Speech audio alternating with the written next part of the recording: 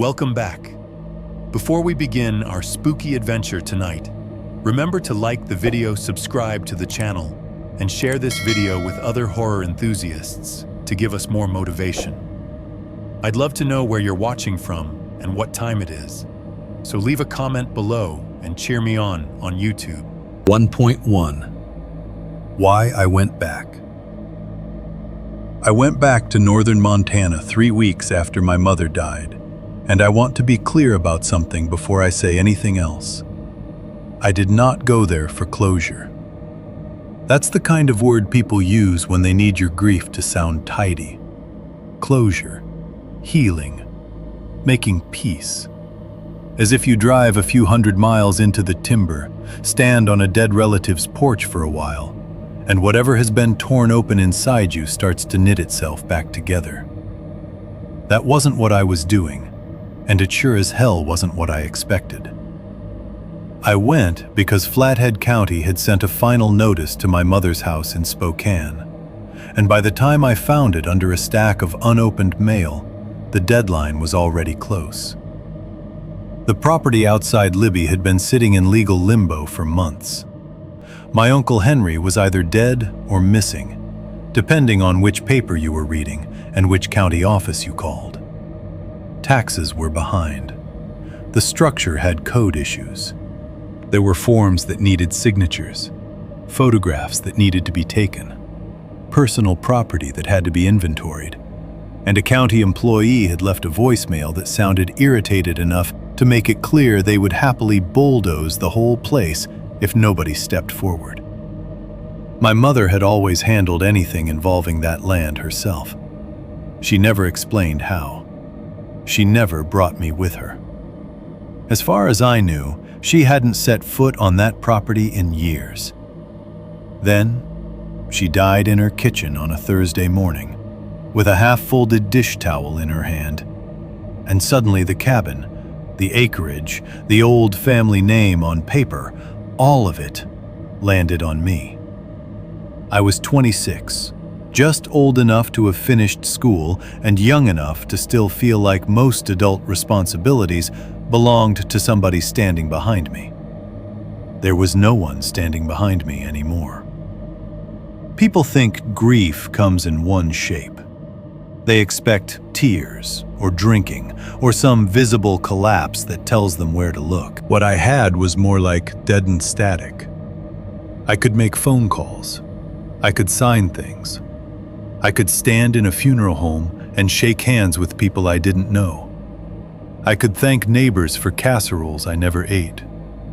I could sort my mother's medication into a box and cancel her credit cards and sit on the edge of her bed staring at the indentation in the mattress where her knees used to rest when she folded laundry. I did all of that without crying much at all, which made certain people talk to me in that careful voice reserved for the allegedly fragile. The truth was simpler and uglier. I was not holding up well. I just felt too far away from myself to show it. There was one thing my mother had said before she died that kept needling at me on the drive west. Not because it was comforting, because it wasn't. In the hospital, 2 nights before the end, she had a lucid stretch around 3 in the morning. She looked tired, in that way people do when they've already started disappearing from themselves. She squeezed my wrist harder than I expected and asked whether anyone had called about Henry's place. I told her no. She nodded once and stared past me for a few seconds toward the dark television mounted on the wall.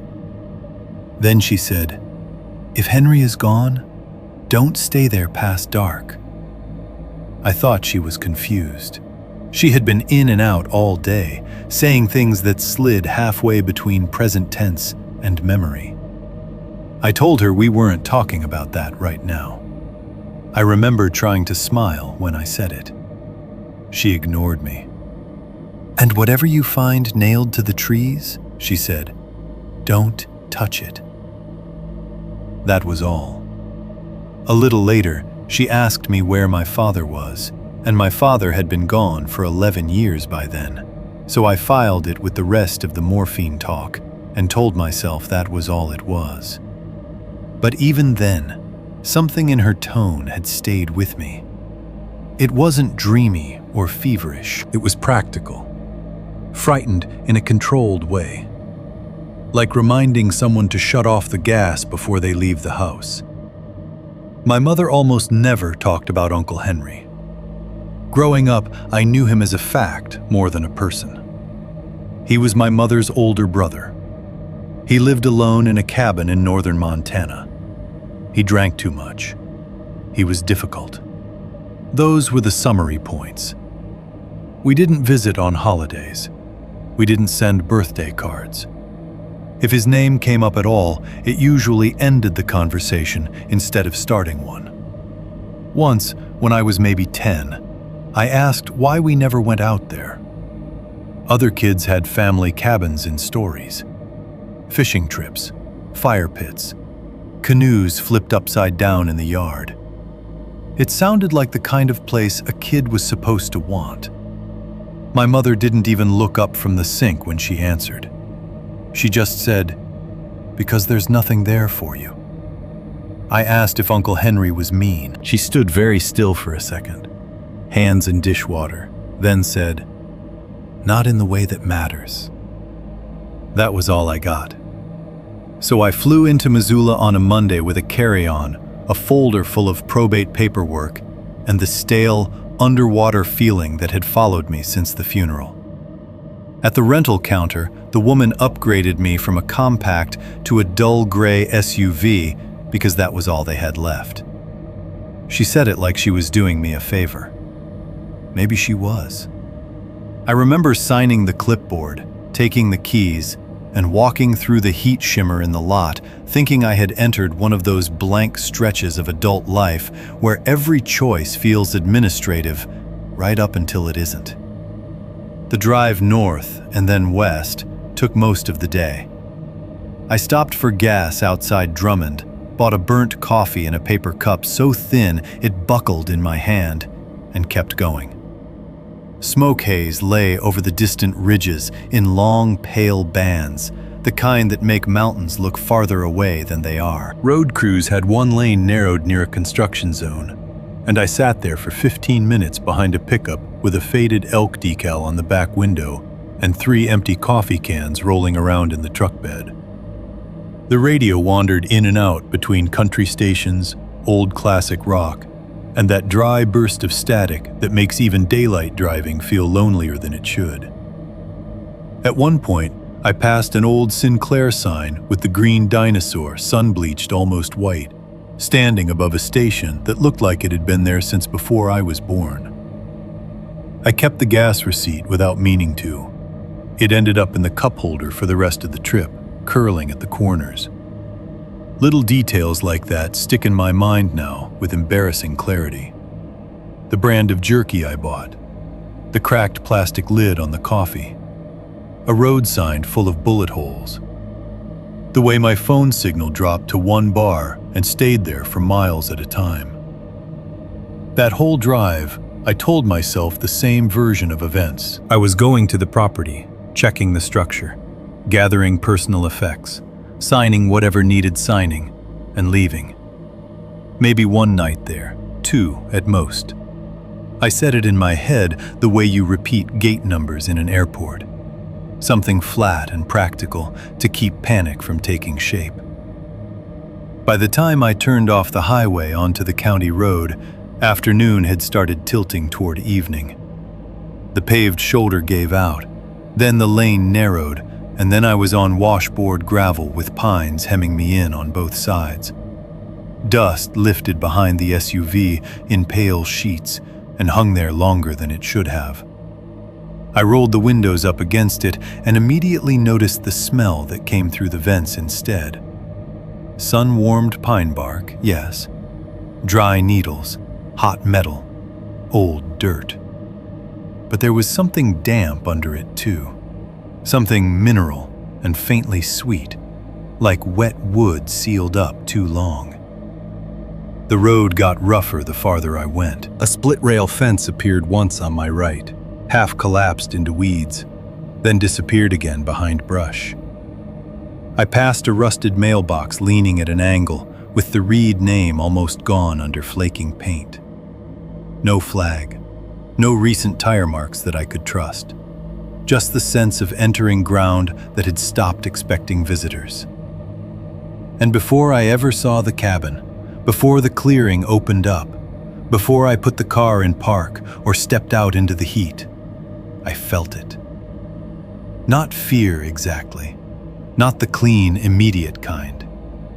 Dread is the closest word I have, but even that sounds too dramatic for what it was. It came over me slowly, like pressure changing before a storm. A certainty without evidence. The kind of feeling your body produces before your mind is willing to embarrass itself by agreeing. I remember tightening my hands on the steering wheel and laughing once under my breath. Not because anything was funny, but because I caught myself having the same reaction I used to make fun of in other people. The old, instinctive human one. Don't go there. Then the trees thinned and I saw the place. The clearing was bigger than I expected and somehow meaner for it. Uncut grass and weed stalks crowded the open ground in uneven patches around the cabin, bending dull green in the late light. Off to one side stood a generator shed, leaning just enough to make you wonder how long it had been that way. The fence line was a ruin, old rails collapsing inward, half-sunk posts swallowed by brush. The cabin itself sat low and gray under the trees, porch boards bleached nearly silver, roof lines sagging at one corner. Sections of the porch had been screened in with mismatched hardware cloth, some newer, some rusted, all of it attached with different staples and bent nails, as if repairs had been made over years with whatever was close at hand. It gave the front of the place a patched-up look I couldn't stand. Not eccentric, defensive. I killed the engine, and the silence that followed struck me harder than the drive had. Late summer in timber country should still have sound in it. Insects, distant birds, wind moving high branches. Something. But the quiet there felt layered, heavy, too complete. Not absolute silence, nothing so clean as that.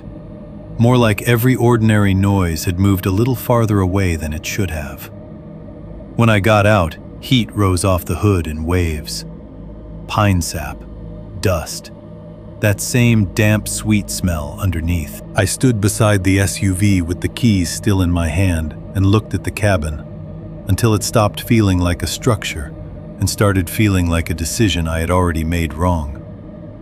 Up close, the details got worse. There were too many locks on the front door. Not one deadbolt and a knob, not even two. There were extra slide bolts, a hasp, an old hook and eye set higher than shoulder level, all of it weathered but used. I noticed more of the same on the side door, and later on the inside doors too. I told myself the obvious thing. Old rural people oversecure their houses. Bears, drifters, winter storms. Maybe Henry got weird with age. Maybe living alone does that to a person. That was my first rationalization, and I made it quickly, gratefully, like laying down a board over a hole so I wouldn't have to look into it. Then I saw the scuffs at the threshold. Boot marks. Not fresh, but not ancient either. The wood was worn in overlapping arcs where people had stopped, shifted weight, turned in place. I remember staring at them and thinking how strange it was that they looked older than mine and newer than they should have, because Henry was supposed to be gone. Dead, missing, vanished into paperwork, pick your version, yet the porch held the stubborn signs of use. I set my bag down and looked past the cabin toward the tree line behind it. The woods stood close, darker than the hour justified, packed tight and watchful in that way all heavy timber can seem when you're alone and trying not to invent things. I wish I could say the fear started later, with a sound, with a discovery, with something I could point to. It didn't. It started there, in full daylight, with the key in my hand and my mother in the ground and a house in front of me that already looked like it had spent years teaching itself how to keep something out. 1. 2. Inside Henry's cabin. The first thing I noticed when I stepped inside Henry's cabin was that it did not smell abandoned. That probably sounds minor, but if you've ever opened a place that's been sitting empty for months, you know what I mean. Empty houses have their own kind of dead air. Dust, insulation, old wood, maybe mouse droppings if you're unlucky. A stale, papery stillness. Henry's cabin had some of that, but underneath it was something more immediate, more recent. Cold coffee, damp wool, burned lamp oil, the iron smell of tools. It smelled like a place someone had been actively trying to manage right up until the point he wasn't there anymore. I stood just inside the door for a second and let my eyes adjust. The front room was dim even in late afternoon because 2 of the windows had blankets pinned over them from the inside. Not curtains, blankets. One was army green and thin with age. The other some old plaid thing that might have started life in the back seat of a truck. They had been tacked up unevenly but securely, edges folded over so no gaps showed at the corners. It didn't look like casual shade against sunlight. It looked deliberate. The room itself was smaller than I had pictured from the outside. A couch with a blanket thrown over the back, a scarred wood coffee table, a narrow gun cabinet against one wall, a square television old enough to still have weight to it. Everything carried the dull finish of long use and practical upkeep. Nothing decorative, nothing sentimental. Not one framed family photo in sight. Then I noticed the doors. There were 2 short hallway doors leading to the back rooms, and both had locks on the inside. Not standard bedroom locks either. One had a slide bolt above the knob, bright from use where fingers had touched it over and over. The other had a hook and eye latch and a small wedge of wood tied to the handle with string, like somebody had wanted a way to brace it fast. I remember staring at that wedge longer than I should have. It was such an improvised, human solution to some fear I couldn't yet name. I moved slowly through the cabin, partly because I was tired from the drive, and partly because the place made me feel like speed would be disrespectful somehow. Not to Henry exactly, to the order of things. Whoever he had been, he had habits, and the cabin still held the shape of them. On a shelf beside the front window sat 3 dented salt containers, 2 old kerosene lanterns, 4 flashlights, and a neat row of hand tools. At first glance, it looked like random clutter. Then I realized it wasn't random at all. The lanterns were filled and cleaned. The flashlights were arranged largest to smallest. The tools had been placed in a line precise enough to suggest either compulsion or routine. Even the salt containers were grouped together with their tops turned the same direction, as if Henry had stood there and lined them up without thinking. There were little collections like that all through the room. A coil of extension cord looped 3 times exactly and hung on a nail. A pair of gloves folded one over the other on the back of a chair. Extra batteries in a coffee tin. A roll of duct tape balanced on top of a first aid kit. Nothing fancy, nothing expensive, but all of it positioned with an attention that went beyond ordinary neatness.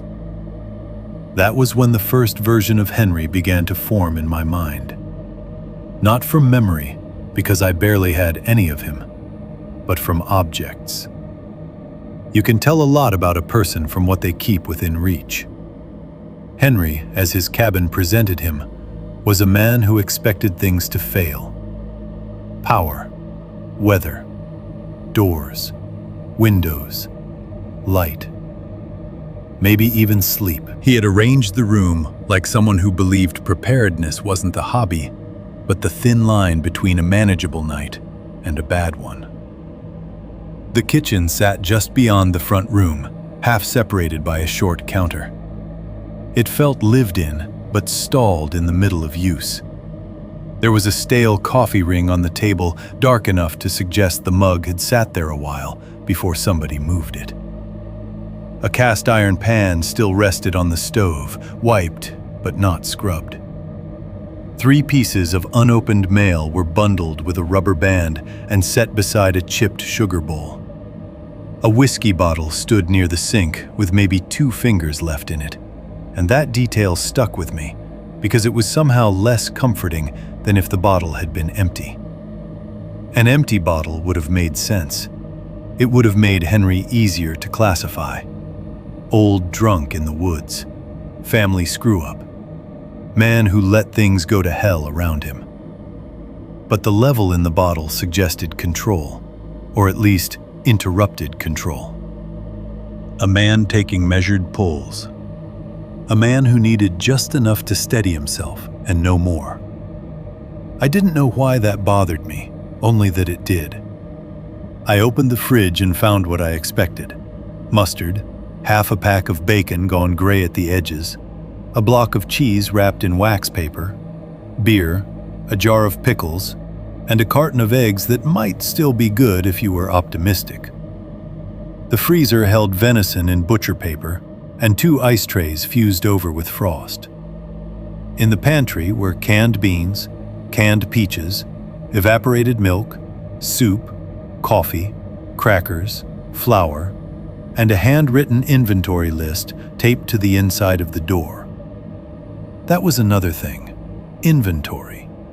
Who keeps a running inventory list in a cabin pantry unless they expect shortages?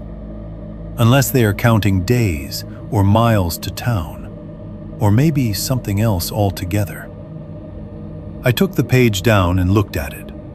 Dates, quantities, notes in blunt block handwriting. Buy more salt. Lamp wicks low. Check gasket on freezer. It was practical, to the point of feeling anxious. I found the notebooks on a shelf near the kitchen table, stacked by date and bound with twine in groups of 3 or 4. Next to them sat a cardboard box of shotgun shells, 2 rolls of hardware cloth, a pile of window screen patches cut into squares, and several narrow boards already measured and labeled in marker. Front east, kitchen side, back bed, boards sized for windows. Again, I gave Henry the most ordinary explanation available. Bears, maybe. Or drifters. Maybe teenagers from town came out here to mess with him. Maybe weather up this far had taught him to keep materials ready in case glass broke in winter. Every object could be made reasonable if I chose the right story for it. And because I was tired, because the house already made me uneasy, and because the alternative felt ridiculous, I kept choosing the reasonable story. I sat down at the kitchen table and untied the top stack of notebooks. The first pages weren't what I expected. No diary entries, no rambling confessions, no drunken scrawl about politics or weather or old grudges. The opening page of the top notebook had only 4 lines written over and over in the same square hand, each one separated by a careful gap. Do not answer whistling after dark. If you hear your name, stay inside. If there are 2 camps, leave. Do not move the markers. Then the same 4 lines again and again. Not on the whole page, but enough times to feel obsessive. Like he had copied them there to make sure they stayed at the front, impossible to miss. I actually smiled when I read them, not because they were funny, but because they were so specific in a way that felt almost embarrassing. It was the smile you make when something unsettles you and you don't want to give it the dignity of saying so aloud. "All right, Henry," I muttered to the empty room. I said it like a joke, but my voice sounded strange in there, smaller than it should have. I flipped ahead, expecting the rest to be equally unhinged. But after that, the notebook turned practical again. Dates, temperatures, supply notes, brief entries I didn't yet understand. Generator coughed twice. Marker 6, leaning east. Heard movement west side after 1 o'clock. I skimmed 2 or 3 pages, decided that yes, my uncle had probably drifted halfway into some private world in his later years, and shut the book. That conclusion relieved me enough that I started moving around with more purpose. I carried my bag in from the SUV. I unloaded bottled water, batteries, a flashlight, 2 grocery sacks from the gas station, and the folder of county forms. I opened the cabinets, found a rag under the sink, and wiped down the kitchen counters because doing something ordinary with my hands helped. Dust came away gray on the cloth. I rinsed it in the sink and noticed the water pressure was low but steady. Another good sign, I told myself. Another little point in favor of normalcy. I opened 2 windows for air and almost immediately shut them again. The smell outside had thickened as the light lowered. Pine, yes, and dust, but now that damp sweetness had come forward in a way I didn't like. It reminded me of fruit left too long in a drawer. Not rotting openly, just turning underneath its own skin. The air that drifted in felt cooler than it should have been too, even with evening coming on. I closed the windows, checked the latches, and caught myself doing it with more care than necessary. By then, I was too tired to think about cooking. I took a pack of gas station jerky and a bottle of warm water out to the porch and sat on the top step facing the clearing. The sun had dropped low enough to turn the grass dull gold at the tips. Shadows from the pines had started stretching long across the yard, reaching almost to the porch. Somewhere out by the road, a raven called once, harsh and lonely. Then nothing answered it. That was the part I remember most clearly now, because if there was still time to leave without things getting inside my head, that was probably it. The porch boards under me were dry and gray as bone. The screen section to my left held one patched corner where the mesh had been repaired with a square piece cut from a different roll. I chewed jerky that tasted like salt and black pepper and old smoke, and watched the tree line without admitting to myself that I was watching it. I kept expecting the woods to settle into ordinary evening behavior. A breeze, insects, the distant chatter of birds finding places to roost. Instead, the quiet deepened. Not all at once, but steadily, like water rising around your ankles. One by one, the small incidental sounds I hadn't even noticed at first were gone. Then the temperature dropped. Not gradually, not the normal easing that comes when the sun slips behind the trees. It felt like somebody had opened the door of a walk-in freezer somewhere in the woods and let the cold spill downhill. The skin on my arms tightened. I remember actually looking up at the sky, irritated, as if weather had personally violated an agreement. At the exact same time, so close together I can't honestly say which happened first, the birds stopped. I don't mean I realized I hadn't heard them for a while. I mean there was a last burst of small evening sound from the trees, and then nothing. A hard cut. A silence that felt less natural than any noise would have. And in that silence, from somewhere behind the cabin and a little way back in the timber, I heard a faint clicking sound. Not loud, not dramatic, just a small, dry tap, then another, spaced oddly far apart. It could have been branches. It could have been antlers against wood. It could have been any number of harmless things if I had heard it in daylight from the highway or a campground or anywhere else on Earth. But I wasn't anywhere else. I was on my uncle's porch, with his rules still sitting open in my head, and the sound came out of the trees with such deliberate patience that every rational thought I had available arrived a second too late to matter. I stood up without deciding to. The jerky bag slid off my knee and landed on the porch with a soft plastic crackle that sounded ridiculously loud. I listened.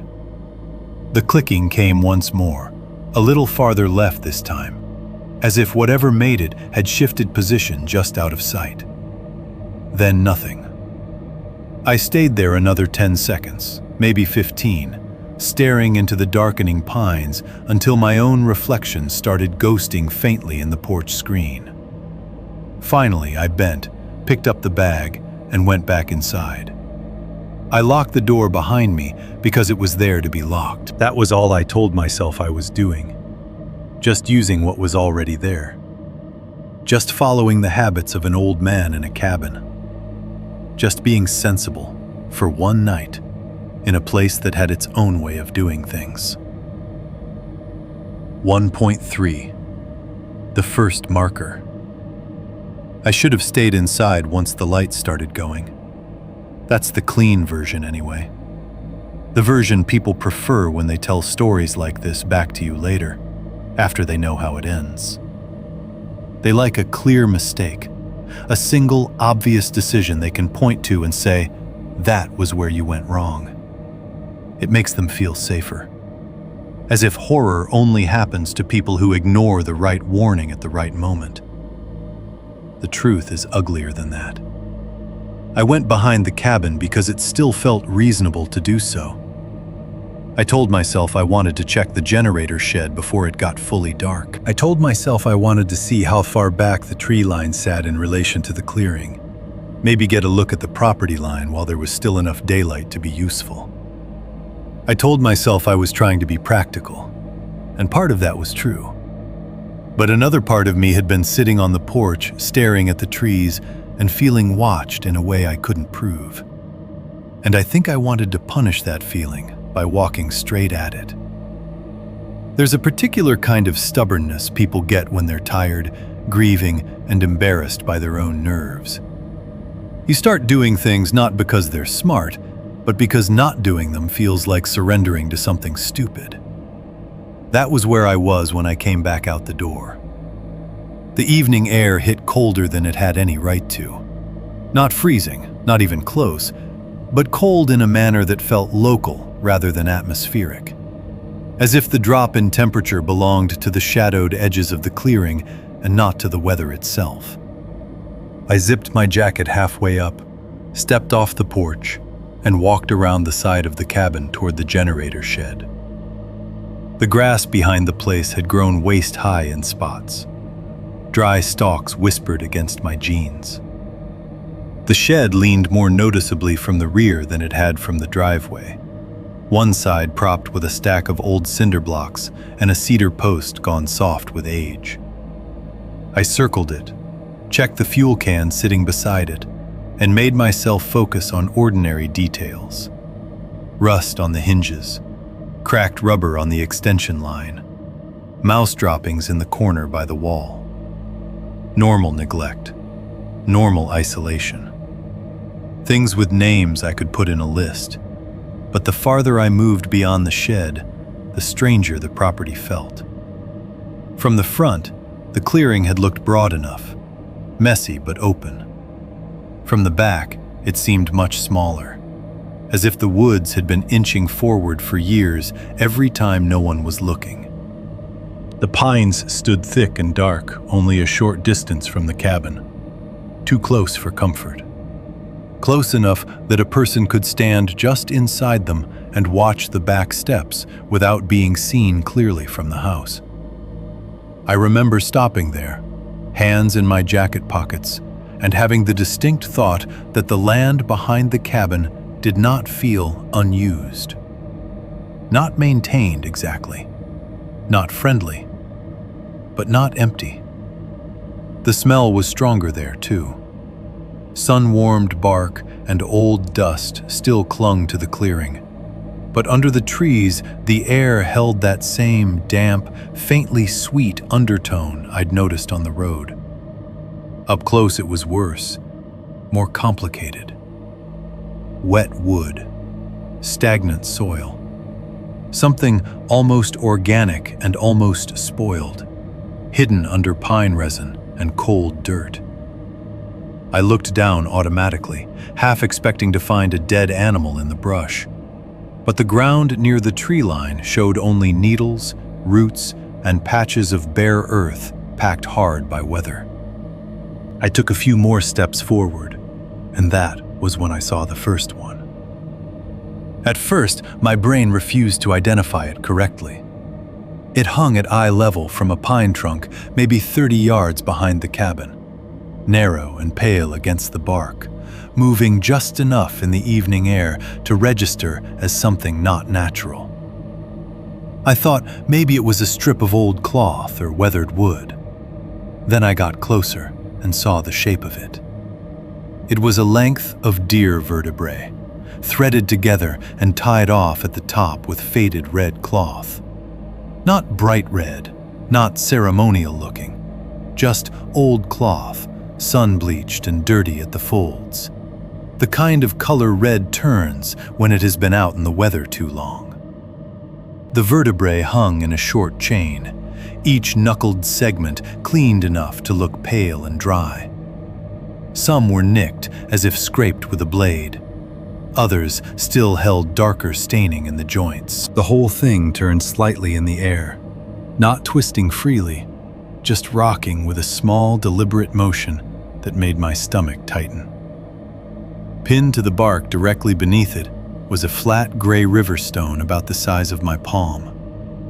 A nail had been driven clean through the upper edge into the trunk. On the face of the stone, carved so deep it looked almost drilled, was a spiral.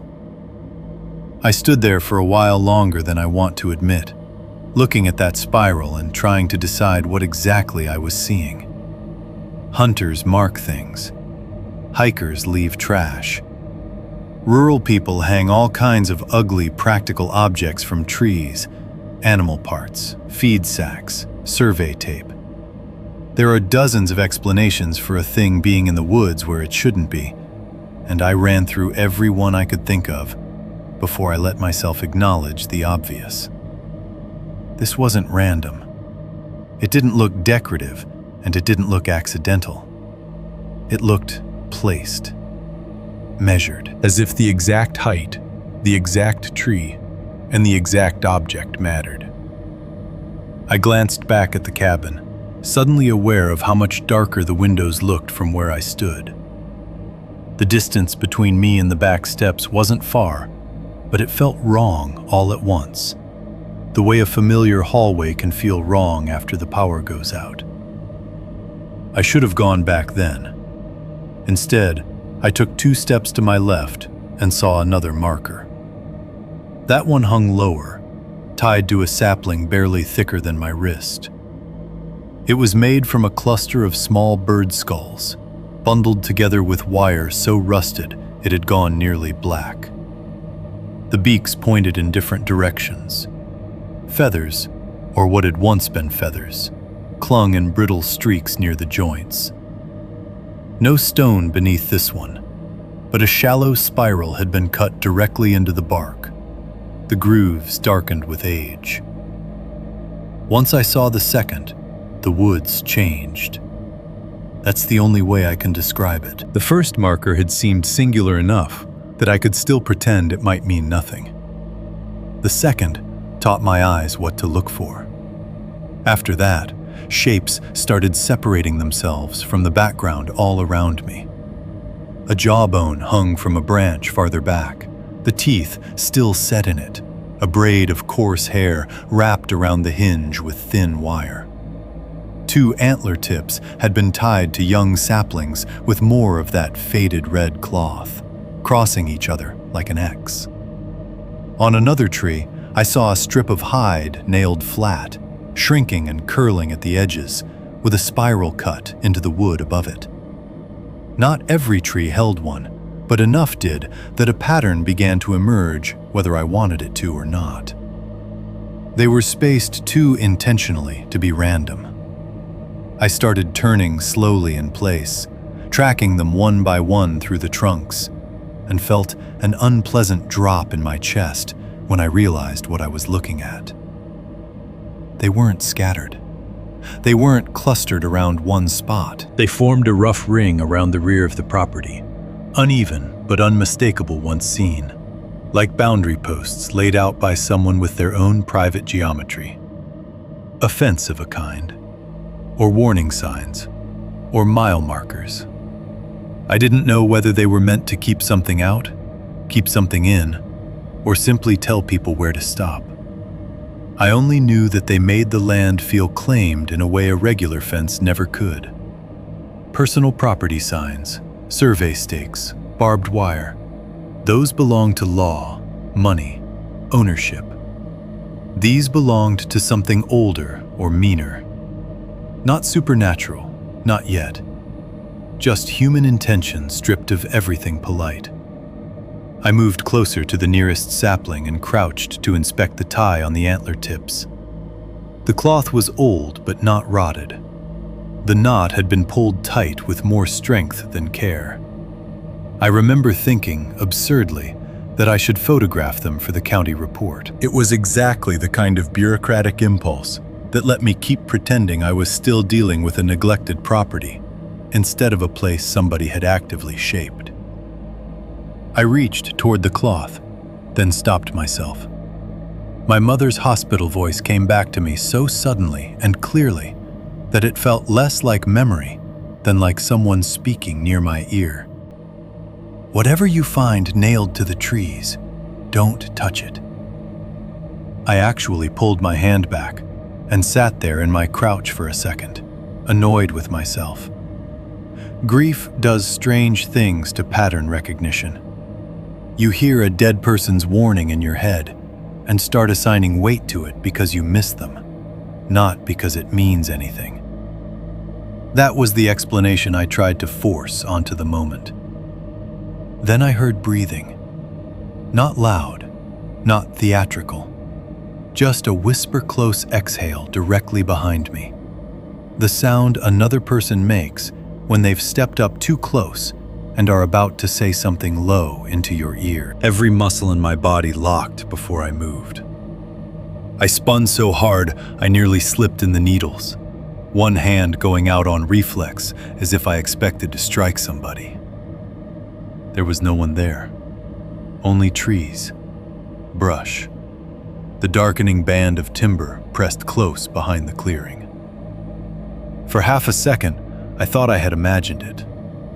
Then, maybe 10 feet behind where I'd been crouching, I saw a pine branch swinging. Not in the wind. There was almost no wind at all.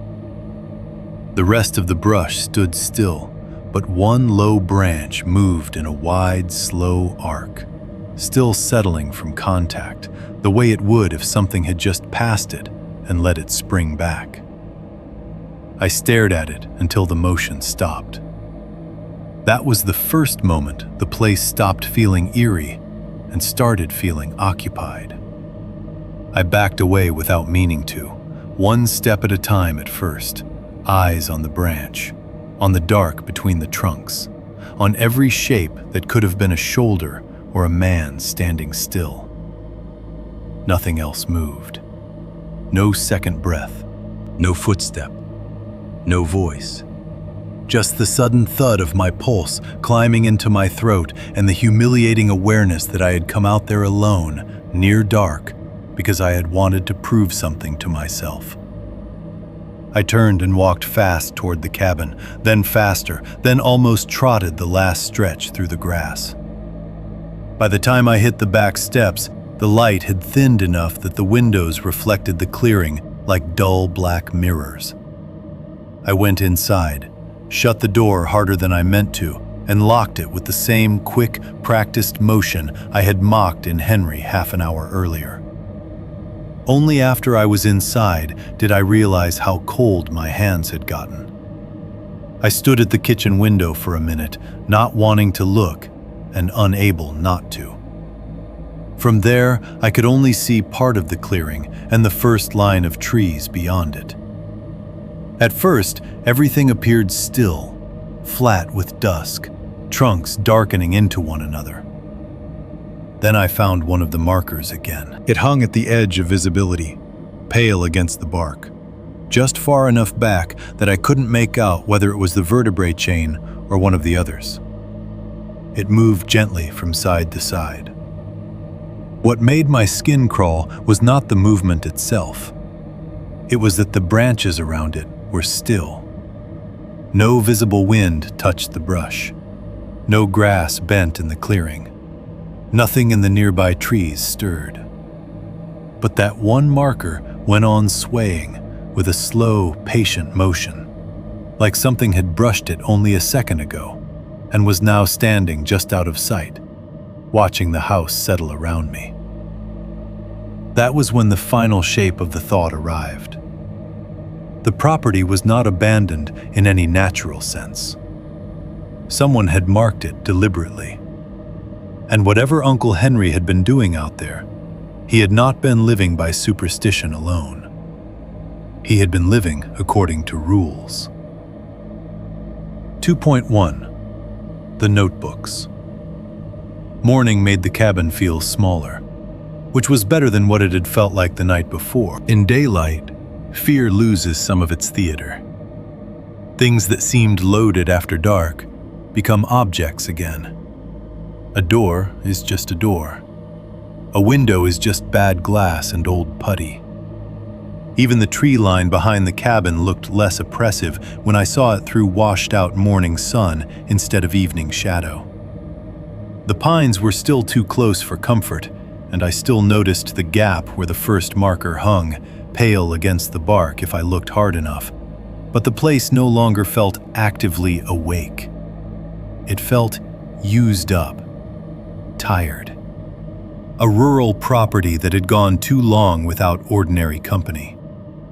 That was enough relief to make me ashamed of how badly the previous evening had gotten into my head. I woke on the couch with my neck stiff, one lamp still on, and a gray band of light across the floorboards. At some point in the night, I must have dozed off, fully dressed, one boot still on and the other half unlaced. Nothing had happened after I locked the doors. No more quicking from the trees, no voices, no movement I could swear to.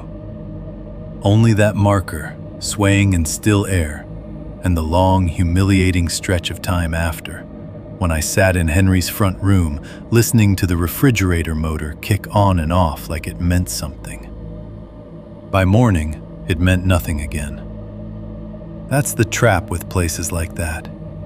Daylight gives you back just enough of your pride to walk deeper into whatever you should have left alone.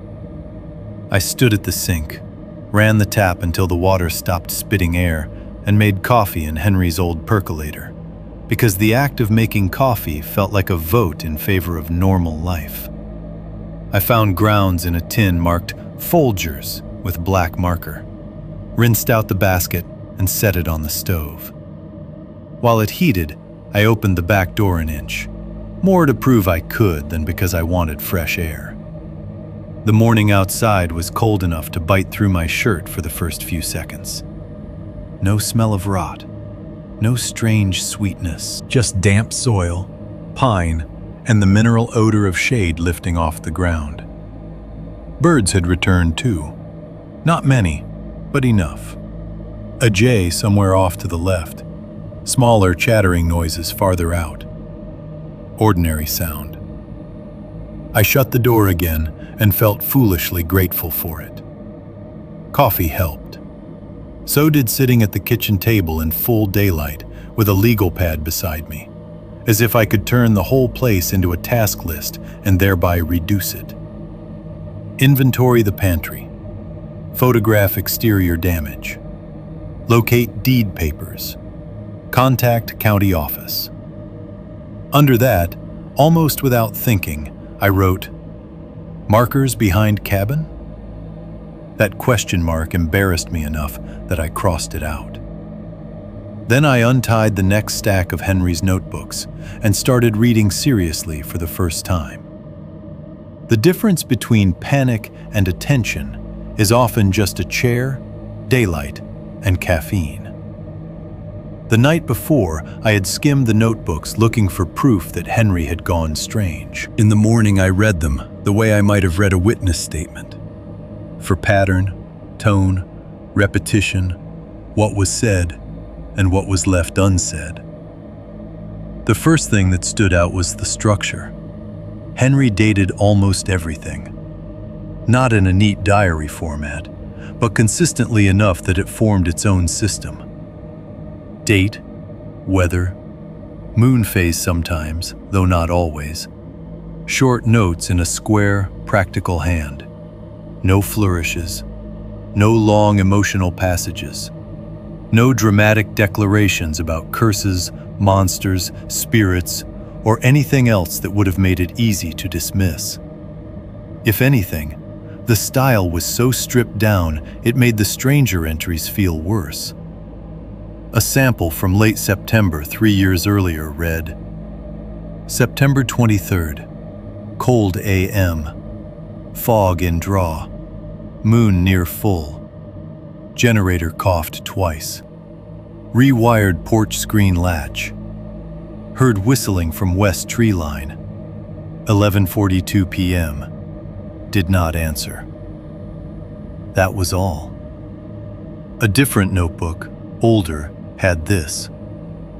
October 11th, first hard frost, tracks near lower wash gone by noon. Found marker number 9 turned inward. Reset it. No dogs barking in town last night. Turned inward.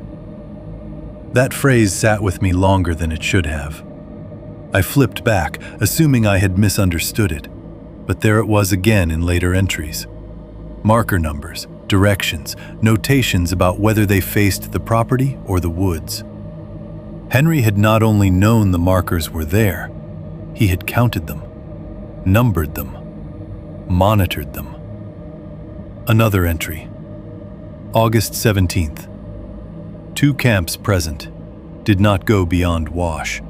Stayed lit till dawn. I read that twice. 2 camps. Not campers, not tents. Camps, as if that were a category he had already defined for himself. The phrase would have sounded ridiculous in almost any other context. In Henry's notebook, it sounded precise. A few pages later, voices used Clara again. West side this time. Don't answer from inside. I stopped reading. For a second, I just sat there, with both hands flat on either side of the notebook, staring at my mother's name and Henry's handwriting, as if it might rearrange itself into something less personal if I waited long enough. Clara. My mother had not become real in that cabin until that moment. Up to then, she had been part of the trip only as paperwork and memory. The woman whose house I had been cleaning out, whose hospital warning I had tried not to take seriously. Seeing her name in those notes changed the emotional temperature of everything at once. I looked back through earlier pages and found it again. Not often, but often enough. Clara called. Told her same as before. Voices used Clara near porch after midnight. Clara says sell it. She knows they won't stop. No use calling Clara unless I have proof. The entries never explained themselves. Henry wrote as if he were addressing a future reader who already knew the rules. Or maybe as if writing more plainly would make him sound insane even to himself. That restraint was what got under my skin. Fear looks one way when it's theatrical, and another when it's ashamed of being written down at all. Henry's fear belonged to the second kind. He did not sound like a man inventing a myth to entertain himself in isolation. He sounded like a man trying to record recurring trouble without surrendering to the fact that the trouble was impossible to discuss cleanly. The more I read, the more his voice emerged from the notebooks with a force none of his actual memories ever had for me. Terse, rural, practical to the point of embarrassment. There was almost no self-pity in him. If he was scared, he wrote around it. If he felt foolish, he left that visible too, but only indirectly. One entry from November was just, "Thought coyotes till they used my voice back." No comment after. No explanation. No exclamation mark. As if admitting the sentence existed on paper was humiliating enough. I kept going. Patterns started building. Back 40 appeared often, usually with no article in front of it, like a place too familiar to need introduction. Lower Wash, Old Pit, False Camp. Don't answer from inside. Stayed west of line. Wooden cross at dusk. Found cloth on fence again. The repeated names and phrases did more work than any long explanation could have. They implied a whole vocabulary of local terror that Henry had expected himself to remember without elaboration. The back 40 was clearly more than acreage. The lower Wash mattered enough to be named repeatedly. The Old Pit appeared only a few times, but whenever it did, the entries shortened afterward, as if even writing near the phrase changed his appetite for detail. One of the worst entries in the stack was also one of the plainest. "Sheriff won't come past county gate after dark," said same as last time. There was no anger in the line, which made it land harder. Not outrage, not conspiracy. Just the dead flat note of a man documenting one more failed part of a system he had already stopped expecting help from. I remember leaning back in the chair and looking around the kitchen then. The bundled mail, the inventory list, the extra shells, the repaired screens stacked against the wall, and realizing all at once that I had been unfair to him. Not because Henry was innocent, I still didn't know enough to say that, but because I had come here ready to reduce him to the easiest version of himself. The drunk uncle in the woods, the family problem no one wanted to discuss. A man who had frightened himself with his own rituals and died inside them. The notebooks made that explanation feel lazy. He might still have been a drinker. He might still have been difficult, frightened, even half broken by years alone out there. But he had been observing something with consistency, tracking it, trying to leave behind a record organized enough that someone else could follow it if they had to. And for the first time in my life, I felt something like protectiveness toward Henry. That surprised me enough that I put the notebook down and got up from the table. I walked to the front window and looked past my reflection toward the clearing, toward the shed, toward the line of trees beyond. The place no longer felt like a dead relative's mess I had been dragged into cleaning. It felt like the aftermath of a long watch, like I had stepped into a shift someone else had been covering alone for years. That was the moment the fear changed shape. Until then, most of what I'd felt had been for myself. Unease, startle, irritation at being creeped out by a place I did not understand. But reading those notes, seeing my mother's name recur in them, seeing the pattern in Henry's clipped, humiliating little entries, gave the whole thing a human center it hadn't had before. Whatever had happened out there, whoever had been moving markers, whistling from the tree line, using familiar voices, setting up what Henry called false camps, he had not been writing about them for drama. He had been writing because no one else was. And that, more than anything, made the cabin feel dangerous in daylight. Not the thought of ghosts or monsters or old family superstition. The thought of a man spending years documenting something real enough to number, track, and fear, while the rest of the world either laughed at him or stayed far enough away not to have to decide. I went back to the table, turned the page, and kept reading. 2.2 Town Reactions. By late morning, the cabin had started pressing in on me again. Not in any dramatic way. No sounds from the woods, no fresh sign at the windows. Just the accumulated effect of Henry's notebooks, my mother's name showing up in them more than once, and the feeling that I had crossed some invisible line the moment I began taking his records seriously.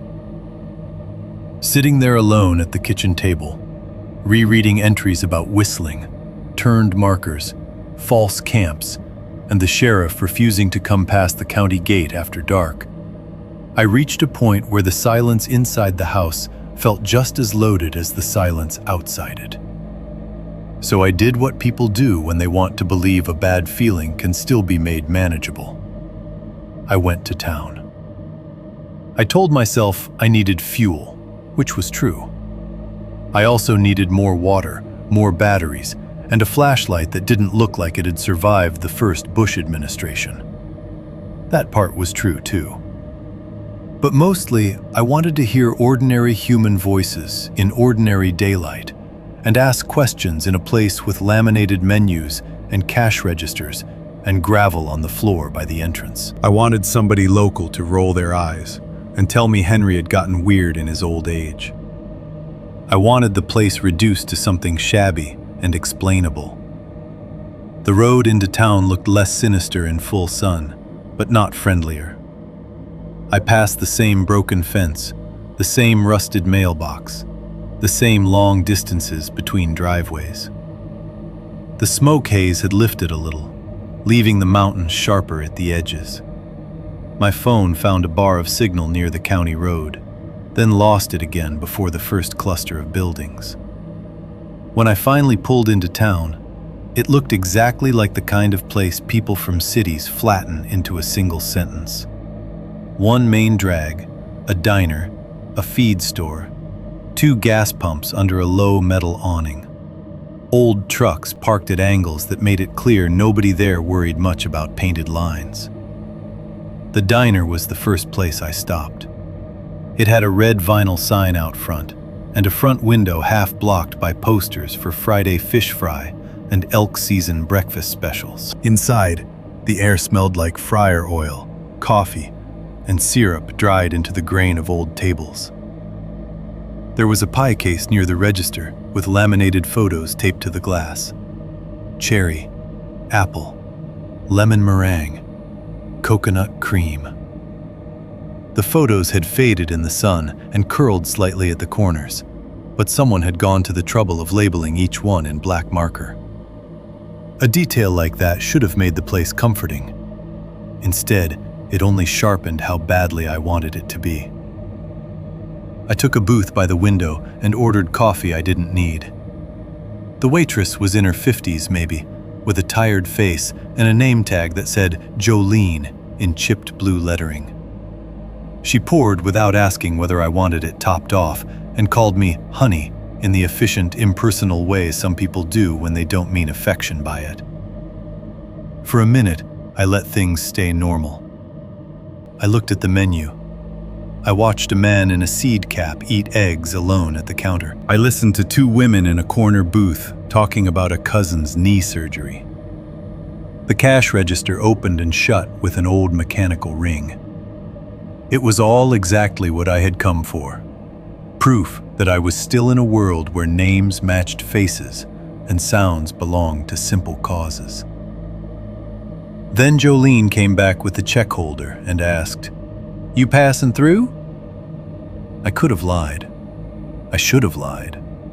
Instead, I said, "Family place outside town, up past the county road. I'm clearing out my uncle's cabin." She waited a second too long before asking, "Whose cabin?" "Henry Reed's." Something changed in her face. Not a big expression, not fear in the theatrical sense, just a flattening. The kind of blankness people put on when they've learned over years that too much reaction is its own form of risk. "Henry Reed," she repeated. "Yeah." "You staying there alone?"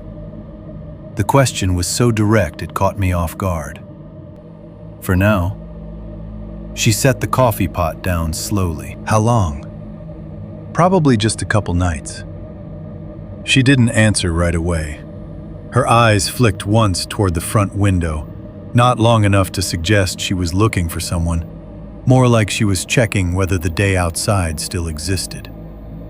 When she finally spoke, her voice was casual on purpose. "Well," she said, "you keep your truck pointed out when you park." I smiled a little, waiting for the joke that didn't come. "Bears?" I asked. "Plenty of things out that way don't improve after dark." It was such a carefully built sentence that I felt myself start paying attention at a different level. She had not said, "Nothing's wrong." She had not laughed. She had not told me my uncle was crazy. She had given me advice shaped like ordinary small-town caution and then moved away before I could ask the next question. I finished my coffee and paid too quickly. On the way out, I almost turned back to press her for more. Instead, I stood on the sidewalk in the noon glare and watched a pair of old Ford pickups rattle past, one of them with a blue tarp flapping over lumber in the bed.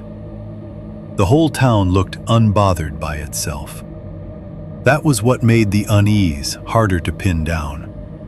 No one was acting afraid. They were acting practiced. The feed store sat 2 buildings down, with stacked salt blocks out front, and a bulletin board just inside the door, layered with handwritten notices. Hay for sale. Lost blue healer. Chainsaw repair. Someone advertising homemade chokecherry jam in old baby food jars. The place smelled like grain dust, rubber boots, and oil. A floor fan turned lazily near the counter, pushing warm air from one side of the room to the other. I picked up batteries, bottled water, a roll of duct tape, and a new flashlight from a rack near the register.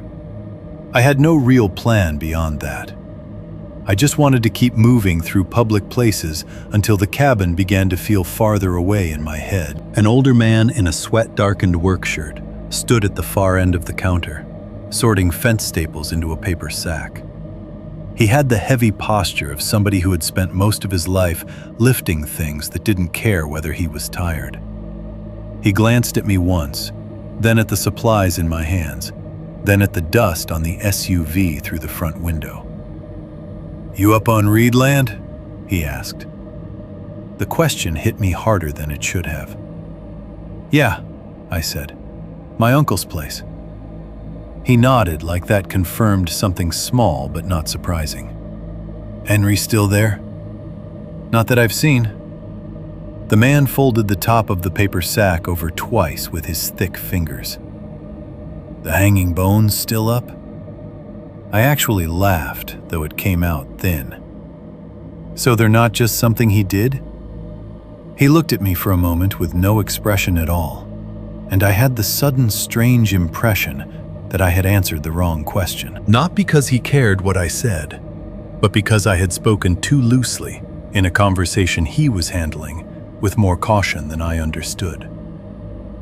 "Folks leave things in trees out there," he said. "What folks?" He shrugged. "Depends how long you've been looking." That was all he gave me. Then he picked up his bag of staples and walked out, not rudely, just finished. I stood there at the register with my batteries and my water, and my stupid city expectation that if something was wrong, people would name it for you. The girl ringing me up couldn't have been older than 19. She scanned the flashlight, the duct tape, the bottled water, and then paused when I pointed at the shelf behind her. "Can I get a box of shells, too?" She looked from me to the ammunition and back. "What gauge?" I told her what I had seen in Henry's cabinet. She pulled down a box and set it beside the register. Even that felt faintly theatrical to me. I am not a gun person. I have fired one at a range maybe 3 times in my life. Buying shells in the middle of the day under fluorescent lights, with a radio station murmuring through static somewhere in the back office, should have made me feel ridiculous. Instead, it made me feel calmer. Not safe, just less empty-handed. The sheriff's substation was next door to the post office, a squat county building with a sun-faded American flag hanging limp on a pole out front.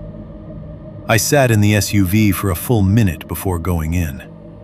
I don't know what I expected. Maybe I thought if I said the right version of the truth out loud to someone in uniform, the whole thing would become procedural.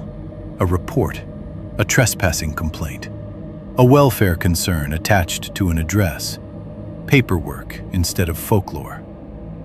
Inside, the place smelled like copier toner and old linoleum.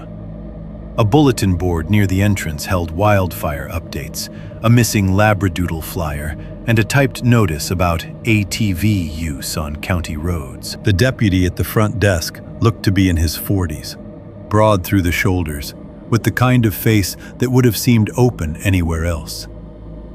I kept it simple. I told him I was staying at my late Uncle Henry Reed's property for a couple days.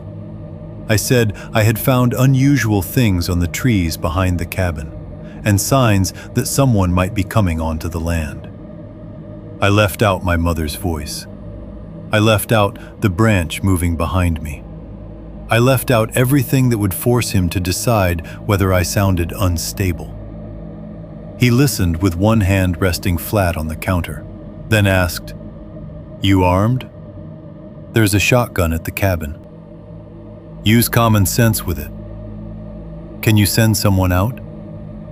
He leaned back a little, not evasive exactly, but already choosing his language. "That far up, we usually advise folks the same way we do anybody staying isolated. Which is, keep your vehicle in good working order. Don't go wandering after dark. Don't follow voices in the woods if somebody thinks they're being funny. Lock up. If you've got concerns about trespass, come back in daylight and we'll talk property boundaries." I stared at him. So people do go up there. People go a lot of places. That's not what I asked. For the first time, something like irritation flickered across his face. Not at me, I don't think, but at the shape of the conversation itself. "If you're asking whether bad decisions happen on private land out in the timber, yes," he said. "If you're asking me to validate old stories about Henry Reed's place, I'm telling you the same thing I'd tell anybody. Don't stay out after dark if you don't know the ground." It sounded reasonable. That was the worst part. Every word of it could have been lifted from an ordinary backcountry safety pamphlet. But his tone matched Jolene's and the old man's in the feed store. Careful, indirect, like they were all speaking around the same object without agreeing to point at it. Nobody explained directly. By then I understood that was not accidental. The silence in that town was social, practiced, maybe inherited. People had learned where not to put words, and they moved around those gaps with the ease of habit. I left with the shells in a brown paper bag and a growing sense that whatever Henry had been writing down, it had not surprised anyone as much as I'd hoped it would. The afternoon had gone hotter by the time I finished loading the SUV.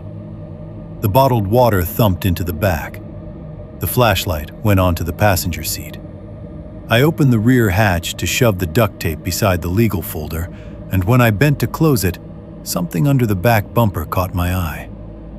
A strip of faded red cloth was tied under the bed rail near the right side, tucked just far enough underneath that I might not have noticed it without the angle of the light. For a second, my brain refused to process what I was seeing. It was such a small thing.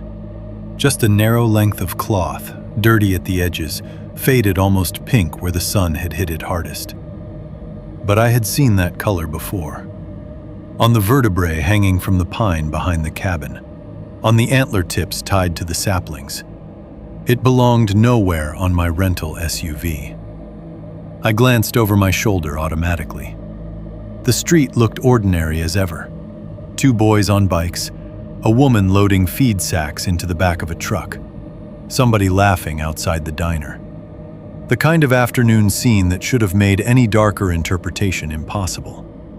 Instead, it made my hands shake. I crouched, grabbed the cloth, and yanked it free.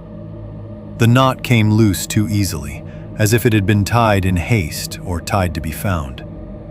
I held it for half a second too long between my fingers, feeling how dry it was, how old and fibrous, before I wadded it up and threw it into the trash barrel by the gas pump. Then I stood there with my pulse up and the ugly, stupid sense that I had just done something I would later wish I hadn't.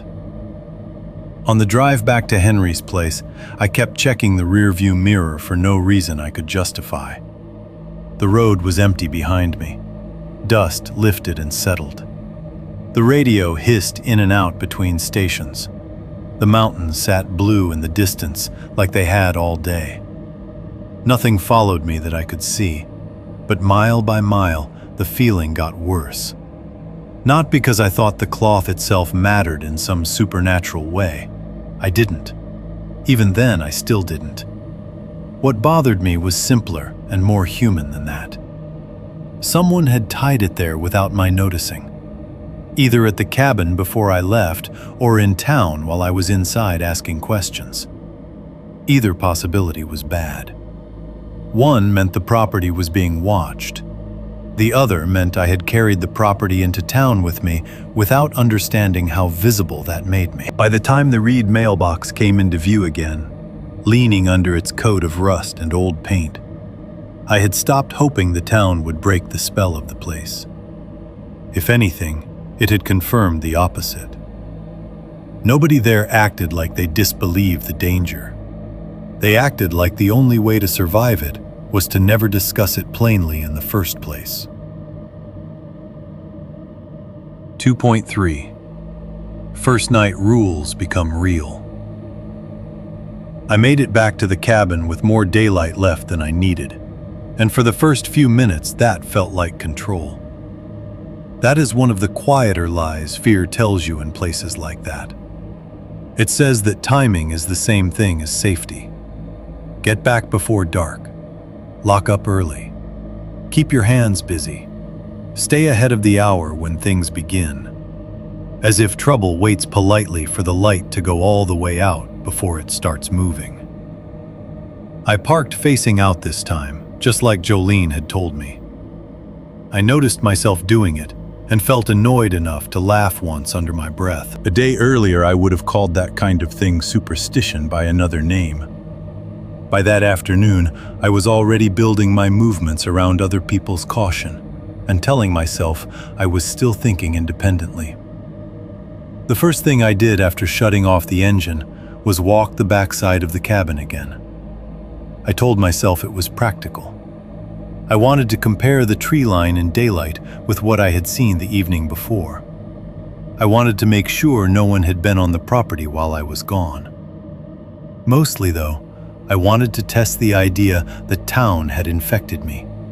That Jolene, the old man in the feed store, the deputy with his careful backcountry advice, and Henry's notebooks had all combined to make me see significance where there wasn't any. The clearing looked ordinary in the low, late afternoon sun. Tall grass, leaning shed, split rail fence failing one board at a time. The back trees stood where they had stood before, dark and patient and close enough to bother me. I crossed the yard and stopped about 10 feet from the first pine where I had seen the vertebrae marker. For a moment, I thought I had mistaken the tree. Then I realized the marker was gone. The nail was still there in the bark. The flat stone with the spiral had been removed too.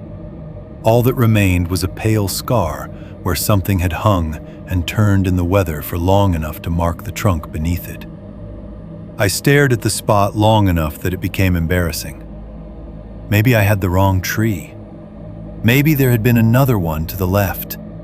Maybe I had not counted correctly the night before. Human memory is bad with distances and dim light, bad with angles, bad with fear. I knew all of that, and I threw each explanation at the moment as fast as I could because the alternative was too simple. Somebody had taken it down. I moved farther along the tree line and began locating the others one by one. The bird skull bundle was still there.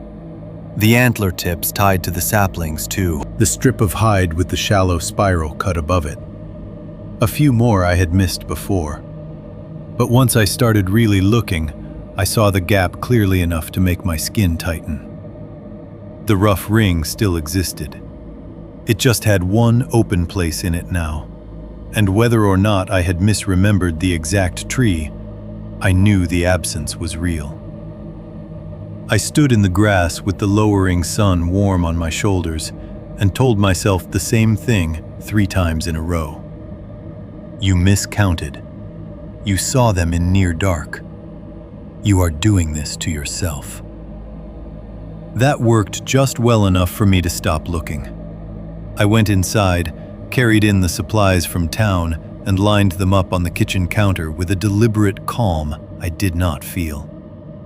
Bottled water by the sink, batteries beside the new flashlight, duct tape in the drawer with the junk Henry had kept, twist ties, a rusted church key, loose screws, a folding knife with one cracked scale. The box of shells I left on the table for a while, before finally taking it to the gun cabinet and pretending I knew what I was doing. I was not panicking yet. That matters. People always imagine terror as something total and immediate, but most of the time it begins as management.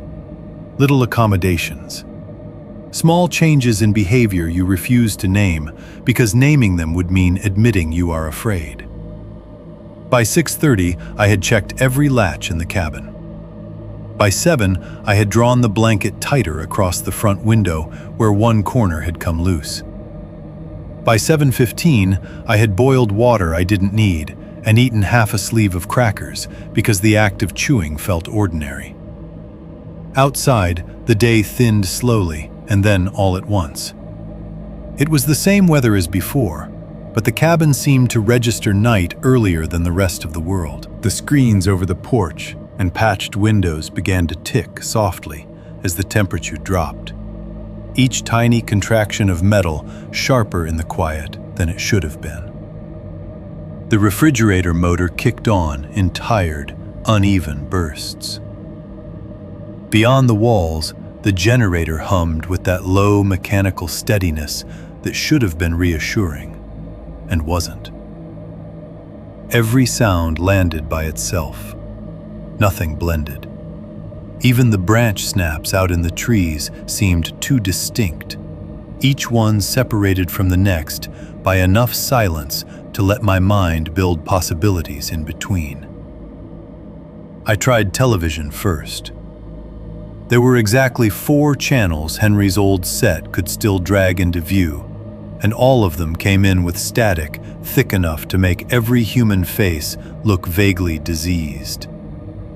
A weather segment from somewhere farther south. A game show with half the audio swallowed by hiss. A local commercial about tractor financing. The images rolled, stabilized, then tore again. I watched for maybe 10 minutes before turning it off because the effort of pretending any of it interested me had become more exhausting than the quiet. Then I tried my phone. 1 bar, then none. A text half sent and failed. 2 news headlines that loaded without images and then froze in place while the little circle kept turning. I scrolled pointlessly through messages from the week after my mother died. People saying they were thinking of me, people offering food, people I had not answered and now never would. I put the phone face down on the table. After that, I went back to Henry's notebooks. But even they had changed under the pressure of evening. In daylight, they had read like records. At night, every short, practical line began to feel like a voice continuing in the room after the man who wrote it was gone. Do not answer whistling after dark. If you hear your name, stay inside. If there are 2 camps, Leave. Do not move the markers. I shut the notebook and sat very still, listening to the house. The first pass around the cabin was so subtle, I almost convinced myself it was the generator shifting load. A change in pressure, maybe. A sound moving along the outer wall in a way too low and soft to classify. Then it came again, this time from farther left, and I understood I was hearing movement. Slow, deliberate, circling. It was not the clean rhythm of footsteps. That would have been easier. This was a wet, dragging shuffle, broken every few seconds by a pause, then another dragging sound. Then a faint click that might have been teeth, might have been stones touching, might have been something hard tapping lightly against itself as it moved. The sound passed the front of the cabin, faded, then returned from the side. I did not move. I did not switch on any lights, because I suddenly could not bear the thought of standing illuminated inside that house while something traced the walls from outside. My eyes went to the notebook without meaning to. Not because I needed to reread it, because one line was already there in my head before the sound had fully become real. If you hear your name, stay inside. The fact that I had not heard my name yet did not comfort me. It only made me aware of waiting for it. The circling continued. Drag, pause, click. Drag, pause, click. Every pass seemed to land at a slightly different distance from the cabin, as if whatever was out there was not walking a path so much as narrowing one. I sat at the kitchen table with one hand around the new flashlight and listened to it move slowly through the dark beyond the walls. And at some point I realized I had stopped breathing normally. I was taking shallow little sips of air through my nose to avoid making any sound that might invite the thing outside to notice exactly where in the house I was sitting. Then came the first hard contact. A single sharp tap hit the kitchen window beside me with enough force to make me jerk so violently the chair legs screeched against the floor. I was on my feet before I understood I had moved, flashlight snapping up in my hand, beam catching the glass full on. For one blinding second, all I saw was my own reflection. White face, eyes too wide, the pale rectangle of the kitchen behind me, nothing beyond it. The beam shook once, then steadied. I stepped closer, hating myself for it and unable not to. The outside of the glass showed only blackness layered with my own ghosted image. No face, no handprint, no body slipping away between the trees. If something had struck the window, it had done it from just outside the reach of light and vanished without noise. Or it had been a branch, or a cone thrown by an animal, or anything else my mind needed badly enough to offer. Behind me, the refrigerator motor kicked off. The silence after it was so complete that for a second, I thought the world itself had paused to listen. Then the dragging shuffle resumed, farther back now, moving toward the rear of the cabin. I did not go to the back windows. I did not open the door. I sat in the chair until my knees stopped trembling visibly, then moved to the front room and stayed there with Henry's shotgun across my lap and the flashlight pointed toward the floorboards. Every so often the sounds came back. One branch snap, one faint click, a soft movement under the porch or beyond it. Never enough to force action, just enough to prevent anything like rest. Hours passed that way, though I could not have said how many. At some point, the movement stopped. Not faded, stopped. One moment there was the low, periodic language of something outside making itself known by degrees. The next, there was only the cabin again. Old wood settling, the hum of the generator, my own pulse in my throat. The absence of the sound was almost worse than the sound itself, because I had no way of knowing whether it meant the thing had gone or simply found a place to stand still. I stayed awake until the windows began to gray. Dawn in the woods does not arrive like daylight in town. It leaks in. Shape returns before color. Tree trunks separate from one another.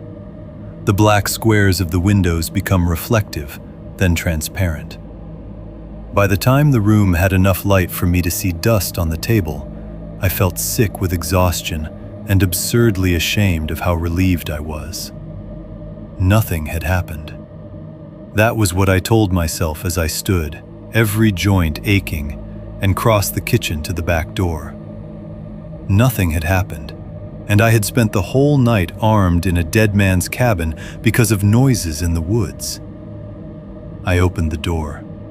Something hung from the hook beside it. At first, in that half light, it looked like a strip of wet leather. Then I saw the stitching. It was hide, thin, tanned badly or not tanned at all, edges curling where it had dried. Sewn into it in a rough line were small teeth, too small to be deer, too square at the base to belong to anything I wanted to name quickly. They had been attached with dark thread or fishing line punched through the skin in uneven loops, so that some of them lay flat and others angled outward as if trying to bite. I froze with my hand still on the door. The hide turned once on the hook in the dawn air, showing the backside slick dark in one patch as if it had dried that way. I could smell it from where I stood. Animal oil, dirt, and something metallic underneath. Only after I looked down did I see the mud. The porch boards directly beneath the hook were tracked with it in two distinct patterns. One was a boot print, the tread deep and recent enough that damp still shone in the grooves. The other, offset beside it, was bare. Not fully clear, not a perfect forensic print, but enough. Heel, ball. 5 toe marks pressed into the dirt and then onto the gray porch wood, in a shape so human it produced a deeper fear than anything impossible could have. I crouched despite myself, staring. 1 bare footprint, 1 boot print. At least 2 visitors. And Henry's rules, his humiliating, practical, repetitive rules, shifted all at once from the habits of a lonely old man into something else entirely. Not paranoia, procedure. Whatever had moved around that cabin in the dark, whatever had tapped once at the glass and left that thing on the back hook before dawn, it was real enough to track mud over wood, and real enough to return often enough that Henry had written down the same warnings until they became instructions. That was the true beginning of the fear. Not the marker in the trees, not the clicking in the dark. The moment I understood my uncle had not been preparing for madness, he had been documenting a pattern. 3. 1. The crawl space. I found the trap door because I was trying, for the first time since arriving, to do something normal. That sounds ridiculous now, but after the hide on the hook and the prints on the porch, I needed a task small enough to complete. Something with an end point. Clean the back bedroom. Strip the bed. Open the drawers. Check for papers. Make a list. It was the kind of work grief had trained me for over the previous few weeks. The handling of things after a person is gone, when the body has already been taken away and what remains is all the tedious evidence that someone occupied space and then stopped. The back bedroom smelled colder than the rest of the cabin, though that might have been because Henry had kept it shut. The curtains, real curtains in this room, not pinned blankets, had yellowed with age and nicotine. There was a narrow bed with an army blanket folded across the foot, a 2-drawer dresser, a lamp with no bulb in it, and a shelf lined with old paperback westerns, warped by damp. The window screen had been repaired twice, once with mesh and once with what looked like a square cut from an onion sack. Everything in there suggested temporary use stretched into permanence. I stripped the bed first and found nothing but dust and flattened mattress springs. The dresser held socks, undershirts, a roll of quarters, 2 church bulletins from years back, and an envelope full of expired insurance cards. In the closet there were coats, a broken tackle box, and a pair of boots gone stiff with age. None of it helped. None of it explained the notebooks or the markers or the strip of hide left on the porch hook like a warning. By then, I had started developing a habit I hated in myself. Every few minutes, I stopped what I was doing and listened. Not just casually, completely. Head tilted, breath held, body gone still in the middle of some small domestic movement, as if silence itself might answer a question I hadn't learned how to ask directly. That was what I was doing when I noticed the rug. It lay beside the bed rather than under it, a narrow runner with the corners curled up and one edge folded strangely back against itself. Not enough to look deliberate, just enough to make me see the rectangle in the floor beneath it. The boards there didn't match the others exactly. The rest of the room had the same old pine planks as the hallway and front room, gray-brown with long wear and hairline gaps between them. The section under the rug was slightly darker, its edges more sharply cut. Somebody had measured it rather than laid it. I crouched, flattened the rug with one hand, and felt the cold move up my arm before my fingers found the metal pull ring recessed into the wood. I sat back on my heels and looked at it for a few seconds. There are moments in places like that, when your body understands the shape of a discovery before your mind does. The ring was old, rust skinned over to black, but the groove around it was cleaner than the surrounding boards, which meant it had been lifted more recently than I wanted to think about. I told myself there were a dozen harmless explanations: storm cellar, root space, old utility access. The cabin was old enough to have accumulated practical oddities. Still, I did not grab the ring right away. What finally moved me was anger more than curiosity. Anger at Henry for keeping records that implied danger, and then leaving the real explanations hidden under rugs and behind latches like some rural magician. Anger at my mother for dying with that warning in her mouth and no clear account of what any of it meant. Anger at myself for standing there scared of a square of floor. I hooked 2 fingers through the ring and pulled. The trapdoor came up harder than I expected, as if the frame had swollen with years of cold and damp. Dust lifted. The hinges complained in a long, rusty groan that made me wince and look automatically toward the hallway, though no one was there to hear it but me. Under the door was darkness and a breath of air so stale and mineral it felt like opening the mouth of a sealed well. A narrow wooden ladder had been nailed into the dirt wall below. Not a finished ladder, just rough slats fixed between studs at uneven spacing. I got the flashlight from the kitchen and came back, kneeling at the opening with the beam pointed down. The chamber beneath the bedroom was not deep enough to stand in. It was more of a low dirt cellar hacked out beneath the cabin, maybe 5 feet high at the center and lower at the edges where the earth pressed in close. Shelves made from rough boards lined 2 walls. The floor was packed soil, gone hard and smooth from use. Cobwebs clung to the corners, but not thickly. Again, that same detail. Nothing felt abandoned for as long as it should have. The smell reached me fully once I leaned over the opening. Stale mineral damp, mold in the wood, old, cold dirt. And under that, something else so faint I could almost convince myself I invented it. A dry, metallic trace, like old blood left on tools too long before being cleaned. Not fresh, not strong, just present enough to tighten the back of my throat. I climbed down because by then I was in too deep to pretend caution and retreat were the same thing. The dirt floor gave slightly under my boots. My flashlight beam shook over the shelves and settled there, and for a second I genuinely did not understand what I was looking at. Not because the objects were bizarre, because they were ordinary in the worst possible arrangement.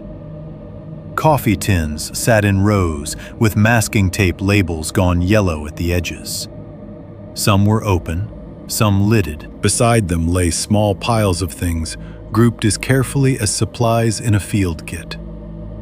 Buttons, belt buckles, watches, broken knives, hair barrettes with cracked plastic flowers on them, shell casings in different calibers, a child's bracelet made of cheap silver-colored links, a keyring with no keys, a pocket comb with 2 teeth snapped off. There were evidence bags too, actual zip-top freezer bags and sandwich bags, not police issue, but handled with the same dry, practical intent. Each had a date written on it in Henry's block hand. Some also had a place name or brief note. September 14th, Lower Wash. November 2nd, near fence break. June 28th, backline after rain kept from porch. Do not move back. Inside were smaller things. Cloth strips, twine, a cigarette filter mashed flat with dirt, a torn piece of orange survey tape. One bag held what looked like fingernail fragments until I leaned closer and saw they were animal claw sheaths, or wanted them to be. The place felt less like storage than a hidden archive. Not souvenirs, not keepsakes, evidence. Or what passes for evidence when a person either cannot trust the police or has already learned exactly how far local concern will extend before it gives out. I turned slowly with the flashlight, trying to take in the rest. A stack of Polaroids leaned against the back wall, their white borders grayed by cellar dust. Several had been rubber banded together in bundles. Others lay loose in a cardboard produce tray. I picked one up and saw only trees at first. Ordinary pines, a wash of flashlit bark, a fence post half swallowed by brush. Another showed the porch from an odd angle, muddy enough at the bottom edge that someone's thumb had blurred the image before it dried. Another was worse, a patch of ground with what might have been bones half exposed in leaves, impossible to read at first glance, and all the worse for that ambiguity. Then there were the bones themselves. They filled 2 cardboard boxes on the lowest shelf. Most were animal at first glance, or close enough to let me breathe. Rib arcs from deer or elk, long leg bones stripped clean, vertebrae, scattered fragments too broken to name. But the longer I looked, the less comfort that gave me. Some pieces were small and rounded in ways I could not identify. One jaw fragment looked wrong in the angle of the tooth sockets. A phalanx-sized piece rested in a tin beside buttons and could have belonged to any number of creatures if I wanted to be generous, which I did, very badly. I kept telling myself the same thing. Henry hunted. Henry trapped. Henry lived alone in the woods. People keep strange remnants of rural life all the time. But the organization of the room fought every easy explanation. Hunters do not usually label recovered cloth and shell casings by date and location. Drunks do not usually build hidden cellar archives under guest bedrooms. and sort other people's lost objects into categories. I realized then that I had stopped thinking of Henry as paranoid entirely. Whatever he had been doing it methodically. The photograph was tucked in the back of the upper shelf behind a box of old nails, as though he had hidden it even down there. I only found it because I shifted the box to make room for a bundle of Polaroids and saw the corner of thicker paper beneath. The picture had curled with age. When I lifted it into the flashlight beam, the image took a second to resolve. My mother stood on the left, young enough that the shock of recognizing her felt almost violent. 19, maybe 20. Hair darker than I had ever known it, pulled back carelessly.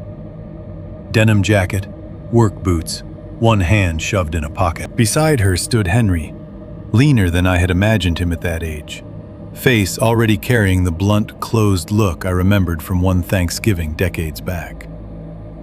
On the other side were 3 men I did not know. They stood in front of the same cabin. That was the first thing that mattered. Same porch line, same angle of roof, same clearing behind them. Though everything looked cleaner then, less surrendered. The second thing that mattered was the spacing between them. No one was touching. No one looked relaxed. It wasn't a family snapshot. It looked like the kind of picture people take because they want to document who was there, not because they wanted to remember the day fondly later. One of the 3 unfamiliar men had his face scratched out. Not neatly crossed through, not covered with ink. The photo emulsion had been gouged until the paper fibers nearly tore, over and over in short, violent strokes. Whoever did it had pressed hard enough to warp the entire card. The ruined face sat there like a wound in the center of the image. I turned the photo over. On the back, in my mother's handwriting, was a single sentence. "We should have let them keep the back 40. I read it 3 times before the words became language. Then I sat down on the dirt floor because my legs no longer seemed trustworthy. That sentence changed the trip more completely than the hide on the hook or the prints on the porch had. Fear can still be local as long as it belongs to a place, a strange property, an unstable uncle, people in the woods with bad intentions. But that line implied history, negotiation, a decision made by my family and regretted later in language that sounded less like folklore than a transaction gone wrong. Let them keep the back 40. Them. Not it. Not something. Them. For the first time since arriving, I felt afraid of my mother in a way that had nothing to do with death and everything to do with what she had chosen not to tell me. Not afraid of her as a person. Afraid of the size of the silence she had lived with. She had known more than she ever admitted. Not just that the property was bad. Not just that Henry was difficult and the land was wrong and the trees held things nobody should touch. She had known enough to write that sentence. Enough to speak her warning in the hospital in that flat, practical tone. Enough to spend my whole childhood keeping me away from the cabin, without once giving me a version of the truth I could hold. In the cellar under Henry's bedroom, with dirt under my boots and evidence bags all around me, and that photograph in my hand, the story shifted. Henry had not been merely surviving random horror. He had been managing a long family consequence. And my mother, whatever else she had been trying to save me from, had understood that long before I ever set foot on the property. 3.2. Following the cloth trail. I should have left that afternoon. If I had called the county from town, loaded the SUV, and driven south without looking back, I could still tell myself this story as a near miss. A family property with ugly history. Some local trespassers. A dead man's paranoia that turned out not to be paranoia. Enough to rattle me. Enough to haunt me, maybe. But containable. Something that happened in one place, to one branch of one damaged family, and ended the second I put enough highway between myself and the cabin. Instead, I stayed. People always want a clean reason for choices like that, and I wish I had one that made me sound better than I was. I could say I stayed because I needed proof for the sheriff, because I wanted to understand what Henry had been documenting, because the photograph in the crawl space had changed things, and I could not leave with that sentence from my mother on the back of it, and pretend it would stop working on me once I got home. All of that is true. The uglier truth is that grief had already damaged my sense of proportion by then. When you've spent weeks sorting a dead person's belongings, listening to well-meaning people talk to you as if your life has paused in a useful, cinematic way, you begin to lose your fear of certain kinds of bad decisions. Everything already feels slightly unreal. The normal systems that should tell you, this is too much, this is where you stop, start arriving half a second late. Curiosity gets louder. Guilt does too. So does the need to force meaning out of the mess somebody left behind. I had found a hidden cellar full of dated evidence bags, bones, Polaroids, and a photograph proving my mother and Henry had once stood with 3 unknown men outside that cabin. I had found my mother's handwriting on the back. We should have let them keep the back 40. I had spent a night listening to something circle the house, and a morning staring at one bare footprint and one boot print on the porch boards. Leaving should have been obvious. Instead, I spent the first half of the afternoon doing what frightened people do when they are trying to make fear look like thoughtfulness. I made lists. I put water bottles in the fridge. I reread notebook entries and marked recurring place names on a legal pad. Back 40, Lower Wash, Old Pit, False Camp. Don't answer from inside. I stood in the kitchen with my mother's photograph in my hand and tried to imagine her at 19 making any kind of deal with anybody. I tried to imagine Henry as young. I tried to imagine what kind of people end up speaking about land with the phrase, "let them keep it," unless they are talking about a boundary dispute too ugly to drag into court. Around 3:30, I walked the house again. Not because there was anything new to see, but because staying still had become impossible. The front porch, the side windows, the back steps, the tree line. I kept expecting something to reveal itself plainly. Fresh tracks, a vehicle hidden in the brush, some obvious human evidence that would simplify the whole thing into trespassing and threats and ordinary rural malice. The property never gave me anything that clean. What it gave me, finally, was a cloth strip tied low to a branch behind the cabin, near the place where the grass thinned into needles. I would have missed it if the light hadn't hit it sideways. At first, I thought it was just more of the same material I'd seen on the boundary markers. Faded red cloth, weathered almost pink at the edges. But this piece was tied lower than the others, around knee height, and farther back from the rough ring I had started thinking of as Henry's line. It was narrow, torn rather than cut, and knotted with a quick tightness that didn't look old enough to belong to the marker system. I looked around and saw another about 15 feet farther in, then another. The moment I recognized them as a path, the woods changed shape all over again. These were not hunter markers. I grew up in the Northwest. I know what field-made trail signs usually look like. Bright survey tape high enough to catch at eye level, blaze marks on bark, branches snapped and left obvious. The kind of signs meant to be refound in dim light by somebody moving quickly with practical goals. This was none of that. The strips were tied too low, too deliberately, and too concealed.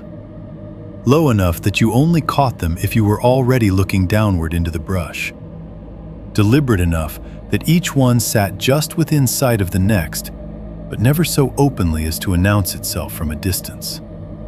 Concealed enough that a casual walker might pass 10 yards away and never notice the route at all. It was a trail meant for people who already knew to search for it. I stood there with the late afternoon light flattening across the trunks, and had the brief, sharp sensation that I was holding the wrong end of someone else's thought. These strips did not exist to help strangers. They existed to guide people who had been here before. I should have turned back right then.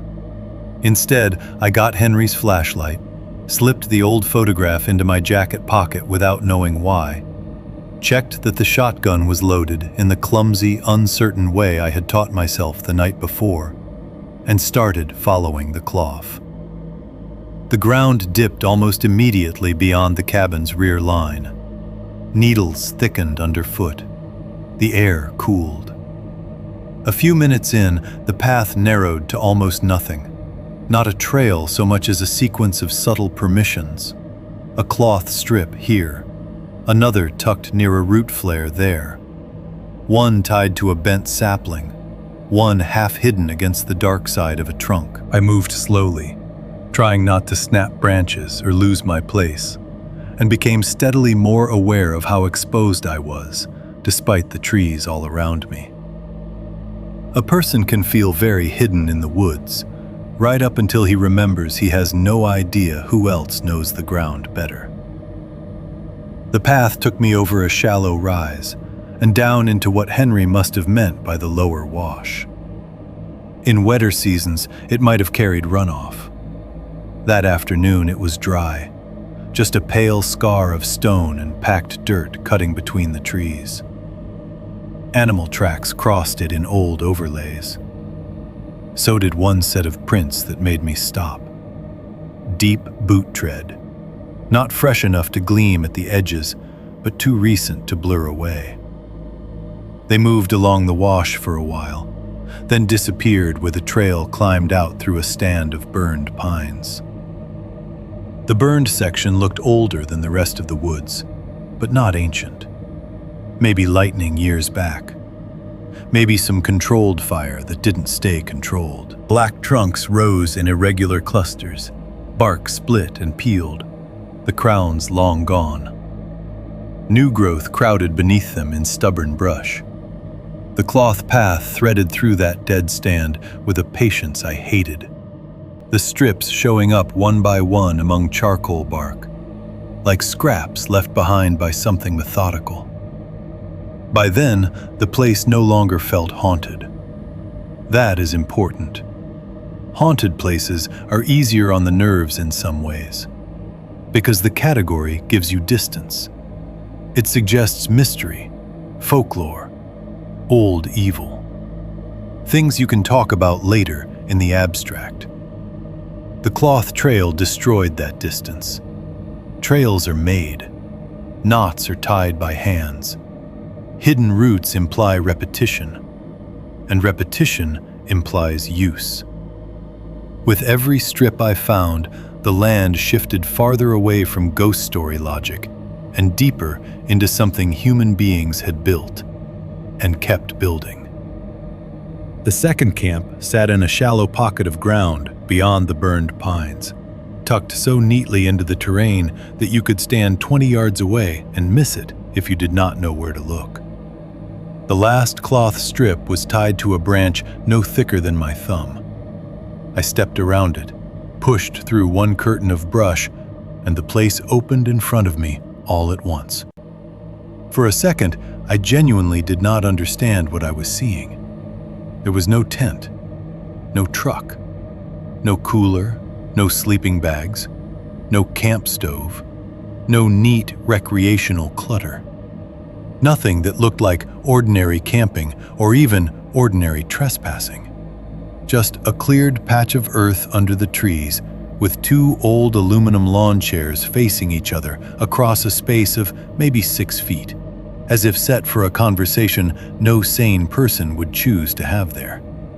Between them lay a tarp, folded once and stained dark in broad, uneven patches that old rain had fixed into the fabric rather than washed away. I did not kneel to inspect it. I did not need to. Nothing about those stains belonged to weather alone. And around the chairs, half pressed into the dirt in a rough circle, were skulls. Not dozens, not enough to become unreal. Enough. Some looked deer. One might have been coyote. Another was small and round enough that I did not want to identify it too quickly. Dirt had been packed around them deliberately, as if someone had set them there and then stepped them into the ground with a boot heel. They formed no symbol I could read, no obvious ritual geometry, just a boundary of pale shapes around a place nobody should have wanted to sit. I did the most human thing possible in that moment. I looked for signs that would downgrade it into something else. Hunters drink in the woods. Kids make weird camps. Rural boredom curdles into ugly theater all the time. There are people who decorate deer camps with skulls. People who stage photographs. People who get meaner when land is private and no one is expected to ask questions. I threw every such explanation I had at the scene because I needed at least one of them to hold. Then I noticed the chair on the right. Its vinyl webbing sagged differently from the other one. Dark moisture still clung in the creases. Not rainwater.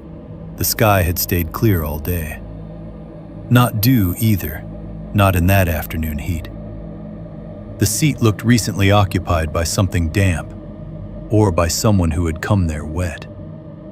One armrest carried a fresh smear of mud where a hand might have gripped it to rise. The second chair, opposite it, held a shallower depression, old enough to have dried but still visible.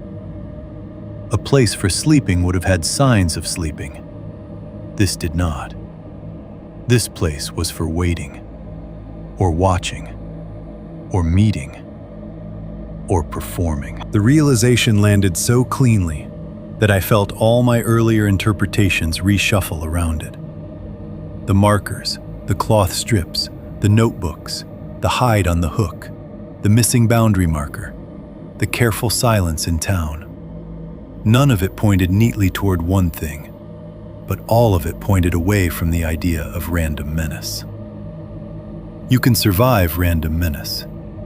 You cannot reason with systems. And this looked like a system. Crude, improvised, secretive, but repeated enough to have its own architecture. I do not know how long I stood there. Long enough that the muscles in my shoulders started to ache from holding still. Long enough that I became aware of my own breathing and hated how loud it sounded. Then, behind me and a little to the left, I heard someone whistle. It was not eerie. That was the worst part. It was an easy human whistle, casual and short. The kind a man might use in a parking lot to get a friend's attention or call a dog back toward a truck. One note, then another, close enough that I could tell it had not come from far up the trail. Close enough that if I had turned too quickly, I might have collided with whoever made it. I did not investigate. I did not call out.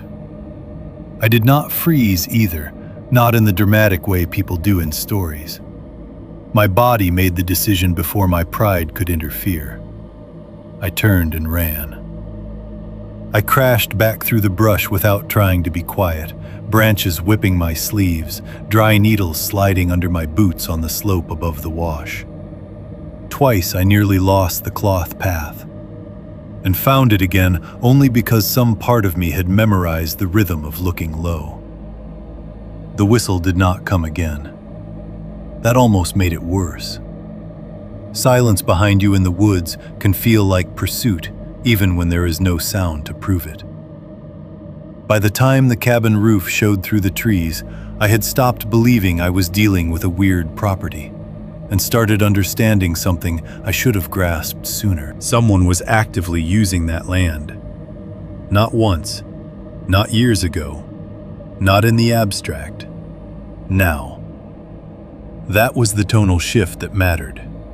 Fear had moved from folklore into logistics, from old stories to present-tense human behavior. A place hidden in the woods with two facing chairs, a stained tarp, and skulls set into the dirt is not an accident. A low cloth trail leading to it is not decorative. An easy whistle from behind you at close range is not the woods making sounds your mind can't place. It means you are in somebody else's space, and they know you found it. 3.3. My mother's voice at the window. I made it back to the cabin breathing hard enough to taste metal. By the time I hit the porch steps, whatever was left of my skepticism had burned off into something much simpler and more humiliating. Urgency. Not courage, not strategy, just the blunt animal need to get inside something with walls, before the open ground behind me finished turning into a place I could no longer cross safely. I went through the front door instead of the back, because I could see the clearing better from there, and I locked everything in the order my hands found it. Knob, deadbolt, slide latch, hook and eye. I checked the side door, then the back. I dragged one of the kitchen chairs under the back knob, even though I knew perfectly well a chair would not stop anyone determined to come through. Then I pulled the curtains in the rear bedroom, tightened the blankets Henry had pinned over the front windows, and stood in the middle of the cabin, listening to my own breathing and the faint clap of my pulse inside my ears. Outside, the afternoon had started collapsing into weather. It was not full rain at first, more like the light thickened. A gray wetness drifted into the clearing and between the pines, enough to blur the farther trunks and flatten distance. Mist, maybe, or the beginning of rain hanging in cold air. Either way, it changed the shape of everything beyond the glass. The woods no longer looked merely dark. They looked sealed, smothered, as if the whole property had drawn a damp sheet over itself and was waiting underneath it. I turned on a lamp in the front room, hated the way it made me visible, and turned it off again. For a while, I tried to convince myself there was still a version of the day that ended normally. I told myself the second camp could have belonged to poachers, addicts, local drunks, land thieves, any kind of rural ugliness easier to report than what Henry's notebooks had been implying. I told myself the whistle could have been someone trying to scare me off. That was bad enough. It should have been enough. Human threat should have simplified things. It did the opposite. Because human threat meant planning, repetition, familiarity with the land. It meant the cloth trail had been used recently enough to stay useful. It meant the circles Henry had drawn in his notes around false camp and voices and don't answer from inside were not the rituals of an old man losing his mind, but the language of somebody documenting recurring behavior he had learned to survive. At some point, I opened the gun cabinet and took out Henry's shotgun again. I had handled it the previous night with the stiff, awkward respect of someone who does not trust himself with firearms and knows enough to be ashamed of it. This time I checked it more carefully, trying to imitate the sequence I had watched men do at ranges and campsites years ago. Open, inspect, load, close. My hands were steadier than I expected, not because I was calm, because by then fear had become practical. A thing can become easier to hold once you stop arguing with the fact that it is happening. I sat in the back bedroom with the shotgun across my lap and the lamp off, using only the weak gray light that made it around the edge of the curtain. That room felt different after the crawlspace. Every ordinary piece of it had become a cover for something underneath. The narrow bed, the faded runner rug, the warped paperback novels on the shelf. A house can turn against your sense of reality very quickly once you learn what it has been hiding under its floors. I kept glancing at the rug, at the seam where the trap door fit into the boards, half thinking I should go down there again, and half knowing I didn't want to trap myself in that dirt chamber before I had any reason stronger than panic. By dusk, the mist had thickened into a fine, steady rain. I could hear it on the roof in soft, uneven tapping, then on the porch screen in colder threads of sound. Water changed the property the way darkness did. It erased edges, swallowed distance, made every shape outside seem closer to the house. Once or twice, I thought I heard movement at the back line, but rain is generous with false explanations. A branch releasing water, needles sliding against one another, a pine bough easing under weight and springing back. I sat there with the shotgun in my lap and told myself every noise I could classify was a gift. I did not sleep. I must have drifted in and out of that exhausted half state where thoughts become chopped and meaningless for a minute or two at a time, but I never lost awareness of the room. The mattress springs creaked when I shifted my weight. The rain came and went in small waves. Once the generator stumbled and caught again. Once the refrigerator motor started in the kitchen and ran long enough to sound almost human from that distance, a low, muttering box in the dark. Sometime after midnight. I don't know exactly when, because I had stopped checking my phone when the battery dropped under 20%. I heard the voice outside the bedroom window. Not a call, not a whisper meant to frighten. A woman's voice, speaking in the quiet domestic tone of somebody standing just outside a screen door, asking a family member to come in for dinner. "Honey," it said softly, "don't make me ask twice." Everything inside me went cold at once. The line was not supernatural. That was why it worked. If a voice outside the window had said something theatrical, my name in a hiss, some threat, some nonsense about the woods, I think I would have recognized the performance immediately. I might still have been scared, but it would have stayed in the category of intrusion, a trick, someone trying to bait me into answering. This was worse because it belonged to ordinary life. It belonged to kitchens, laundry rooms, front porches in summer. It belonged to my mother, standing at the bottom of the stairs when I was 16 and too slow to leave for school.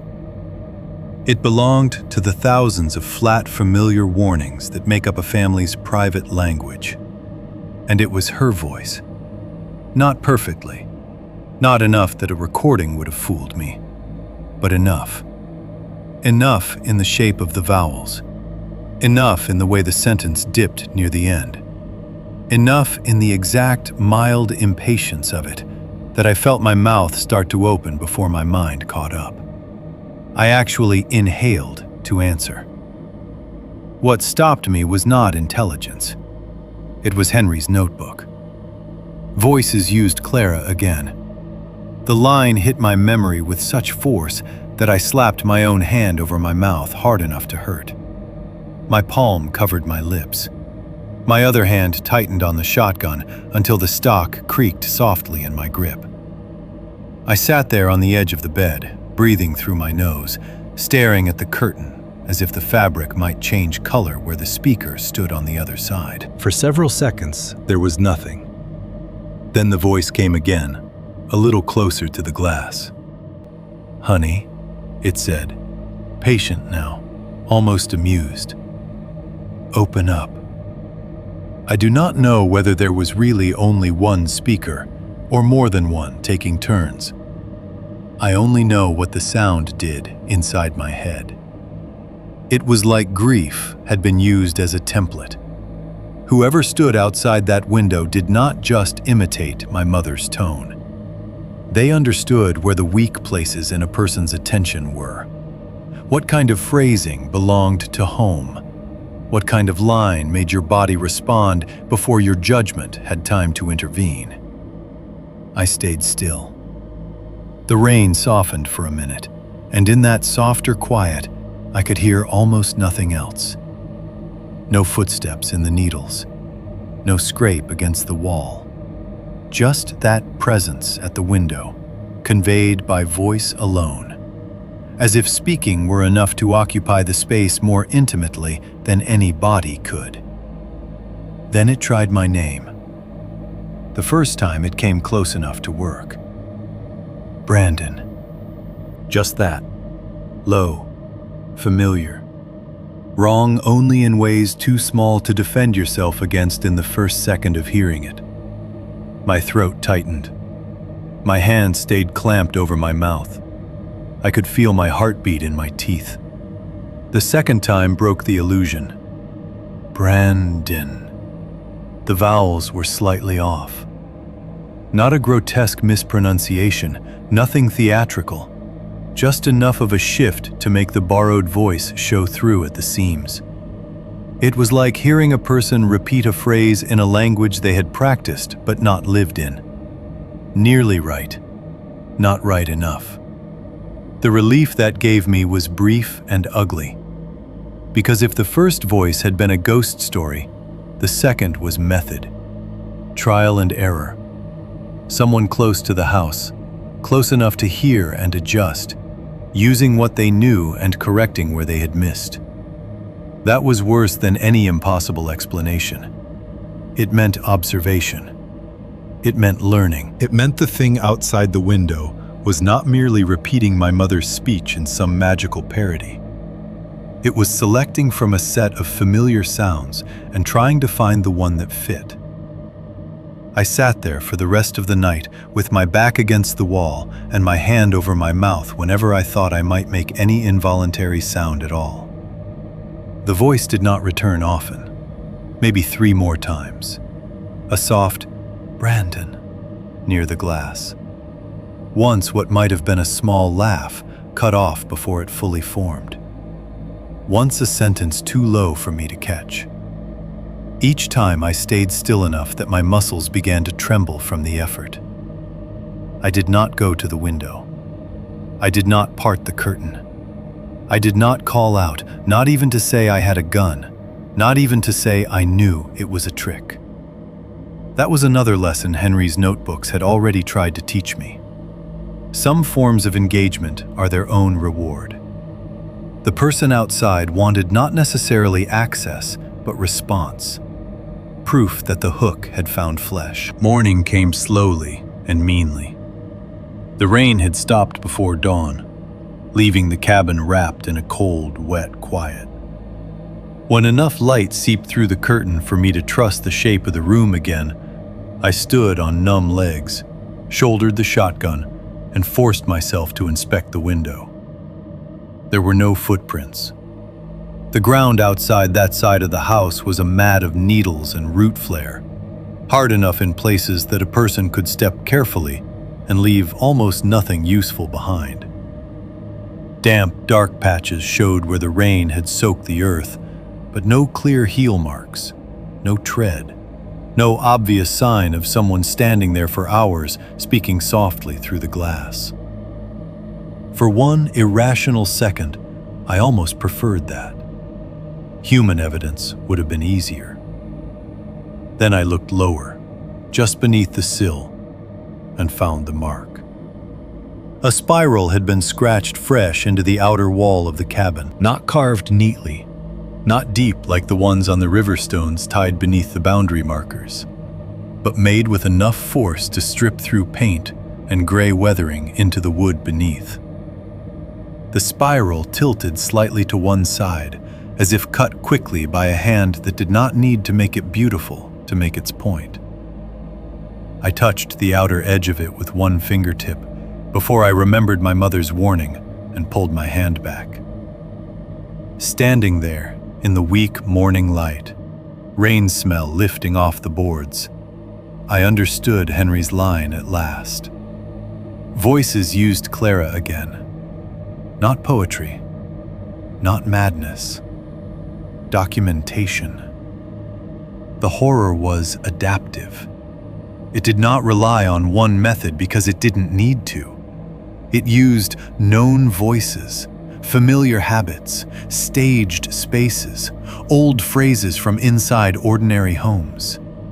It understood that the line most likely to make someone answer in the dark was not a threat, but a piece of domestic life carried out of context and pressed gently against the glass. That was the chapter-turning realization for me, the one that changed the entire shape of the fear. This was not random evil. It was practiced. 4.1 Old Reports and Half-Truths. I drove back into town on 3 hours of bad sleep and a level of anger that felt cleaner than fear.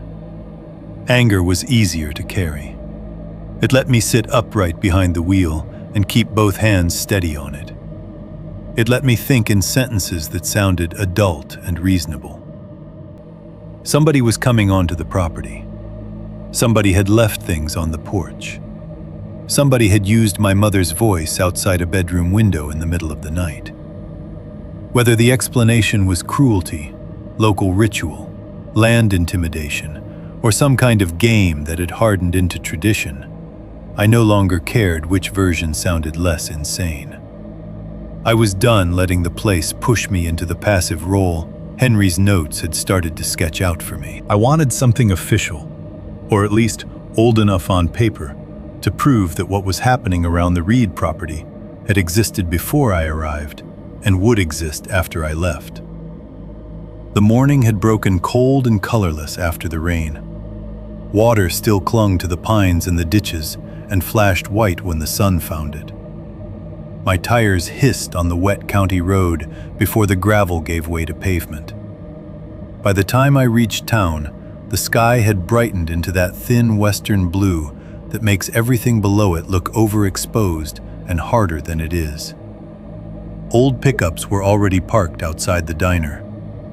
Somebody had opened the feed store. A man in a fluorescent vest was hosing mud off the sidewalk in front of the hardware place. The town looked exactly as it had the day before. Modest, sun-faded, ordinary in all the ways that make people from elsewhere underestimate how much history can fit into a place nobody photographs.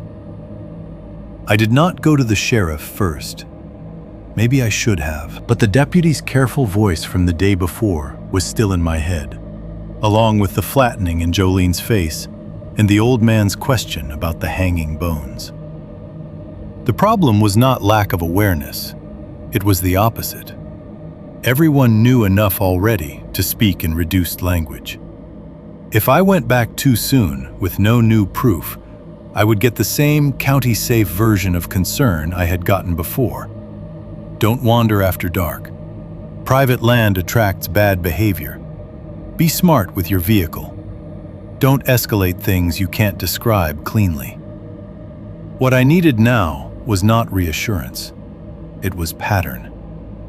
The library sat in a small municipal building half shared with the Historical Society, which sounded more formal than it really was. 2 front rooms, a narrow side hallway, fluorescent lights, a children's corner with a faded alphabet rug, and in the back, a local history section made up mostly of donated clippings, county directories, funeral programs, high school yearbooks, and binders of old newspaper pages photocopied so many times that the original ink had become a soft gray fog around the words. A woman with half-moon glasses looked up when I came in. She was maybe 60, silver hair twisted into a clip, cardigan despite the hour. I asked whether they had archives of local newspaper issues going back a few decades, and she pointed me toward the binders without much curiosity. If she recognized the Reed name when I signed the visitor sheet, she didn't show it. That was the thing I kept running into in town. Not ignorance, discipline. I spent the first 20 minutes pulling pages at random and getting nowhere. School board minutes, church bake sale notices, obituaries, logging injuries, forest access announcements. The usual sediment of small-town public memory. Then I started adjusting my search terms in my own head, not for truth, but for the way unpleasant truths are made legible in public record. Not murder, missing. Not ritual, gathering. Not bodies, exposure. Not trespassing, boundary dispute. That was when things began to appear. A clipping from 14 years back about a hunter from out of county who had failed to return by nightfall during late elk season. His truck was found near a service road west of private timber holdings. Search efforts were delayed by weather. The article ended the way so many local articles do when there is no good conclusion and no appetite for public panic. Authorities believe the victim may have become disoriented after dark and succumbed to exposure. Another from 9 years before that, buried in the inside pages, described a seasonal access disagreement between neighboring parcels and referenced complaints about informal markers placed within wooded areas not recognized by survey documentation. Informal markers. I copied that phrase onto my legal pad and underlined it once. There were more. A short write-up on 3 timber workers who had quit a cutting contract near the Reed property after safety concerns and repeated vandalism to equipment. No details, just that one of the men alleged someone had been entering the site after hours and moving boundary indicators. Another report from decades back about a brush fire that had scorched part of a tract bordering the Reed land and temporarily shut down access to a county lane. The article mentioned no casualties, only confusion regarding land use and unpermitted activity on private acreage. That phrase stayed with me too. Unpermitted activity. Such polite language for whatever men do in the woods when they want no oversight. As the morning passed, the fragments started gathering weight through repetition rather than revelation. No article said something terrible lives behind the Reed cabin. No report named a cult, a gang, a predatory hunting party, or a rural legend made flesh. That was precisely what made the archive more useful than any direct story would have been. Paper is cowardly in ways people don't admit. It protects itself through euphemism. It turns pain into weather, crime into accident, deliberate harm into unfortunate circumstance. Reading enough local records in a row teaches you how much menace can hide inside passive verbs. Missing after storm. Animal interference suspected. Exposure likely. Personal effects recovered near property line. Dispute remains unresolved. No evidence of foul play at this time. There was one binder devoted mostly to county legal notices and land use arguments. That one took longer, but it paid off in a way the newspaper pages hadn't. Buried among tax sales, easements, and access petitions were several dry references to the Reed property and adjacent tracts. Nothing dramatic, just enough to suggest a long history of trouble nobody wanted to define too specifically. One notice from the late 80s mentioned informal boundary disagreements between the Reed parcel and seasonal use parties not representing titled ownership. Seasonal use parties. Another referenced complaints about unauthorized overnight occupation on private timberland not zoned for public camping. Another, years later, described a complaint withdrawn after neighborly resolution. The phrase made me laugh out loud in the empty back room, the sound startling enough that I immediately felt foolish and glanced over my shoulder as if someone might correct me. Neighborly resolution. Whatever had stood outside my bedroom window in my mother's voice had not felt neighborly. But these documents weren't written for me. They were written to contain liability, soften rumor, close files without forcing anyone to commit to plain language. The more I read, the more certain I became that the folklore around Henry's place, The old stories, the hanging bones, the warnings not to stay out after dark, had done something useful for everybody involved. It had made explanation optional. Once a place gets the reputation of being wrong, every fresh wrongness that happens there arrives pre-shrunk inside it. A lost hunter isn't necessarily evidence. A man quits a timber contract because the land is bad.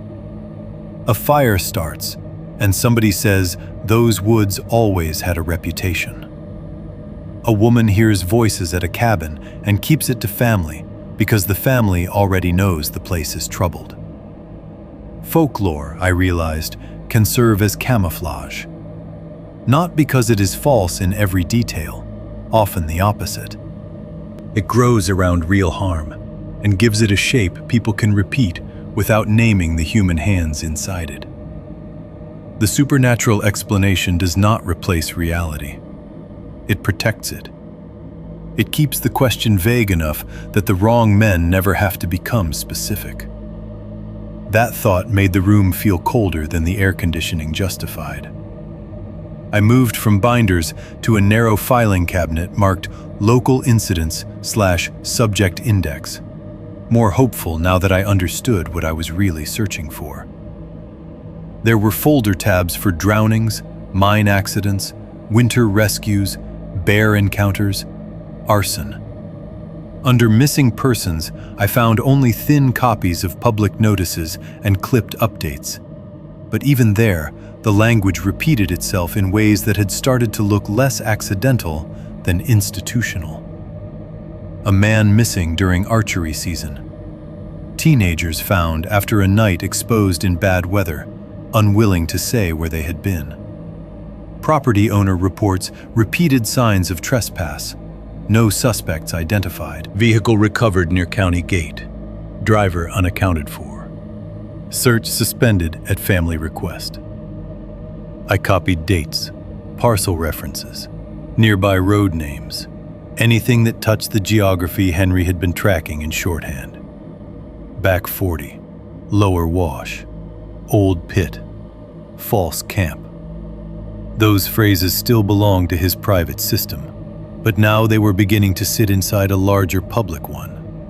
Land, access, disputes, seasonal movement, incidents that always seemed to peak when the weather turned or hunting traffic increased. At one point, the librarian came by carrying returned books and asked whether I was finding what I needed. "Hard to say," I answered. She glanced at the stack of county notices and old clippings on my table. "A lot of those older reports aren't very exact." I noticed. She gave a small shrug that might have meant anything. People used to write things down differently.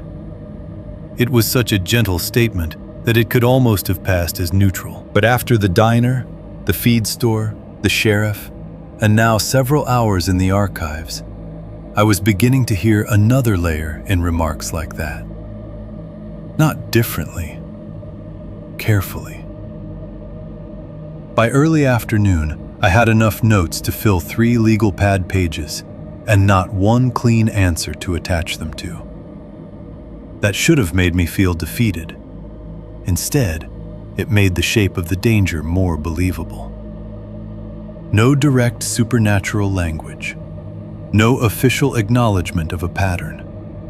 Just seasonal disappearances, lost hunter cases, boundary trouble, timbermen walking off jobs, one old fire near the reedland, and a trail of euphemisms long enough to teach me how local history protects itself from speaking too plainly. When I finally stood up from the archive table, my legs felt stiff and my eyes ached from reading photocopies under fluorescent light. I slipped my notes into the folder with the county paperwork and looked back once at the binders before leaving. The horror of it was not that I had found proof of some ancient curse. It was that I was beginning to suspect the opposite.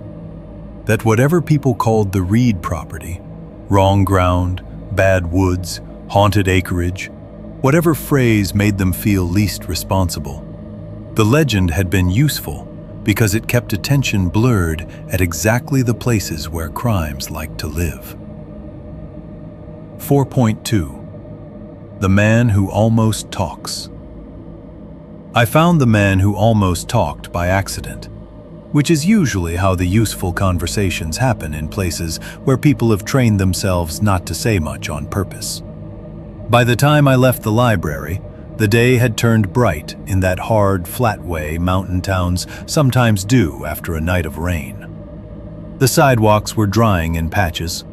Trucks came and went in a slow, practical rhythm. Someone had dragged a sandwich board sign out in front of the diner, advertising meatloaf and pie. Nothing in town looked troubled enough to justify the knot that had settled under my ribs, which only made it worse. A calm public face is not the opposite of danger. In some places, it is the camouflage danger wears best. I went back to the diner because it was the one place where people lingered long enough to reveal themselves if you stayed still and watched. I ordered coffee and a burger I wasn't hungry for, and took a booth far enough from the front window that I could see the room without feeling displayed in it. Jolene was working again. She recognized me, but didn't say much beyond asking whether I wanted more coffee. Her eyes flicked once to the folder beside my plate, thick now with county papers, clipped notes, copied names. I had the sense she knew exactly what kind of day I'd been having and had no intention of joining it out loud. For a while, nothing happened. A man in suspenders argued softly with somebody over whether a road washout had been fixed. A couple at the counter split a slice of lemon pie. The television over the register showed a weather map with no sound.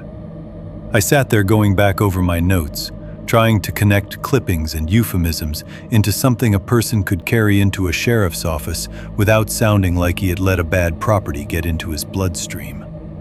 Lost hunter, boundary dispute, unauthorized gathering, seasonal use parties, informal markers, unregistered occupation on private land.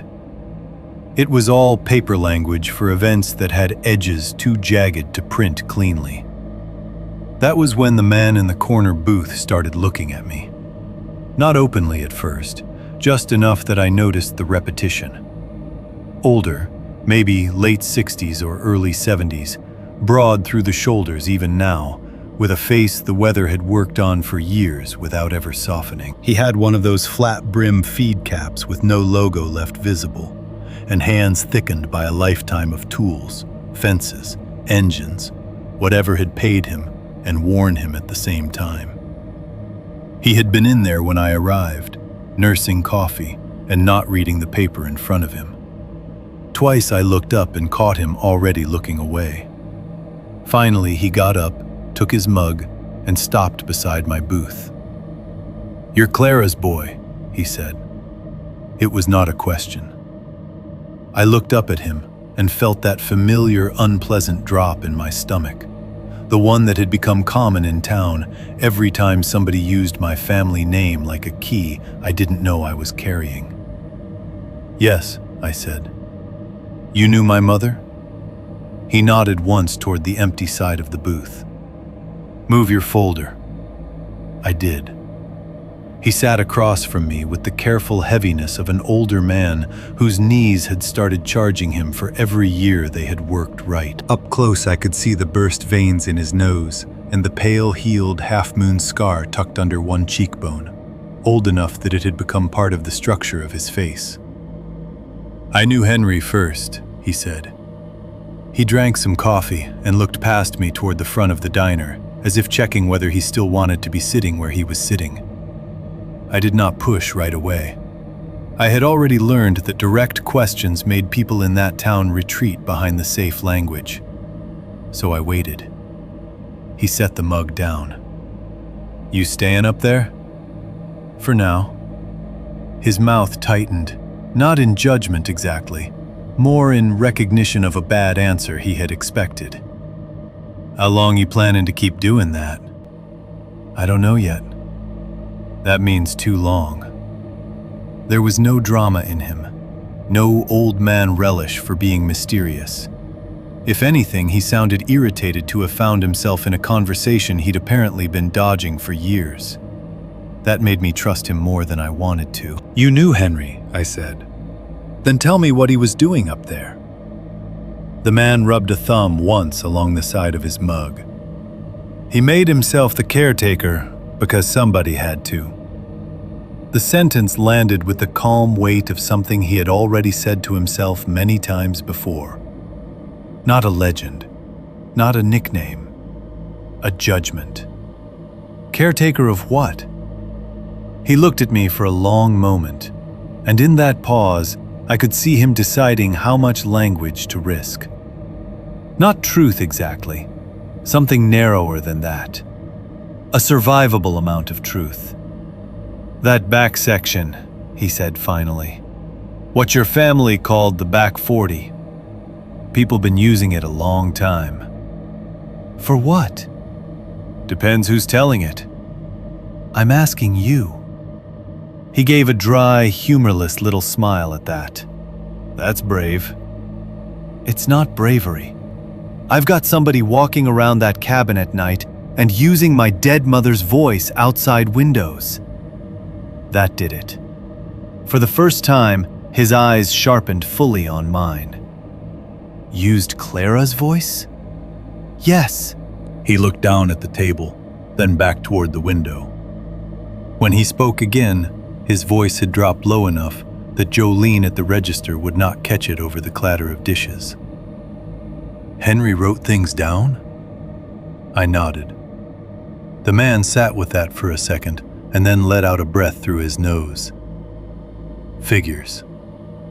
I wanted to ask who he was, what he had to do with any of this, why nobody in town would talk straight, whether my mother had sat across from him years before asking the same questions.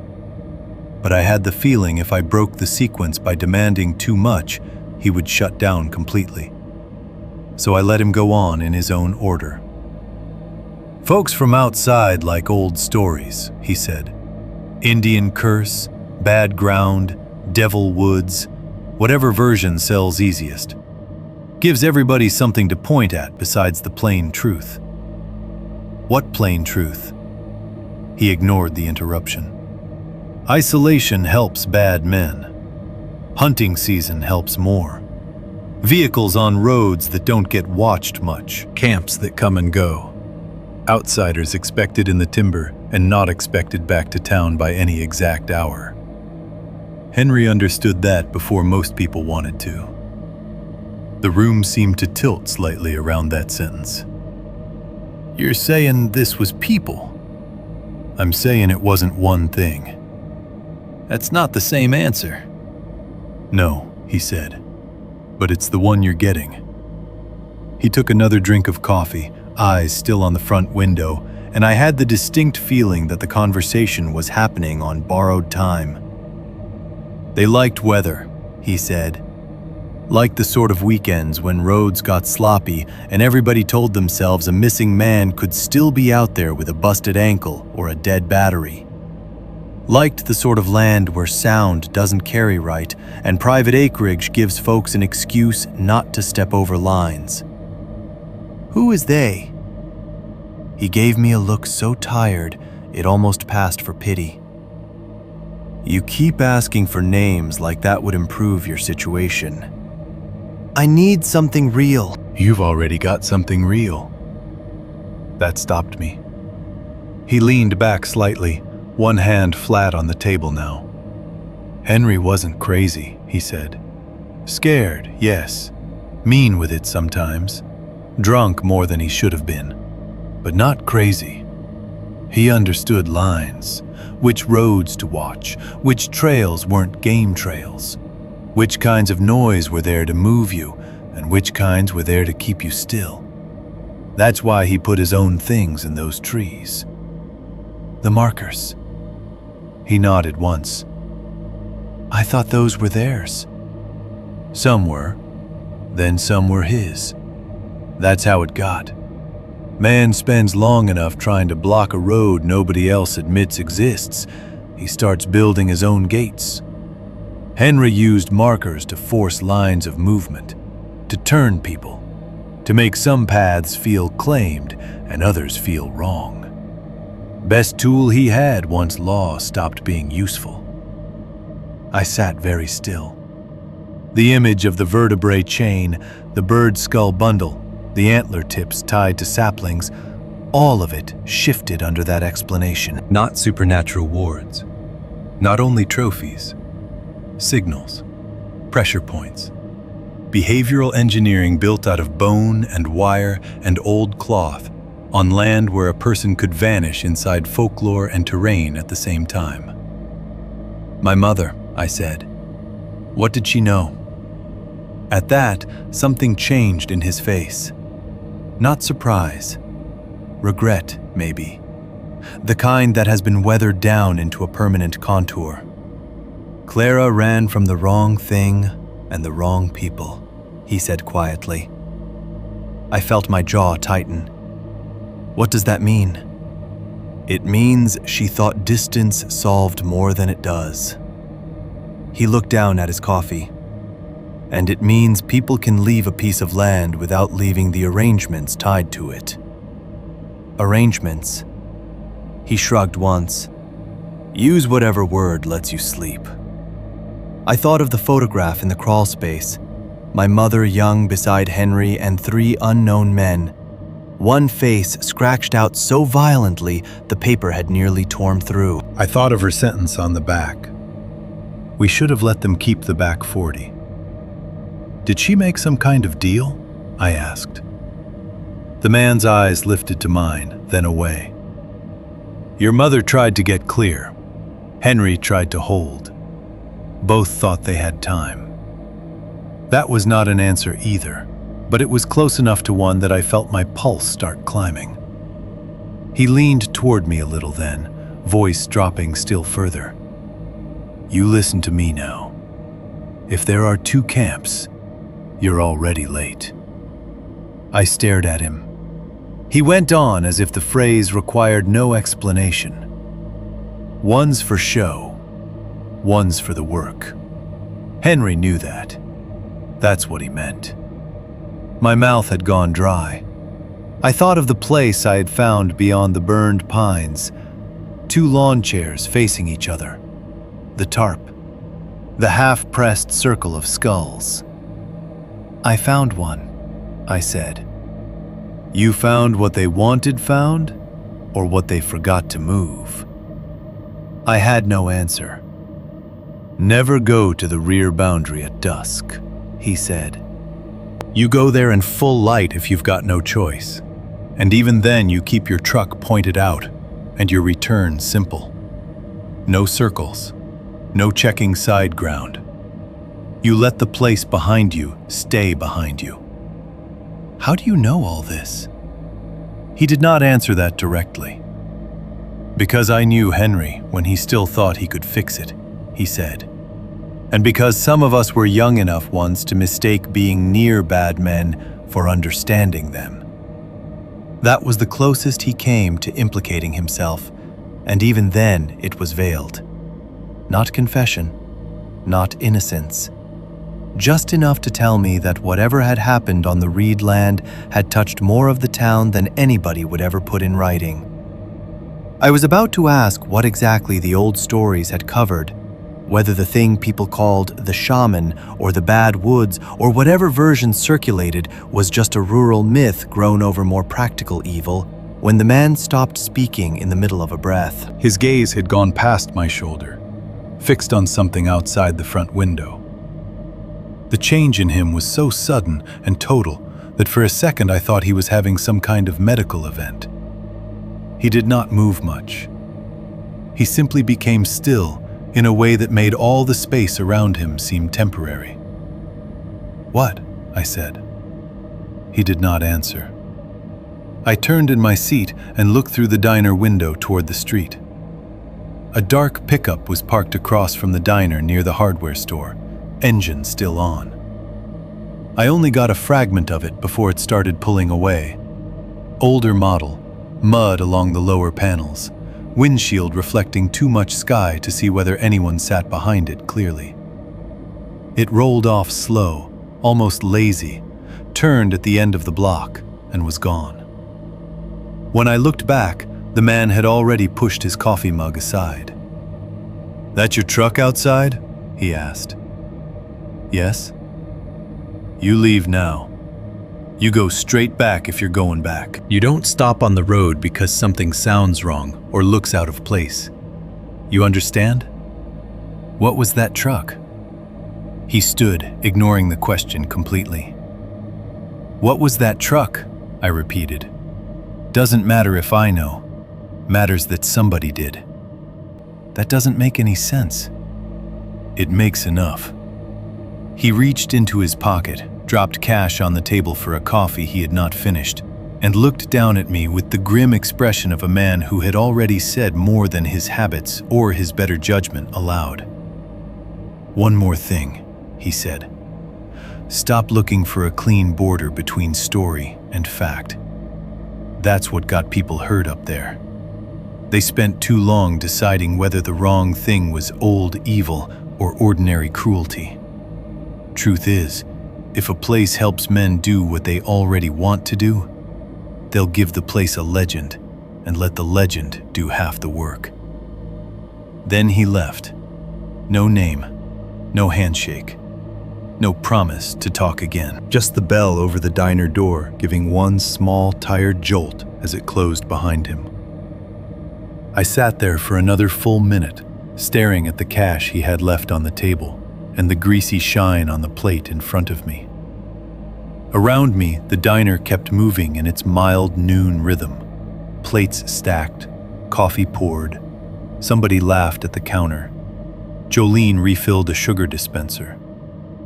It would have been easy from the next booth over to think nothing unusual had happened. But the shape of the story had shifted again. Not because the old man had solved anything. He hadn't. He had only widened the frame enough for something uglier to become possible. That the bad ground, the hanging bones, the voices, the false camps, the warnings not to answer after dark, all of it may have grown partly to hide a simpler and more enduring fact. Predators do better where the map already frightens people. And legends are useful when they keep the right kinds of men from ever needing to explain themselves plainly. 4.3. Henry's real job. By the time I got back to the cabin, the place no longer felt like inherited property. It felt like a position someone had abandoned mid-shift. That was the first thought that came to me when I killed the engine and sat there with both hands on the wheel, looking at the porch through the windshield. Same bleached boards, same hardware cloth patched over sections of screen, same sag in the roofline, same stubborn stillness in the clearing. Nothing visibly different. No fresh truck tracks I could swear weren't mine. No figure moving between the pines. No obvious sign that anyone had been on the place while I was in town. And yet, everything had changed, because I had changed the way I was reading it.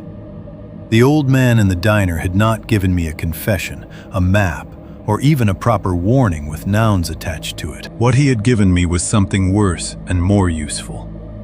Permission to stop pretending all of this belonged to one category. Not just ghost story, not just trespassing, not just family shame, not just rural legend built around an odd piece of land.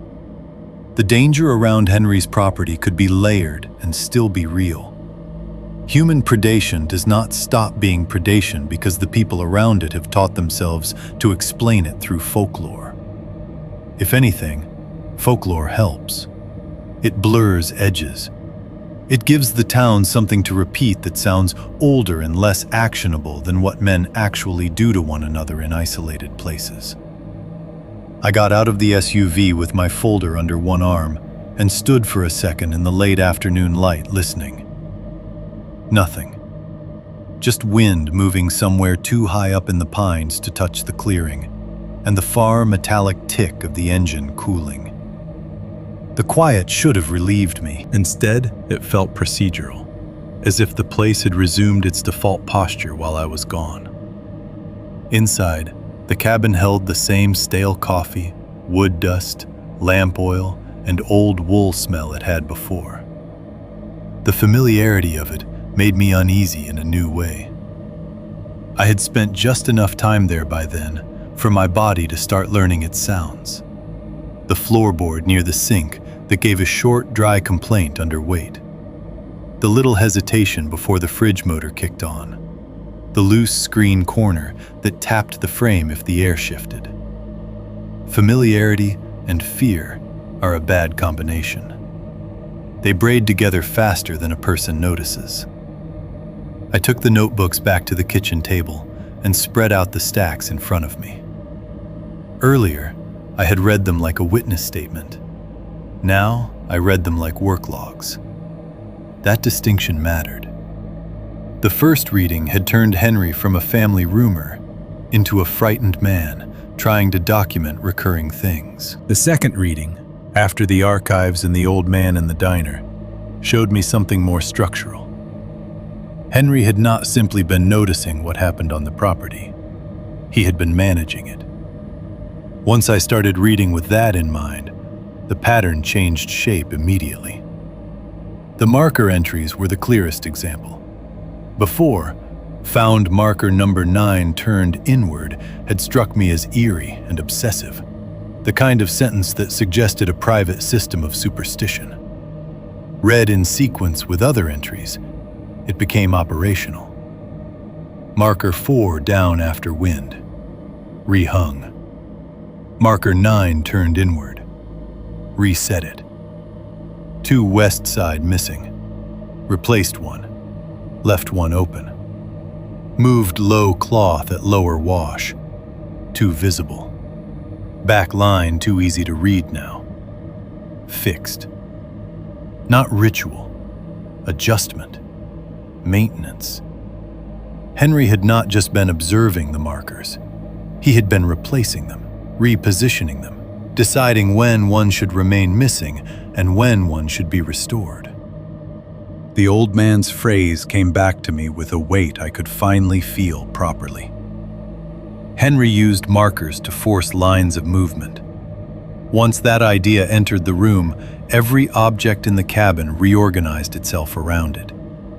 The spare wire, the red cloth scraps in a coffee tin near the sink, the boards cut to window size, the hardware cloth patches, the bundles of notes tied by date. None of it belonged to the life of a drunk recluse as neatly as I had first wanted it to. It belonged to a man trying to shape outcomes on a piece of land where direct control was never fully possible. I kept going.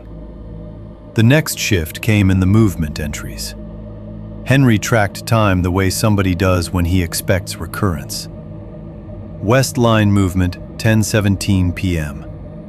1 pass only. Dragging sound, north side. No whistle. Heard talking beyond wash. 2 men, maybe 3. No truck at road, so came in from service cut.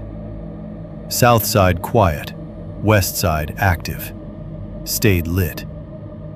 It wasn't just fear. It was surveillance. He was noting routes, patterns of approach, time windows, differences between noises that mattered and noises that did not. He did not sound like a man being passively haunted. He sounded like a man on watch. Then there were the incident records. Some were brief enough to make my scalp tighten just from what they refused to explain. Found hide on hook. Burned it. Porch mud 2 sets.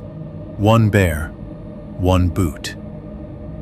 Voice at Clara's old window again. False camp present after rain. Did not inspect. Lower wash disturbed. Left as found. Others suggested more active intervention. Cut line they tied past fence break. Took down cloth at road edge before deputy came. Moved marker 6 to push them east. Stayed in truck till first light so they'd think occupied. That one stopped me. Stayed in truck till first light so they'd think occupied. The sentence contained an entire night of behavior without bothering to dramatize itself. Henry had been staging presence, bluffing, making the property appear watched, even when he lacked better options. That was not the work of a man resigned to fear. It was the work of somebody still trying to alter what happened next. I leaned back and looked around the kitchen then. The neat row of salt containers, the extra batteries, the shells, the boards labeled for windows, and felt the emotional center of Henry shift again inside me. He had still been flawed. I did not need to romanticize him to see that. The whiskey bottle, the clipped defensive language, the old family silence around his name. None of that vanished just because the notebooks had become more understandable. But the old story I had inherited about him, the lazy one, where he was just the difficult man in the woods, no longer held.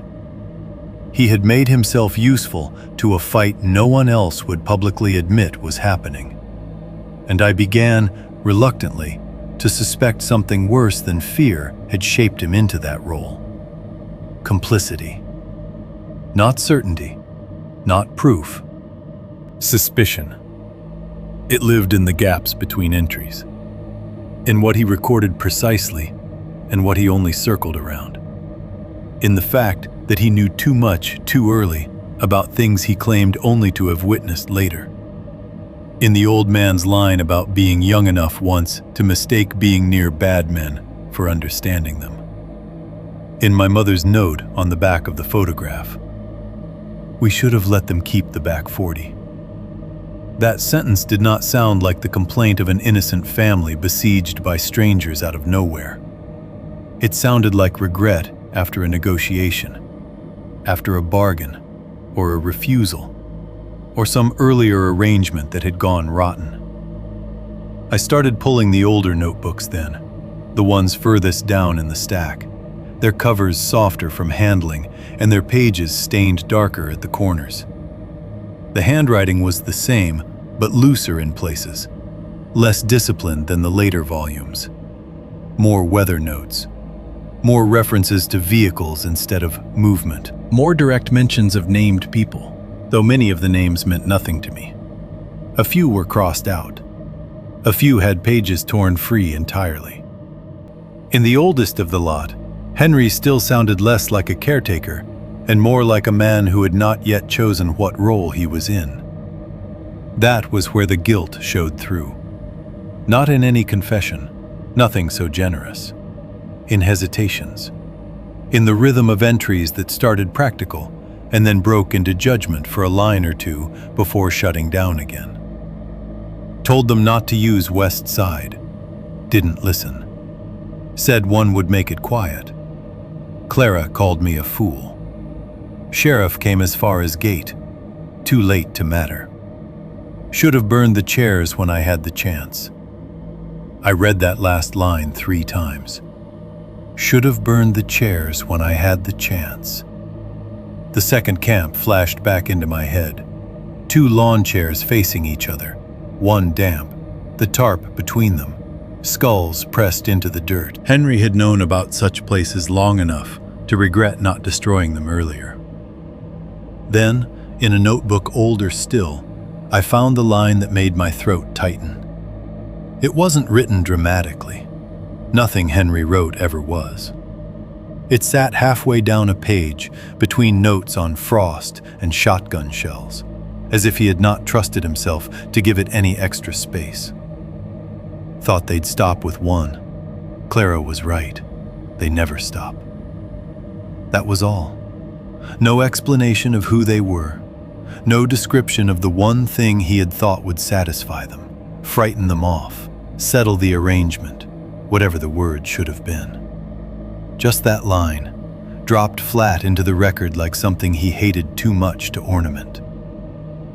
I put the notebook down and stared at the kitchen wall for a while, without seeing it. For the first time, a shape of the past emerged that felt emotionally true, even if I could not yet prove it factually. My mother and Henry had not simply reacted differently to the property. They had opposed the same thing in different ways. Clara had run. Henry had stayed. She had wanted distance. He had tried to manage the boundary from inside. And both of them, in their separate ways, had understood the same central fact. Whatever the back 40 had once been used for, whatever men or stories or arrangements had nested there over time, it did not end neatly on its own. It continued unless somebody actively held a line. And Henry, for reasons that probably included guilt as much as duty, had made that his real job. Not owner, not hermit, not drunk uncle sitting alone in a bad house. Caretaker, watchman, failed participant turned reluctant custodian, maybe. A man who had once mistaken proximity for control and then spent the rest of his life trying to limit the damage after learning otherwise. By the time the light outside had started turning gold at the edges, I realized I had not moved from the table in over an hour. The cabin had gone quiet around me in that particular late-day way that feels less like evening and more like a pause before a decision. I closed the notebook with a line about Clara and stood, my knees stiff. I needed air, or thought I did. Really, I needed to see whether the land outside would look different now that I had a different language for it. I took the flashlight, but did not switch it on. Dusk had not fully settled yet. Outside, the clearing held the kind of calm that always feels fraudulent after fear. Grass shifting slightly, trees darkening by degrees, the porch boards gray and dry under my boots, the generator shed leaning as before, nothing moving quickly enough to catch the eye. I walked toward the rear line and stopped well short of it. At first, I could not tell what had changed. Then I saw the markers. 2 of them had been turned. Not removed, not broken. Turned. The vertebrae chain to the left of the opening in the rough ring no longer faced outward toward the trees. It hung angled inward, as if whatever made it significant now addressed the cabin itself. 20 feet to the right, the bird skull bundle had also been repositioned. The beaks pointed toward the clearing, toward me. I stood there in the thinning light, with the old man's words and Henry's notebooks and my mother's sentence all alive inside me at once, and the calm of the property became unbearable. Because that was the final structural truth hidden in everything Henry had left behind. He had not merely survived the property. He had been maintaining a boundary against something recurring, deliberate, and human enough to track. And now, in the first quiet evening after I understood that, the line had visibly shifted to face the house. 5-1. Crossing the line. Henry marked. I went to the back 40 the next day because by then leaving without understanding had started to feel worse than staying. That is not a noble sentence, and I know how it sounds. It sounds like the kind of thing people say right before they do something obviously reckless in a horror story, as if the need for answers has more dignity than plain fear. But that was not really what pushed me. I wasn't chasing revelation. I wasn't trying to prove bravery to myself. I had simply reached the point where ignorance had stopped feeling protective. I knew too much already to go home clean. I knew my mother had lied by omission for most of my life. I knew Henry had not been hallucinating his way through old age, but tracking something structured enough to number, record, and work against. I knew there had been at least one hidden camp on the land, and maybe more. I knew the old man in the diner had all but confirmed that the local stories around the property helped cover for more practical forms of predation. Most of all, I knew that the words back 40 had appeared too many times. In the notebooks, in the photo, in the old county notices, in the town's careful half-silences, to be just acreage. It had become a place inside the place. And once a person understands that, the map changes under him. I did not sleep much the night before I went. Nothing dramatic happened. No voice at the window, no footsteps circling the house, no fresh marker hanging from a hook at dawn. The property gave me a full, ordinary dark, which somehow made the morning worse. Calm in that cabin had started to feel strategic, like the pause between one kind of pressure and another. I packed with the attention of somebody trying to make preparedness stand in for control. Henry's notebook went into my jacket pocket first, the one with the clearest references to the lower wash, false camps, and the back line. I carried the flashlight even though it was full daylight, because by then I had stopped pretending practical objects had to match the hour to be useful. The shotgun came too, slung awkwardly in a way that made me feel both foolish and less exposed. I filled 2 bottles with water from the kitchen sink and took the old county map I had found folded into one of the drawers under the phone stand. It was outdated enough that some of the service roads were probably gone or renamed, but the contour lines and parcel edges still showed the bones of the land. I stood on the porch for a minute before starting. The morning had come up bright and deceptively mild, sunlight slanting through the clearing at the kind of angle that makes old wood and dry grass look cleaner than they are. The generator shed leaned as before. The patched screens held their odd geometry. The tree line behind the cabin waited in the same close, patient way it always had. I remember looking back once at the front windows and thinking, with a tiredness that surprised me, that the cabin already seemed less like shelter than like a witness. Then I stepped off the porch and crossed the clearing toward the rear line Henry had spent years trying to manage. The first 100 yards changed almost nothing. Pine needles underfoot, damp pockets where shade held last night's cool, the smell of resin warming in the sun. But after that, the woods began adjusting themselves in ways I could feel before I could name. Bird sounds thinned first, not vanished, just stretched farther apart. The occasional jay call, then long silence. A small rustle in the underbrush that never repeated. It was not cinematic silence, not the kind of total hush that announces itself. It was worse. Normal life present in reduced quantities, as if the woods beyond the property line operated at a lower social temperature than the clearing did. The markers grew denser, too. Near the cabin, they had seemed intermittent enough to deny if a person wanted to. Vertebrae here, bird skulls there, cloth on a sapling, a jawbone wired to a branch. Deeper in, they appeared more often, and with less need to disguise themselves as random ugliness. One flat stone with a carved spiral nailed chest-high into a pine. Another lower to the ground beside a rotted stump, partly obscured by brush, but placed so deliberately it might as well have been a signpost. A strip of cloth, faded almost white by weather, wrapped around a branch so many times it had bitten into the bark beneath. On one young tree, 2 antler tips hung parallel rather than crossed, their points aimed downslope, as if indicating a direction no map would list. The hatchet scars came next. I had noticed some before without understanding them. Old shoulder-high bites in bark that could have been trail marks.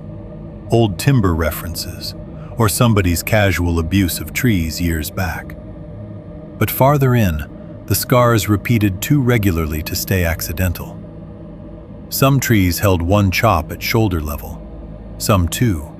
Some a vertical set of 3, cut deep enough that the exposed wood had weathered silver at the edges. None of them matched survey paint or ordinary blaze conventions I had seen before. They looked handmade and old and persistent, a language half eroded by time, but not erased. I took the county map out more than once, though it never helped much. On paper, the back section of the reed land was just an awkward, narrowing parcel, tapering toward rough ground, bordered by older timber and service cuts. Nothing in the lines suggested why one stretch of woods should matter more than another. That was the first thing that unnerved me as I kept moving.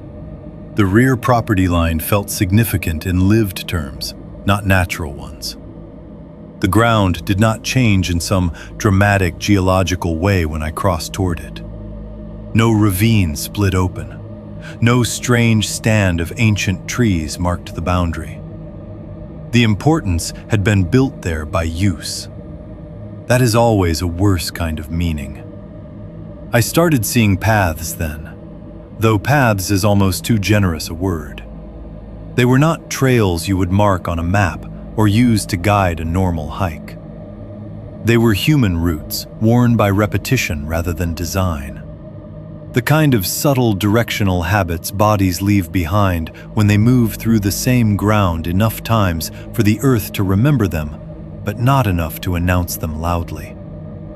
A narrow passage where brush bent inward on both sides.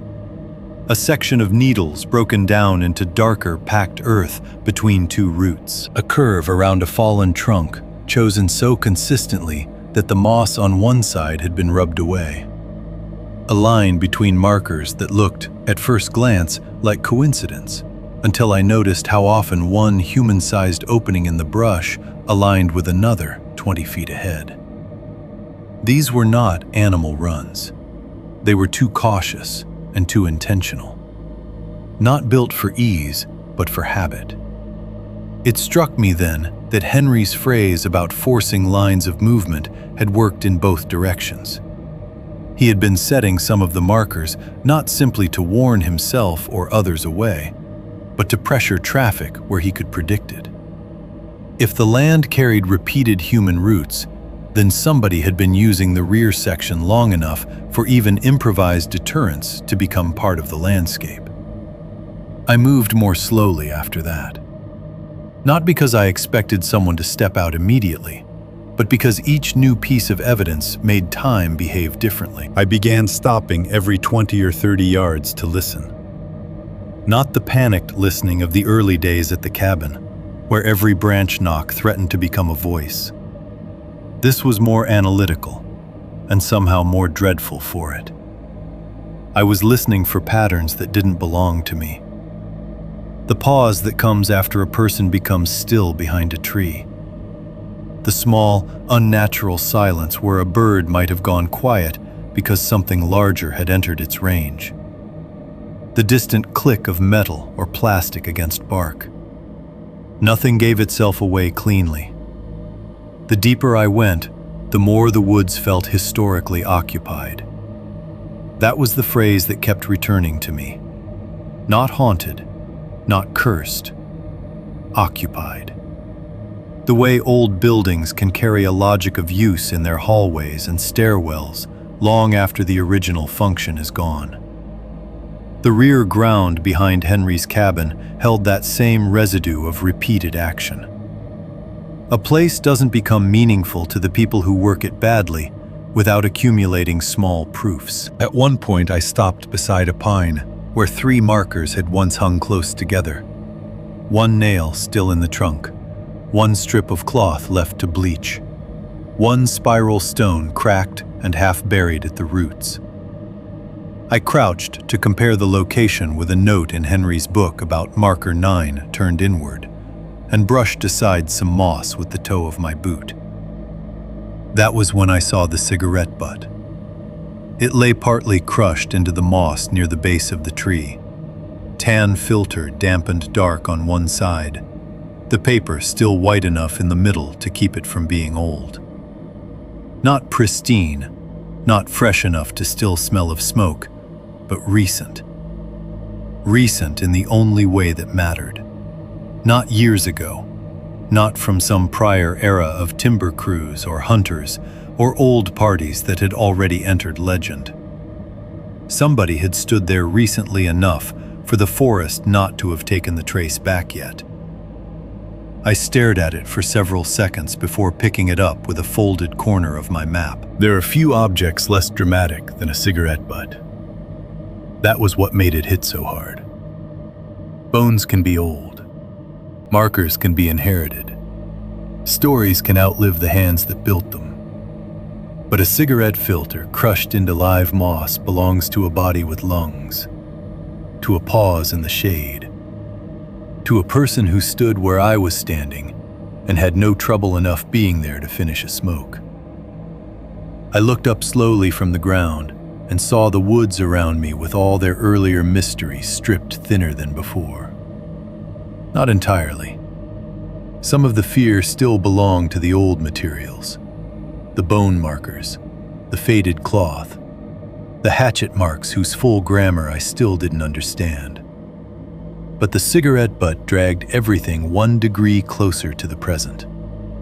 It told me with stupid, ordinary certainty that whatever system Henry had been watching, whatever lines he had tried to hold or distort or redirect, it had not become history just because people in town preferred to talk about it as if it had. Someone had been there recently. Not decades ago. Not in myth. Recently enough that I was no longer exploring a dead arrangement. I was inside an active one. 5.2. The Pit. I almost missed it. That was the worst part later. The part that kept replaying when I tried to reconstruct exactly how close I had come to stepping over it without knowing. After everything the land had already shown me, markers, cloth trails, false camps, repeated routes, cigarette evidence fresh enough to place another body in the woods with me, I had still been expecting the next revelation to announce itself in some cleaner way. A structure, a clearing, a visible break in the terrain. Something shaped enough to let me say afterward that of course I had recognized it for what it was. Instead, it hid the way practical evil usually hides, under ordinary neglect. The ground had started sloping gently down through a stand of older pines, the light thinning under their branches even though the sun was still high enough outside the trees to feel warm on open ground. The route I had been following, if you could call it a route, had narrowed again into one of those repeated human lines that only became obvious when you let your eyes stop searching for paths and start searching for habits. I moved from marker to marker where I could, though by then the symbols had gone subtler. A cloth remnant faded almost white. A single old hatchet chop on a trunk scarred enough by weather to look accidental unless you knew how many others to compare it to.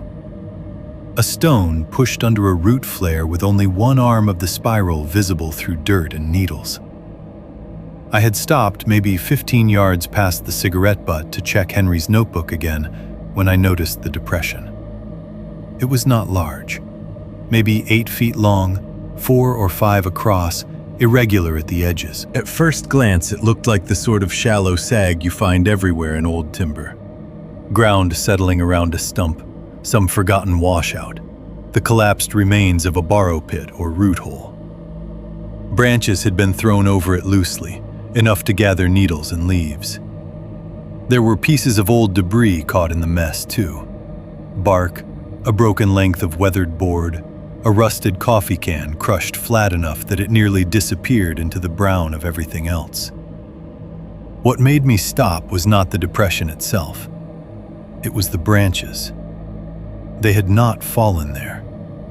You develop an eye for that quickly in the woods once you start paying attention to what belongs and what has been arranged to look like it belongs.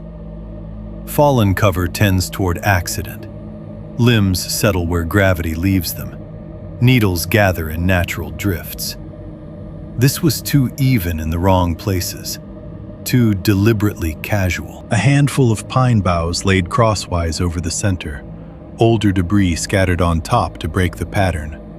Just enough natural clutter added afterward to give the whole thing a look of time.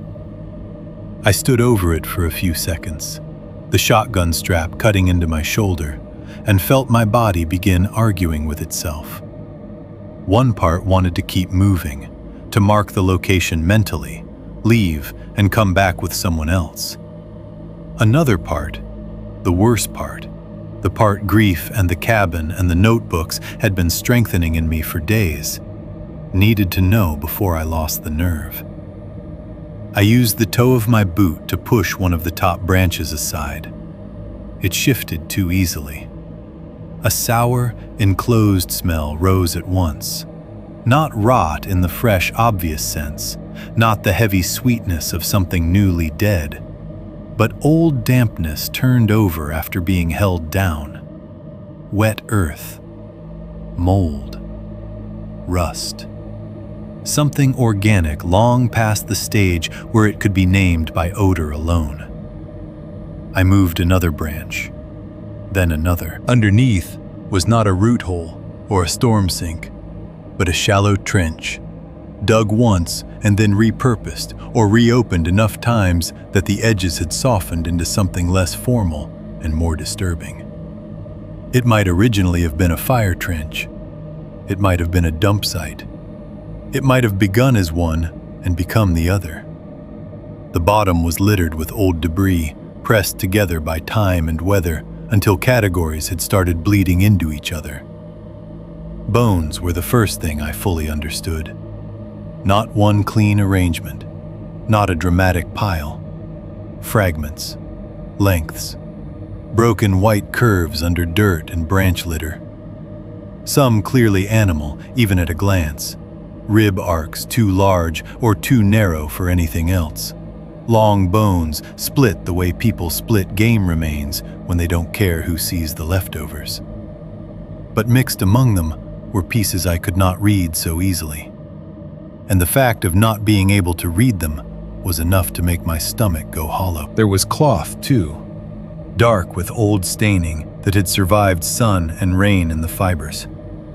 A shirt sleeve, maybe, or a pant leg, twisted into the debris. A strip of heavier canvas or tarp material folded under one end of a branch. Beer cans from different years, their designs faded into separate eras of carelessness. One old steel can rusting through at the seam. One newer aluminum crushed nearly flat. Another half buried with only the pull tab showing. Rusted hooks lay among the mess as well. Not fish hooks, bigger than that. Metal hardware of some kind, bent and furred with corrosion. The sort of object that becomes more alarming the longer you look at it, because it no longer carries its original purpose clearly. I crouched without meaning to. Not to touch, just to see. That was when I noticed the tarp fragments more clearly. Not one sheet, but several pieces, dark green and blue-black, caught in dirt and root fibers as if something larger had been cut up or torn down and discarded there over time. One scrap still held a brass grommet rimmed with rust. Another had a sharp crease in it where weight had pressed it into the earth. Nearby sat a coil of wire and something that might once have been a zip tie, brittle with age. Then I saw the skull. It was not lying openly at the center like some theatrical warning. It sat half-canted near the right side of the trench, partly sunk into debris, one side stained dark from contact with the soil. Human enough that I knew it before I let myself know it. The proportions all wrong for anything else. The lower jaw was wired shut, with thin, dark metal looped crudely through holes near the hinge. The mandible held in place not by anatomy anymore, but by somebody's decision. Dirt had packed into the teeth. One side of the cranium showed a hairline crack running back through weathered bone. I do not know how long I stared at it. Long enough for the woods around me to disappear. Long enough for every previous category I had tried to use on the property, odd local ritual, intimidation, inherited folklore, even organized trespass, to collapse into something much plainer and harder. This was not symbolic horror anymore. It was direct evidence of violence. Not one event necessarily. That would almost have been easier. The beer cans from different decades, the mixed debris, the softened edges of the trench, the way old material and newer disturbance occupied the same ground, all of it suggested repetition, use, return. I swallowed and tasted bile.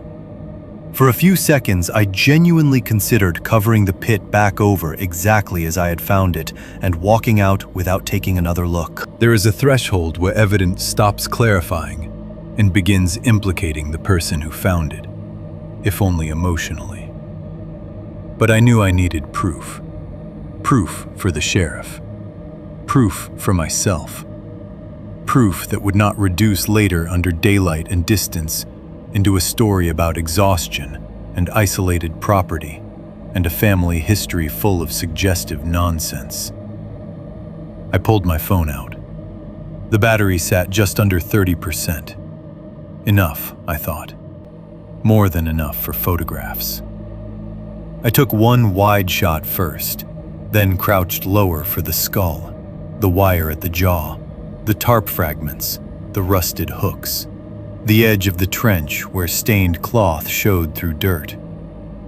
The screen lagged on the third image. I waited, jaw tight, and the camera recovered. I took another.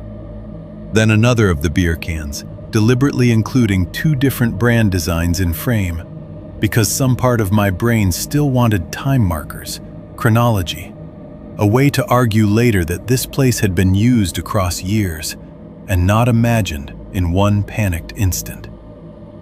That was when I noticed the ground nearby. Fresh boot prints marked the softer moss and damp soil just past the trench edge.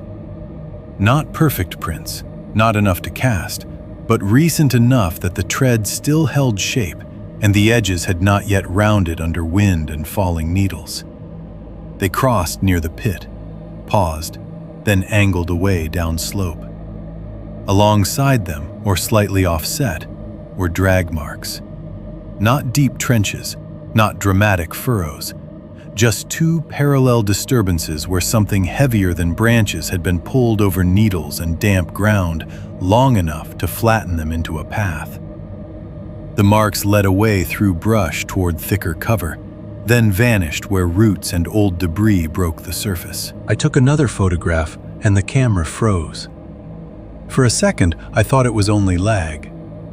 Then the screen blinked black, flashed back to the home screen, and threw up a storage error I knew was false because I had barely anything on that phone. I cursed out loud, reopened the camera, got one more partial shot of the drag marks, and then the battery icon dropped from 27 to 6% in a single blink, and the phone shut itself off. I stared at the dead screen in my hand with a level of fury that felt almost comic against the trench in front of me. It should not have mattered that much. I had already seen enough, but losing the photographs at that exact moment felt like the property reaching across every line I still trusted and touching the one thing that belonged to ordinary procedure. Documentation, chain of evidence, the grown-up bureaucratic instinct that had kept me moving since my mother died. The phone dying there did not make the pit more supernatural. It made me feel more alone with it. I slipped the useless phone back into my pocket and forced myself to look once more at the trench before backing away. The sickening thing was not any one object, not even the skull. It was the arrangement of use. The sense that this shallow, disguised hole had served as a practical answer to practical questions over a long period of time. Where do you put what remains after the show is over? Where do you stage something you do not want seen all at once? Where do you move what should not be easy to recover or narrate? The trench was ugly in the way workshops and utility closets are ugly. Built or repurposed for function, then left to accumulate residue from repeated tasks. And that realization did something final to the story my mind had been telling itself. The shaman myth, the Badlands stories, the hanging bones, the warnings not to stay out after dark. Those things may still have held older meanings for people before my family ever came to the property. I couldn't rule that out. But standing over that trench, looking at a human skull wired shut among years of debris and fresh prints, I understood a harder possibility. The legend had become cover language, a useful skin stretched over a place where people were not merely frightened or misled, but hunted, staged, silenced, or disposed of in ways that became easier to live beside if you called the land cursed, instead of asking which men kept coming back to use it. 5.3. I realize I'm not alone. I should have gone straight back to the cabin the moment I saw the pit. That was the correct move. Not morally, not narratively, practically. Mark the location in memory. Get out while it was still daylight. Drive to town. Force somebody in uniform to come look at it before dark settled in, and every word out of my mouth started sounding less reliable. That was what a smarter man would have done. Instead, I circled. Not far. Not recklessly. Not in the heroic sense people like to imagine when they explain bad decisions after the fact. I didn't plunge deeper into the trees looking for bodies or camps or some final answer. I just widened out from the trench in a slow, uneasy arc because the fresh boot prints and drag marks had changed the terrain under me again. Once you know a place has been used recently, every direction around the discovery starts to feel like part of the same sentence. I wanted to know where the drag marks led. I wanted to know whether the pit sat alone or belonged to a larger arrangement. I wanted one more piece of structure I could carry out of there and turn into something undeniable. I kept the shotgun unslung now, both hands on it despite how clumsy that made me feel. My mouth had gone dry enough that swallowing hurt. The woods around the trench seemed quieter than before, though that might have been because my own hearing had sharpened under stress. I moved carefully through the brush, stepping where the ground looked least likely to hold fresh impressions, circling right of the pit first, and then angling down slope where the drag marks had seemed to disappear. For a minute or two, I found nothing new. Just the same old evidence of repeated passage. Pressed needles, bent stems, the occasional pale cloth strip weathered nearly to white. The ground there had been worked by too many feet over too many seasons to read cleanly, and the lack of clarity made me more anxious rather than less. Old violence has one texture. Ongoing use has another. I was starting to understand that what scared me most was not mystery, but maintenance. Then I felt it. Not a sound first, not sight. A shift in attention, so old and animal, I noticed it in my body before I could justify it. The sensation that the woods had turned reciprocal, that I was no longer merely looking, but being looked at from more than one angle. I stopped where I was and listened. Nothing obvious. The pines held their breathless stillness. Somewhere farther off, too far to locate, a bird gave one abrupt, irritated call, and then nothing answered it. My own pulse climbed into my neck so hard I could feel each beat in my jaw. I waited, the shotgun heavy in my hands, and tried to separate actual input from the panic that wanted to generate movement everywhere at once. The first visible sign came so small I almost missed it. About 20 yards upslope, beyond a pair of close-grown trunks, something pale shifted and vanished. Not a face, not enough for that. Just the edge of what might have been a sleeve. Light-colored fabric withdrawing behind bark too quickly to belong to wind or branch. If I had seen it from the road or in any other woods in America, I could have argued myself out of it in seconds. A strip of birch, sun on deadfall, the white underside of a snagged plastic bag. But those explanations arrived stripped of conviction, because the movement had contained intention. It had disappeared the way a person disappears when he realizes he has shown too much. I swung the shotgun in that direction and saw nothing else. "Who's there?" I called. My voice came out flatter than I expected, too controlled to sound brave, and too loud not to sound alone. No answer. I waited another 5 seconds, 10 maybe, and in that space, something moved lower and farther left. A boot withdrew behind brush. Again, not enough for certainty in any sane court. Just the back edge of a sole, dark tread flashing once between ferns before the leg attached to it vanished out of sight. What shook me wasn't the glimpse itself. It was how practiced the withdrawal looked. No stumble, no startled lurch. Whoever it was had already been standing in concealment and had pulled back cleanly the moment he understood I'd seen enough. That was when the woods stopped feeling like a site of old crimes and became, all at once, a place where I was presently outnumbered. I started backing away in a slow diagonal, trying to keep both glimpsed positions in front of me without losing my footing on the roots and needles. The notebook in my jacket pocket pressed against my ribs when I moved, and absurdly, I became aware of it as a fragile thing, paper against flesh, as if Henry's bad handwriting could still help if I reached the right section fast enough. Then came a knock. Not near, distant enough to blur direction.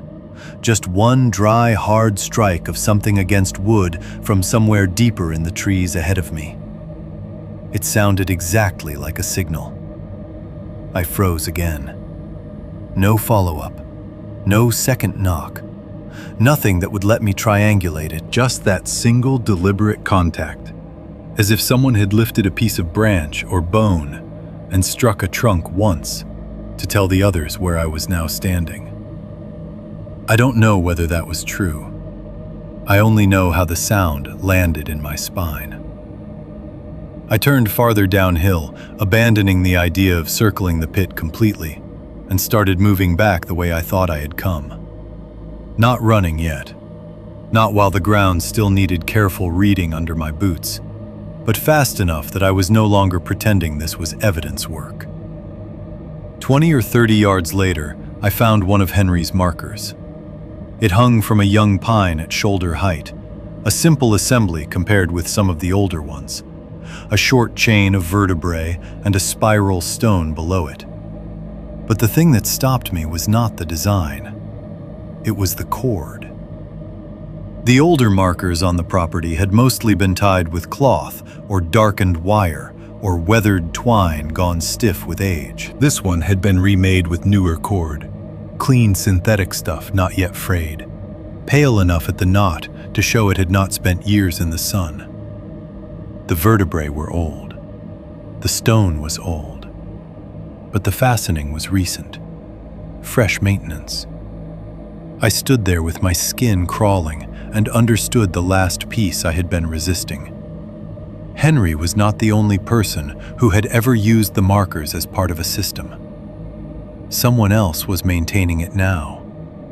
Not preserving it by accident. Not stumbling across old signs and leaving them untouched. Maintaining it. Rebinding. Rehanging. Keeping the vocabulary active. The line between old arrangement and present operator vanished under that one stupid length of newer cord.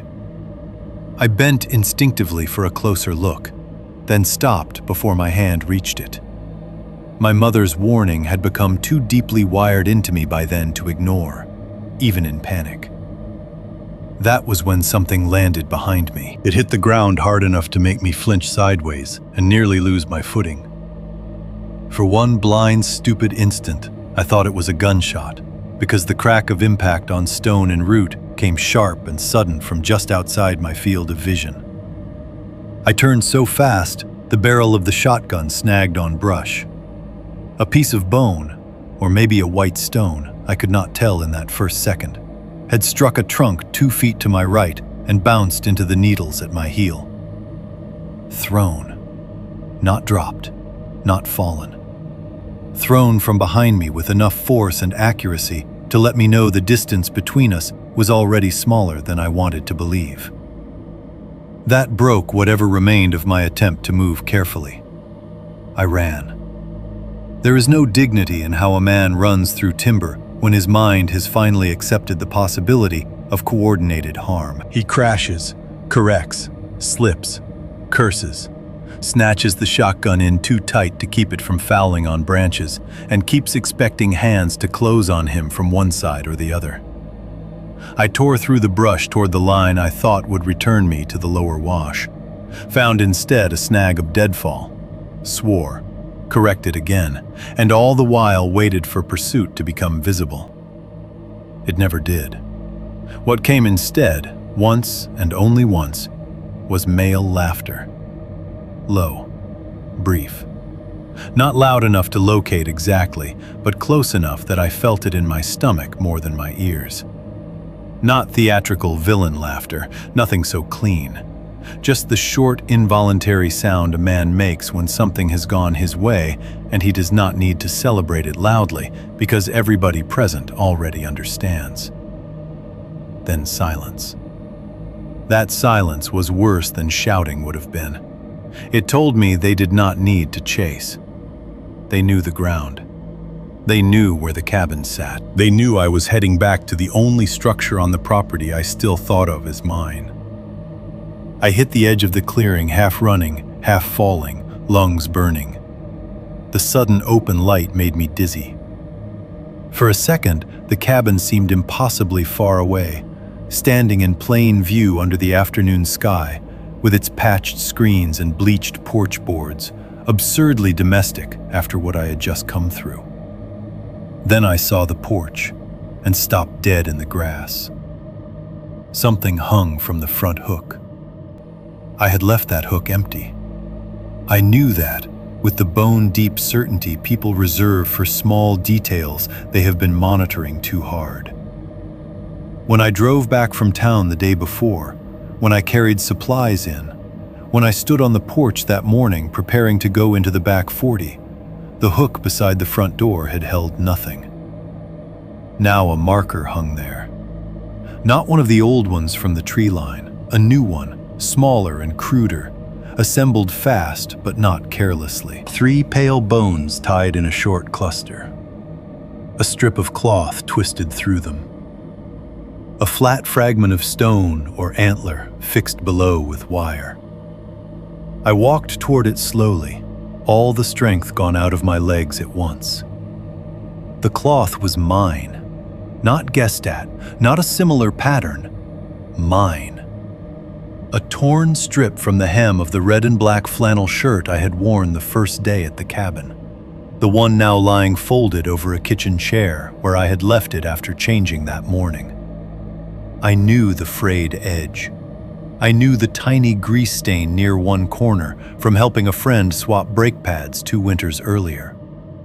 I knew it because ownership reveals itself with humiliating speed when a thing has been taken from your own life and worked into someone else's object. They had been inside, or close enough to reach what I thought was private.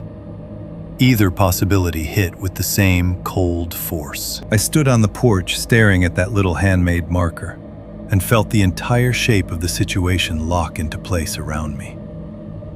This was not a dead secret I had stumbled onto after everyone involved had aged out, died off, or retreated into rumor.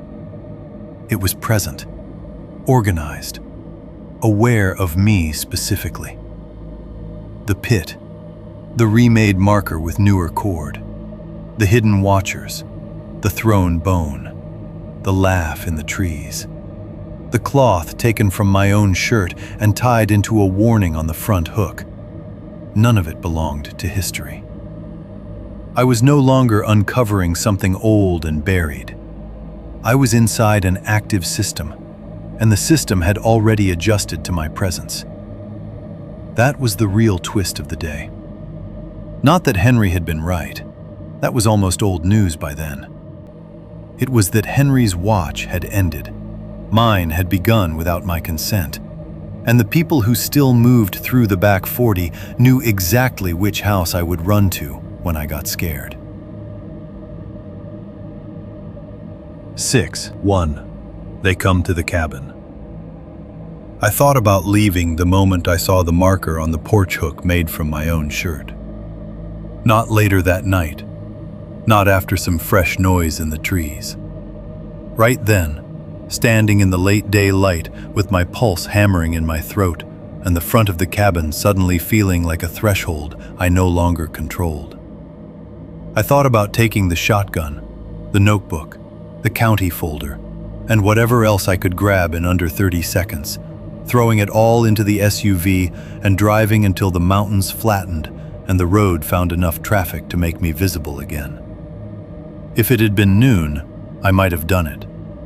If the weather had been cleaner, if the town had been closer, if I had not already learned how many of the roads in and out of that place narrowed into timber and blind turns, maybe I would have trusted motion more than stillness. But dusk was already leaning into the clearing by then, and for the first time since I arrived, the road itself frightened me more than the house. Inside the cabin, I at least knew the geometry. I knew which floorboards warned on weight, which windows reflected too much to see through at night, which doors had extra hardware, where Henry kept the shells, where the trapdoor was. The road offered none of that. Just gravel, dark trees too close to both sides, and the sick certainty that if they had already been inside the cabin, or close enough to take cloth from it, they knew my vehicle too. They would know what direction I had to go. They would know how far it was to town. They would know where the county road narrowed and where a truck could sit without headlights and still own the lane. That was how fear made the decision for me. Not courage. Calculation under pressure. The house felt bad. The road felt fatal. So I stayed. I took the marker off the porch hook without touching the cloth directly, carried it inside on the flat of an old dustpan, and left it on the kitchen table because I could not yet make myself decide whether destroying it would help or count as answering in some way I didn't understand. Then I locked everything. Not casually, not as habit, systematically. Front door first, knob, deadbolt, slide latch, hook and eye. Side door, knob, bolt, the warped lower brace Henry had cut years earlier to jam under the handle. Back door, same sequence, plus the kitchen chair under the knob again, because it gave my hands something to do, and fear loves ritual. Then the windows. I checked every latch, every pinned blanket, every patched screen. I drew the curtains in the back bedroom and killed the lamp in the front room before full dark had settled, unwilling to stand lit inside that place for anyone watching from the tree line. By the time I finished, the cabin no longer felt like a home, or even a dead relative's stubborn outpost. It felt like a position under temporary siege. The light outside thinned by degrees. One of the worst things about that property was how early darkness seemed to arrive under the timber. The sky beyond the clearing could still hold color, while the tree line itself had already gone black. As the last of the evening drained out, the cabin started giving off its familiar layered sounds. The fridge motor beginning and failing, then catching properly. The screens ticking as the temperature dropped. The generator humming outside with that low, steady mechanical note that somehow made all the organic silence around it feel more deliberate. I sat in the front room for a while, with the shotgun across my knees and Henry's notebook open beside me. Not reading so much as staring at the lines I already knew. Do not answer whistling after dark. If you hear your name, stay inside. If there are 2 camps, leave. Do not move the markers. Too late for one, maybe too late for all of them. The thought came and went without drama. At a certain point, fear stops producing commentary and just starts taking inventory. The first sound came from near the generator shed. A whistle. Short, casual. Not eerie at all, which made it worse. Just one clean note, then another lower one, like somebody checking whether a friend had heard him from around the side of a truck. It carried across the clearing and touched the cabin wall lightly enough that I could have dismissed it if I had not already heard the same easy human sound in the woods near the second camp. I did not move. A few seconds later came a soft knock at the front door. Not pounding, not an attempt to force entry. 3 measured taps with bare knuckles or something close to it. The kind of knock a neighbor might use if he was embarrassed to ask for jumper cables after dark. Every nerve in my body lit up at once. Then silence again. That was how they did it. Not with a rush, with sequence, with patience. One sound from the shed to draw attention outward. One knock at the door to make the house feel permeable. Then enough silence for the mind inside to start filling in the gaps on its own. I kept my eyes on the front windows and listened.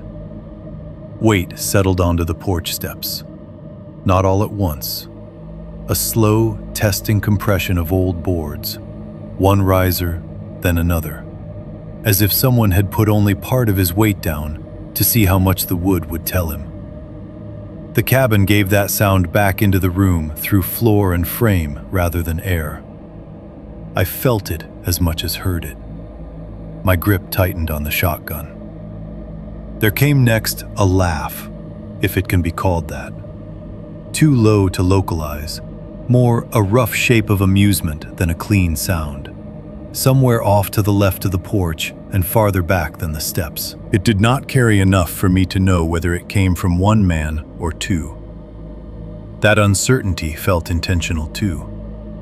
Everything about the night suggested people used to working around one another without needing much language.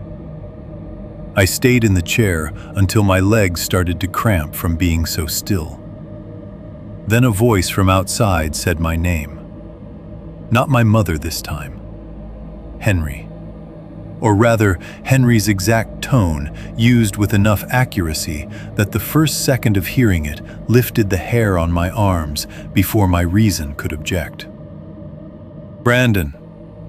Just that. Flat, slightly rough, pitched low in the chest, the way Henry's notebook voice had begun to sound in my head after I'd spent so many hours with it. I had barely heard the man speak in life. Maybe once or twice as a child, no more. But his presence had taken shape so completely through the cabin, the tools, the inventory lists, and the clipped practical notes that whoever used his tone outside the wall knew exactly what they were doing. They were not simply imitating voices now. They were adapting to the story I had already been forced into. "Brandon," it said again, from nearer the side of the house this time. "Open up." I almost answered in anger. Not because I believed it, because the intimacy of the theft enraged me. My mother once, and now Henry. The house itself seemed to be being spoken through. Every dead habit inside it turned against the one living man trapped there. Instead, I stood and moved to the side window near the narrow hallway, keeping low enough that if they were watching the glass, they might not get a full silhouette. The porch light was already on. I do not remember turning it on. Maybe it had been left that way before dusk. Maybe I had hit the switch by reflex while locking up. Either way, its weak yellow cone cut only a shallow shape out of the dark beyond the cabin, enough to make what stood outside worse rather than clearer. I saw at least 3 figures, maybe 4. The edges were wrong in the dark, and none of them stood still in a way that gave me a clean count. They stayed beyond the strongest part of the porch light, just far enough back that I could not fix faces. One moved slightly and showed me a pale shape where the head should have been. Not a face, not details, just something light-colored and loose, like a hide turned inside out or a sack pulled down over the skull. Another held something long and narrow upright in one hand. For a second I thought it was a walking stick. Then the shape swung slightly, and I recognized the proportions of one of the boundary markers, bone and stone dangling from the upper end. The third stood with arms low at the sides and did not move at all. What made the scene unbearable was not menace in the theatrical sense. It was how little hurry they seemed to feel. No one rushed the steps. No one hammered at the walls. They did not need to prove force, because force was already understood. The patience itself was the threat. The knowledge that they could stand there, half seen, and let the mind inside the house do most of the work. I backed away from the window before they could catch the full shape of my face in the glass. A second later, something heavy struck the outer wall of the cabin, hard enough to rattle the dishes in the kitchen. The impact came from the back corner, sudden and violent after all that measured waiting. I flinched so hard the shotgun butt hit the chair leg with a loud crack. Then silence again, deeper now, as if even the generator had receded under the shock of it. My breathing had gone shallow and fast. I could hear it and hated that they might hear it too through the thin old walls. There was a scrape overhead, then a thump on the porch roof. Something rolled across the shingles, slow at first, then faster as it found the pitch, skidding toward the front edge above the window. I moved before I knew I'd decided to.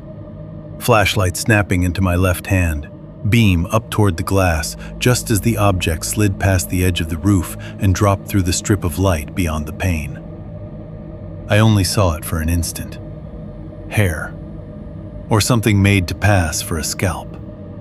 Dark, wet, uneven, with a pale underside flashing once as it rolled down and disappeared beyond the lower edge of the window frame.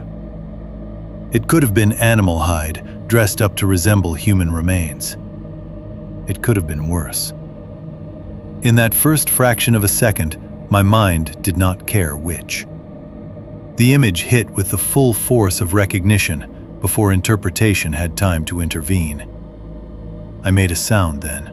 Not a shout exactly, more a short, involuntary burst of air dragged out of me by panic. That humiliated me almost as much as it frightened me, because it meant I had finally given them proof of effect.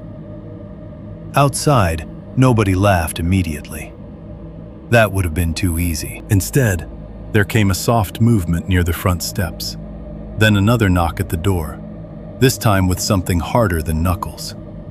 Wood on wood, patient, deliberate. As if the whole night were a lesson in how long they could continue before I did something for them. That was the true beginning of the longest night. Not when they surrounded the cabin, not when I saw the figures, but when I understood the shape of their method. This was not a chaotic attack by drunk men or feral locals high on the thrill of isolated land.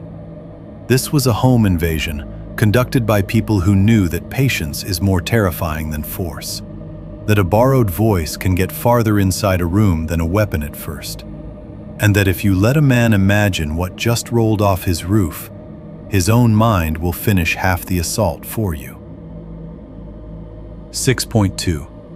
The Crawl Space Vigil. I don't remember making the decision so much as finding myself already in motion. One moment I was standing in the front room with the flashlight still shaking in my hand. The image of that wet-haired thing, or thing made to look like one, rolling past the window still burning behind my eyes. The next, I was in the back bedroom on my knees, dragging the rug aside with one hand while keeping the shotgun pinned awkwardly under my arm with the other. The trapdoor ring was cold and slick with my own sweat when I grabbed it. I hauled the hatch up too hard, heard the hinges complain, and for one stupid second I was certain the sound alone would bring them straight to me. Maybe it did. Maybe by then they already knew exactly where I was going. I took the shotgun, the flashlight, one bottle of water, and Henry's notebook. I don't know why I grabbed the notebook, except that by then it had become the closest thing I had to another living person in that house. Not comfort, not protection, just the record of someone else who had listened to the same walls and tried to survive by naming patterns. I climbed down the rough slats into the low dirt chamber, pulled the trapdoor shut above me as gently as panic allowed, and lowered myself into the cramped dark with my back against the earth-packed wall. The air down there was colder than the bedroom above, but thicker. Dirt, mold, old wood.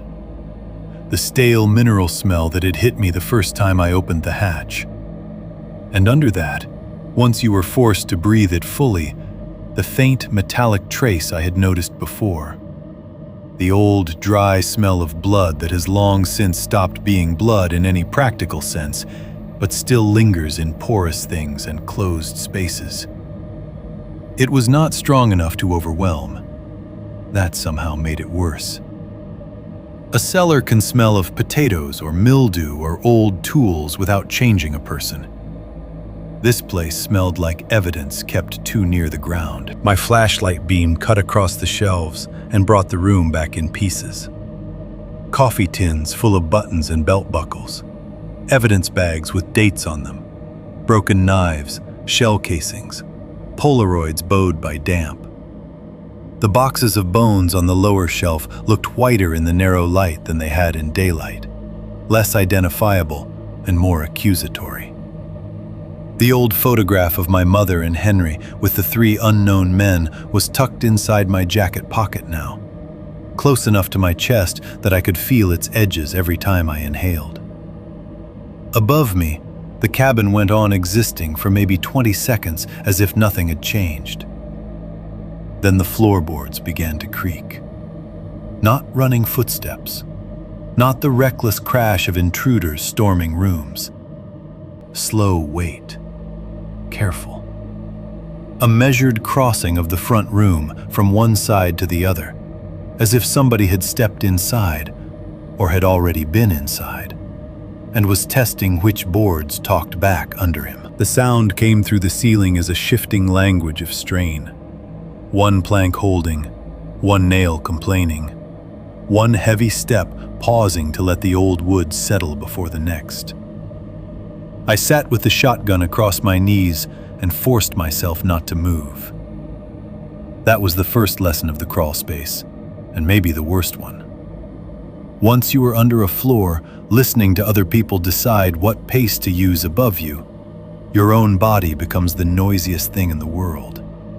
Breath, clothing, fingers tightening against wood, saliva you can't swallow quietly enough. My own pulse felt huge, a mechanical knocking in a chamber too small to contain it. Something opened in the kitchen. A cabinet door, maybe 2. I could hear the soft, blunt tap of wood striking wood, then the pause, then another. Not frantic searching, not drawers yanked out and dumped. Just someone opening things one at a time, as if he had all night and no reason to hurry. The restraint was what aided me. Violence has a shape you can brace against. Patience makes you do the work for it. Long silence. Then glass broke once. Not a window, smaller. A drinking glass or jar knocked off a counter, the crack of impact followed by a brief scatter across floorboards. No laughter after. No voices raised in excitement. Just the knowledge that something breakable had been broken deliberately enough to let the house answer. I looked down at Henry's notebook in the flashlight beam and saw my own left hand trembling against the cover hard enough to make the edge chatter against my knee. Above me, furniture dragged. A chair leg, maybe a table edge. Wood grinding over old boards in a slow, resistive pull. Then another, smaller scrape. Then silence again. Whoever was up there kept changing the texture of the noise just before my nerves could settle into any one expectation. That was the method of the night. Not attack, but variation. A series of precise disturbances separated by enough stillness to force me into imagining what posture the men above me were standing in while I listened. Twice, I heard footsteps cross the bedroom overhead and stop. The first time, they paused roughly in the middle of the room, not directly above the trapdoor, but near enough that dirt sifted in 2 fine lines from the joist seam at my shoulder. Then they resumed and moved on. The second time, they stopped longer. I held my breath until my lungs hurt, waiting for some sign they had seen the rug displaced, or heard the hinges, or simply remembered what Henry had hidden under the floor of that room. Nothing came immediately. The steps moved away again, slow as before, and I nearly let relief in before remembering relief was as dangerous as panic in a space like that. Both make noise.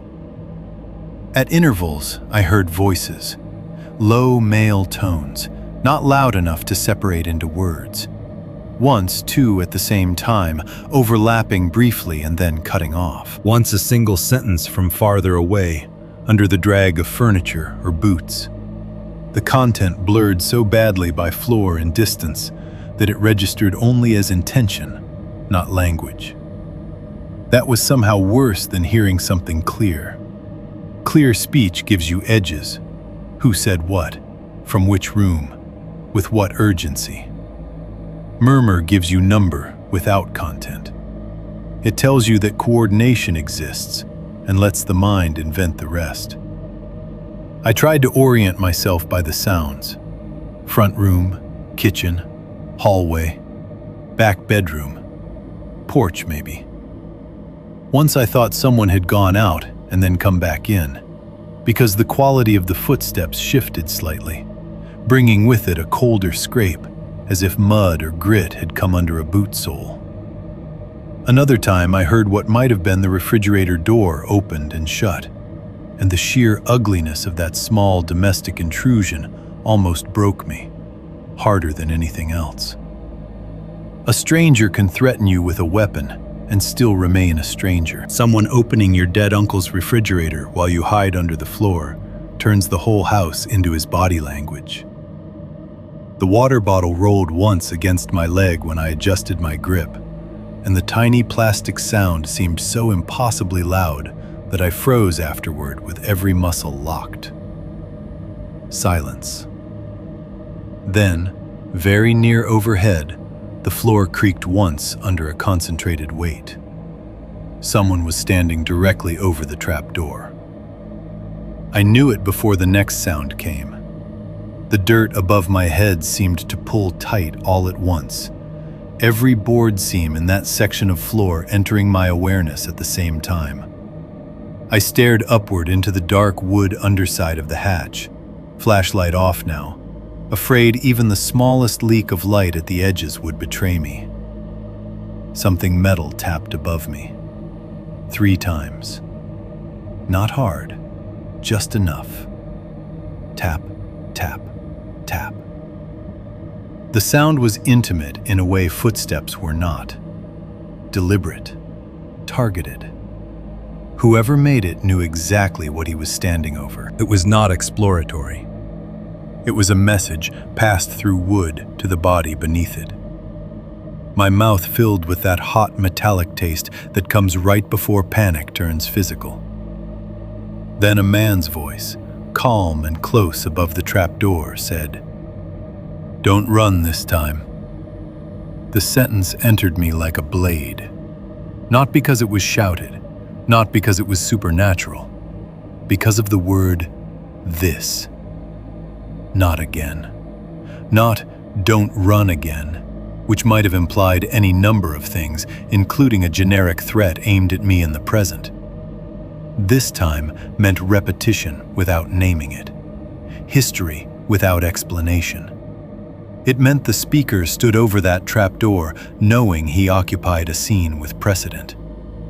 And with sick, instant clarity, I understood that the line had likely been spoken there before. Maybe not in that exact room, maybe not above that exact hatch, but on that property, to someone with my blood. I saw my mother at 19 without meaning to. The photograph from the crawl space, her face younger and harder than I had ever known it, standing beside Henry and those 3 men in front of the cabin. I saw her later, older, in the hospital bed, turning my wrist in her fingers while she warned me not to stay past dark and not to touch what was nailed to the trees. For one blinding second, the whole span of her silence rearranged itself around the possibility that she had heard words like that once, in that same calm male tone, on a night she had survived by leaving. Then Henry. Henry younger, maybe already too far in, maybe already trying to fix something he had once believed he could control. Henry in the notebooks, writing flat, humiliated lines that now sounded less like observation and more like penance. Thought they'd stop with one. Clara was right. They never stop. My body reacted before thought did. A sound tried to come out of me, some raw, half-formed thing made of grief, rage, and terror, and I crushed it by shoving my sleeve against my teeth and biting down so hard I tasted cotton and old detergent. Above me, no one spoke again immediately. The weight remained over the trap door for maybe 5 seconds more, maybe 20. Time in that cellar no longer behaved in useful increments. Dirt ticked once from the seam above my shoulder. Then the pressure shifted. The floorboard complained softly. Steps moved away. I stayed hunched there with my sleeve in my mouth, shaking so hard the flashlight in my hand knocked lightly against my knee. The urge to cry out had not come from fear alone. It had come from recognition of a pattern larger than the night itself. The line over the hatch had done what no direct threat yet had. It fused the present danger to family memory. It made the whole property feel not merely hostile, but inherited in the worst possible way, not by legal title, but by repetition. Above me, the vigil continued. Cabinet doors again, a slow crossing of the front room. Something brushed the wall in the hallway hard enough to shed a dusting of grit. Once there came a short burst of movement, quicker steps, then a drag, then silence as complete as if the house had emptied. I waited through that silence, nearly in tears from the effort of not moving, convinced at any second the hatch would wrench upward, and the whole thin architecture of wood between me and them would give way. It never did. That was what made the crawl space its own kind of torture. No reveal, no monster, no violent climax to justify the terror already spent. Just human patience above my head and inherited dread inside my chest, each feeding the other. The men in the house did not need to find me immediately. They had already taught me enough by making me listen. At some point, far enough toward dawn that the air in the cellar had turned sharper, the sounds overhead began thinning out. Not ending cleanly, just stretching farther apart. One floorboard complaint, a pause long enough to become another kind of silence. Then what might have been the front door closing softly, or perhaps only wind touching the porch screen. I could not trust any distinction anymore. I remained under the floor because there was no version of caution left that included guessing. The shotgun lay across my lap. The notebook rested open beside my boot where I had dropped it earlier. its pages dim in the dark. Above me, the house settled around the absence of other bodies, around the sentence still echoing through the wood. "Don't run this time."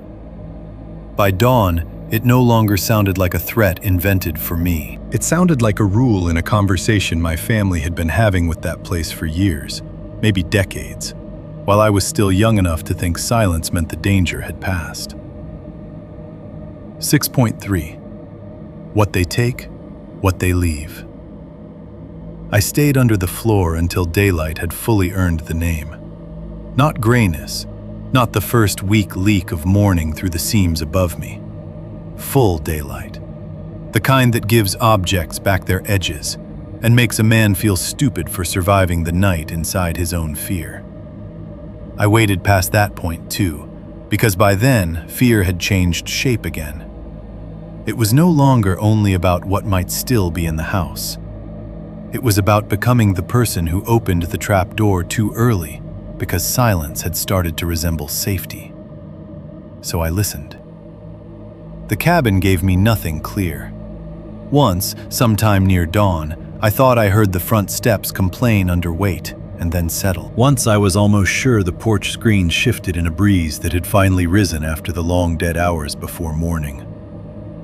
Once the refrigerator motor kicked on and off again, and the sheer normality of that little mechanical cycle made the house feel more violated than any shouted threat could have.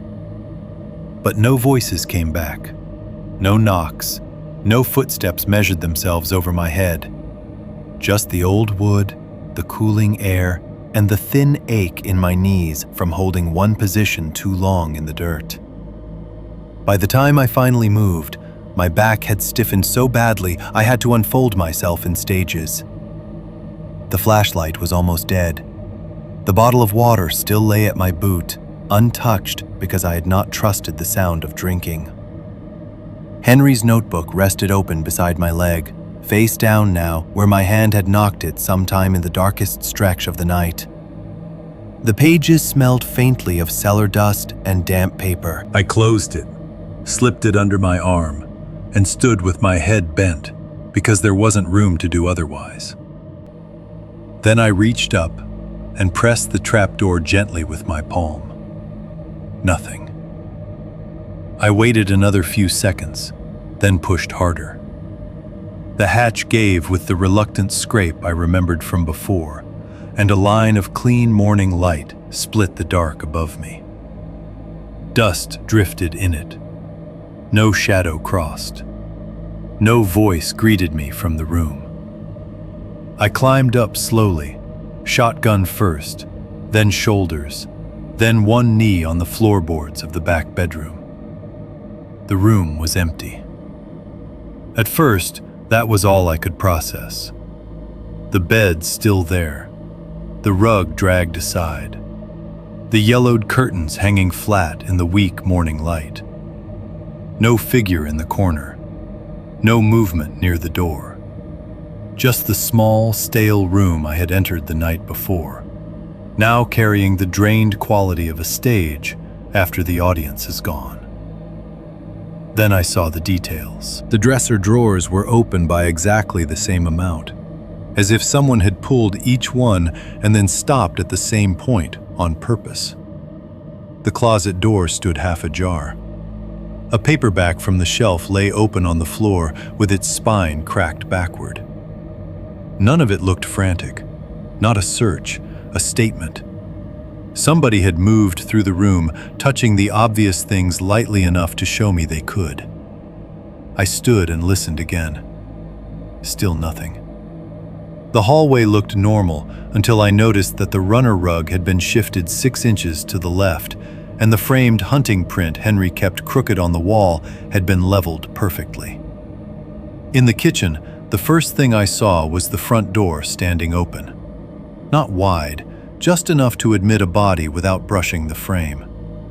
The extra locks still hung in place, some thrown back, some left dangling, all of them intact. There had been no smashed entry, no splintered jam, no crude force. However came in, had done it with the patience of someone who had time, tools, or practice enough not to need drama. Morning air moved faintly through the opening, carrying cold pine and wet dirt into the house. I crossed the room, stopped, and turned slowly in place. The notebooks were gone. All the stacks I had laid out on the kitchen table and counter the day before had vanished. The twine remained. One coffee ring still marked the table where I had set a mug over them while reading. But the actual books, the years of dates, weather, markers, false camps, voices, and Henry's careful shame, had been taken cleanly out of the house. So had the photograph of my mother. I knew because I had checked my jacket pocket automatically the second I saw the missing notebooks. Empty. The old curled photo, the one showing Clara and Henry with the 3 unfamiliar men outside the cabin, had disappeared along with everything else that might have turned private fear into coherent history. For a second, I just stood there, trying to understand how much time had passed over my head while I hid below, and how calmly men could strip a room of its record while leaving the walls standing. Then I looked at the table and saw what they had left. The bones from the crawl space had been dumped out across the kitchen table in a broad white scatter. Boxes overturned, coffee tins emptied, loose fragments and longer pieces mixed together with buttons, shell casings, broken buckles, and 2 old Polaroids bent double under the weight of what had landed on them. It looked less like a search than a display. Like somebody had reached under the cabin, taken Henry's private archive apart at the joints, and brought the pieces up into daylight for me to see how little the distinction between hidden evidence and household surface had ever meant to them. The kitchen itself had been subtly rearranged in ways that made my skin crawl more than outright destruction would have. One chair turned to face the open front door. The sugar bowl moved from beside the coffee tin to the center of the counter. A salt container placed precisely on the windowsill in the back room. The cast iron pan from the stove now resting upside down in the sink. The motions were small enough that a stranger to the house might not have noticed them, but I had lived there long enough by then to know they were wrong. Not random mess. Deliberate intrusion. The kind that says, we know the original positions, and we can alter them without needing force to prove we were here. At the very center of the kitchen table, above the spilled bones and old evidence, sat the new marker. 3 finger bones had been wired together in a short fan, the joints held tight with thin, dark wire. I did not know whether they were human at first glance, and did not move close enough to settle the question immediately. A strip of red and black flannel threaded through the upper end, knotted once, and left hanging. My shirt again. A fresh tear from it this time, not the same strip they had used on the porch hook before. The pattern was unmistakable. Beneath the bones sat a flattened stone, and on it, scratched quick and shallow, was another spiral. The object did not need explanation. It was message, claim, and warning all at once. It said they had access to the house, to my things, to Henry's archive, to the crawlspace itself, to the language of the markers, to the family history I had barely begun to understand. It said they knew what I would recognize and what I would fear. It said, most of all, that they were not interested only in frightening me away. If that had been the goal, they could have done it more efficiently the day before. This was about placement, about teaching me where I stood inside a pattern already in progress. I do not know how long I stared at that marker before I made myself move. I began checking the room the way people do after trauma when they are trying to find some task that still belongs to cause and effect. Countertops, floor, corners, the space near the front door, under the table. It was stupid, but it gave my body a sequence. When I crouched beside the turned chair, I saw a loose page half shoved under one leg, creased and dirty at the edge, as if it had been kicked there or dropped in haste. I recognized Henry's handwriting before I picked it up. One notebook page, torn from a binding somewhere in the middle, not the front or back. The upper corner had been ripped off, taking the date with it. What remained was a block of short lines written more tightly than usual, as though Henry had been trying to finish the thought before losing his nerve. I flattened it on the table beside the marker and read. Some of the wording was hard to make out. Dirt had smeared one edge, but enough was legible to stop my breathing. Clara left once and should have kept going. I stayed because I thought lines could hold if someone watched them. They move where folks stop looking. Markers slow them, don't stop them. Back 40 was the mistake, letting it become a question instead of a loss. Don't argue over ground men already use wrong. They don't need the whole property. They only need the place people stop asking about. That last line sat there with a force bigger than the page itself. I read it again, then again. The room around me receded. In a few clipped sentences, Henry had given me the shape my mind had been circling without being able to hold. Clara ran once. Henry stayed. The markers were never magical protection, never full barriers. At best, they altered routes, slowed movement, forced decisions. And whatever had happened years ago around the back 40, whatever deal, refusal, arrangement, or dispute my mother's note had pointed toward, it had not been a conflict over the whole reed land in the ordinary sense. The danger did not need ownership of everything. It only needed one patch of ground sufficiently isolated, sufficiently feared, and sufficiently blurred by story that people would stop asking precise questions about what happened there. The nightmare at the cabin was not new. That was the real climax of that morning, harder to absorb than the open door or the missing notebooks or the finger bone marker sitting in my dead uncle's kitchen. My family had already lived some version of this. My mother had heard enough, seen enough, survived enough to know what to warn me about with her last coherent strength. Henry had stayed behind, maybe out of guilt, maybe out of duty, maybe because by the time he understood the scale of the mistake, he no longer believed leaving would contain it. And the people outside, whoever they were exactly, however many, whatever blend of predation and legend they had built around themselves, knew exactly where I fit in that history. Not as an outsider who stumbled onto the wrong land, as the next Reed at the cabin, as the son of the woman who ran and the kin of the man who stayed. I folded the page carefully and put it in my wallet, because by then I trusted paper more than phones and less than memory, which is a bad place to stand. Then I looked once more at the open front door, the marker in the center of the table, and the bones spread around it like a lesson laid out for me in plain sight. They had taken what mattered. They had left what they wanted me to understand. And by morning, the worst part was not that they had come into the house. It was that they had arranged the evidence in a way that proved they already knew the story I was still trying to catch up to. 7.1. Leaving the property. I did not leave the Reed place in any dramatic sense. There was no final sprint through the trees, no truck engine roaring to life while shapes broke from the timber behind me, no cinematic last glance at the cabin as some impossible figure stepped onto the porch. I wish it had happened that way, honestly. A clean burst of violence would have given the departure a shape, something your body could point to later and say, that was the moment I escaped.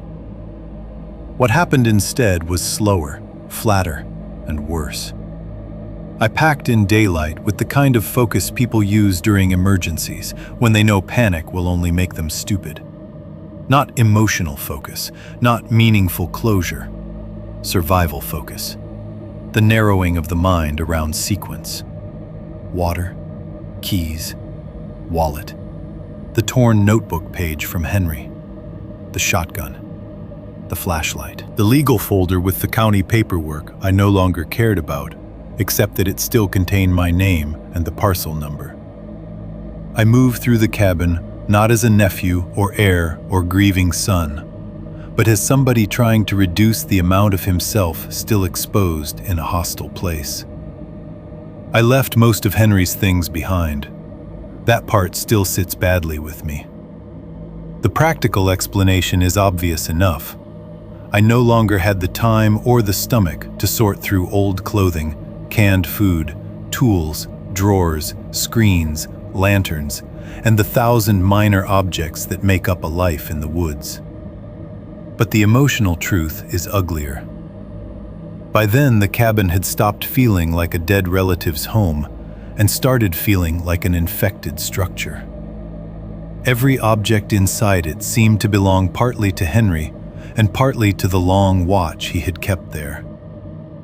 The sugar bowl moved on the counter, the upside-down pan in the sink. The chair turned toward the front door, the open space where the notebooks had been, the marker with the finger bones and my shirt cloth in the center of the table. Nothing in the place felt untouched enough to take cleanly with me. I took what I thought still mattered.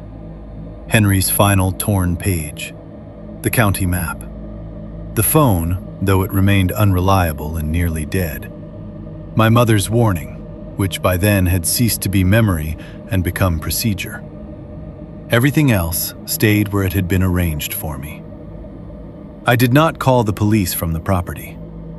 People who haven't lived through that kind of narrowing always assume they would call immediately, because phones and emergency numbers belong to the world where systems still feel intact. But that cabin had stripped away my trust in every part of the chain that would have had to connect for such a call to matter. Signal came and went. Response time out there was a guess dressed as policy.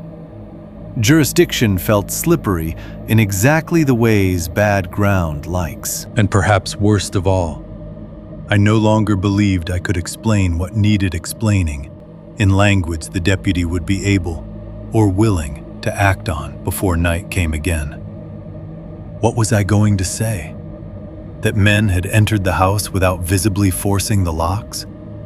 That they had used my dead mother's voice at a window and Henry's tone outside the wall? That I had found a hidden trench containing mixed remains, rusted hooks, tarp fragments, and a skull with its jaw wired shut? That the private evidence archive under my uncle's floor had been emptied onto the kitchen table and marked with a small construction of finger bones and my own flannel shirt? All of it was true. All of it would sound disordered in the mouth of a sleepless man standing in a half-condemned cabin at the edge of contested timber, with no photographs that had saved properly and no notebooks left to hand over. I knew enough by then to understand that truth and usability are not the same thing. So I packed fast and said nothing aloud. The house watched me go. That is melodramatic if taken literally, but emotionally it is the most accurate sentence I have. Every room I crossed on the way out felt inhabited by intention, even though no one was visibly there. The back bedroom with the shifted rug and the trap door seam darker than the surrounding boards. The kitchen with the table still littered with bones and old keepsakes from the crawl space. The open front door letting morning air pass through a room no longer protected by anything as simple as walls. I had the repeated irrational feeling that if I turned too quickly, I would catch someone already standing at the edge of a doorway, just out of full recognition, waiting to see whether I had learned the right lesson. I did not take the marker from the table. I could not make myself touch it. I went out through the front door, because not using it would have felt like another kind of obedience. And I loaded the SUV in 4 fast trips. Folder and map first, water and flashlight. The shotgun wrapped in an old blanket from the front room because I did not want it visible through the windows if I got stopped for any ordinary reason on the road. The final torn notebook page tucked into my wallet, then checked once, twice, 3 times before I let myself shut the driver's door. The engine started on the second turn. That detail still matters to me more than it should. A machine behaving like a machine. A battery answering ignition. Something in that place still consenting to cause and effect. I backed out too quickly, corrected the wheel, and nearly clipped the leaning post by the fence line because my hands were shaking harder than I had admitted. Then I pointed the nose of the SUV toward the road and left. The drive out was not fast. That was another lie fear would not let me keep. You imagine escape as acceleration, but gravel roads through timber don't care how badly you want distance. Too fast and you slide. Too slow and every tree line feels full. I settled into an ugly, compromised speed, eyes working the mirrors and the road ahead with a frequency that bordered on compulsion. Every bend looked staged. Every parked shape between trunks threatened to become a vehicle angled nose out behind brush. Once, half a mile from the property, I saw a pale flash between the trees on my right and braked hard enough to send the folder sliding off the passenger seat, only to realize it was sun hitting a broken branch where bark had peeled away. Another time, I caught a darker shape in the rear view and spent 30 full seconds certain a truck had fallen in behind me, before the road straightened enough for me to see it was only my own dust hanging low and uneven in the cut. That was the worst of the drive out. Not pursuit, but anticipation of it. The sense that the road itself had become part of their method. No need to chase if they had already taught me how to supply the next hour of fear on my own. I did not stop until I hit the county road. Not the highway, just the broader graded stretch where the gravel eased and the woods pulled back enough that sky returned above both shoulders.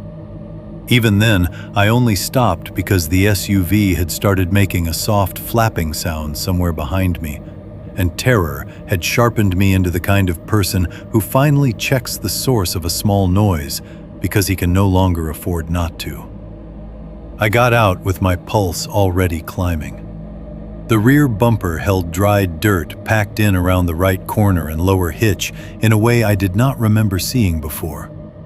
Not mud fresh enough to drip, Dry, clotted soil ground into seams and metal edges, as if someone had braced a boot there or reached under the vehicle with dirty hands.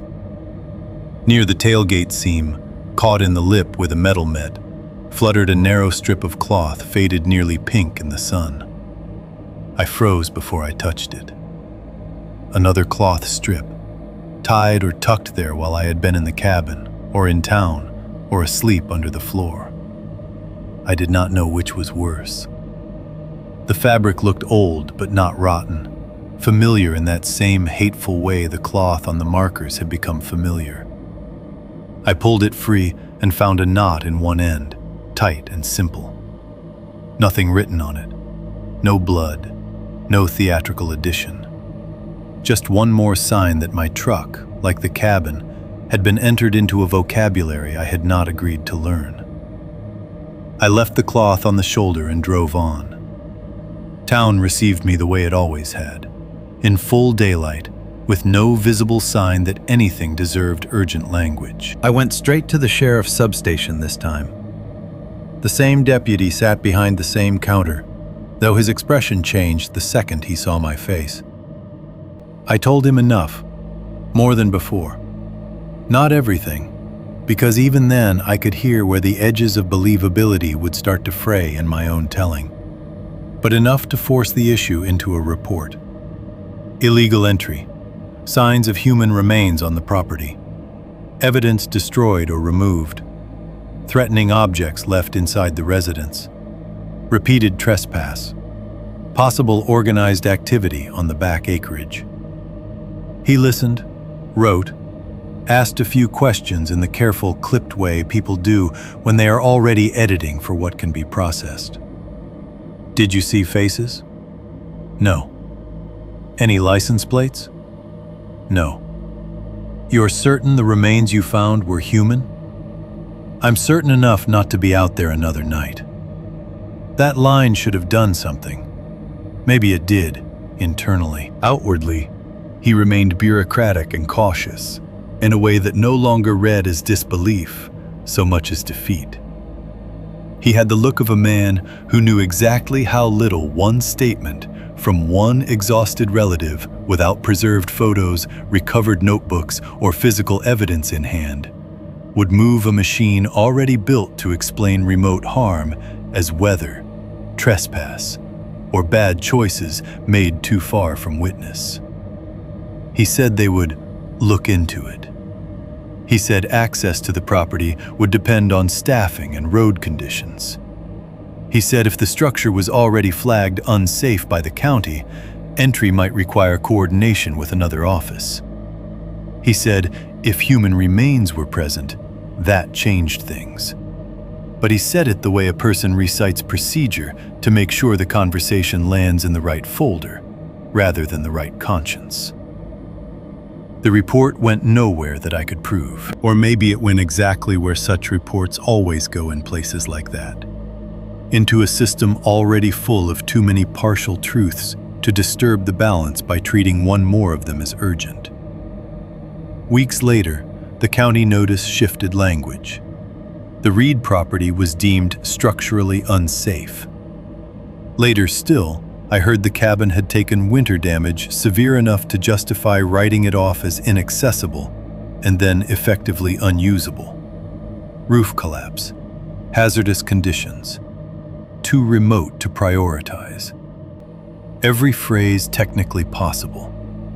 None of them false enough to challenge cleanly. None of them true in the way that mattered. That was the shape of my escape. No victory, no rescue, no decisive confrontation. Just the administrative movement of one more frightened man out of a place the system already preferred to categorize as unfortunate, unstable, and not quite worth the effort of plain inquiry. I left the property in daylight. I reached town alive. I filed what could be filed. And even then, it did not feel like getting out. It felt like being processed out of one role and quietly assigned another. 7.2. The story I tell versus the truth I keep.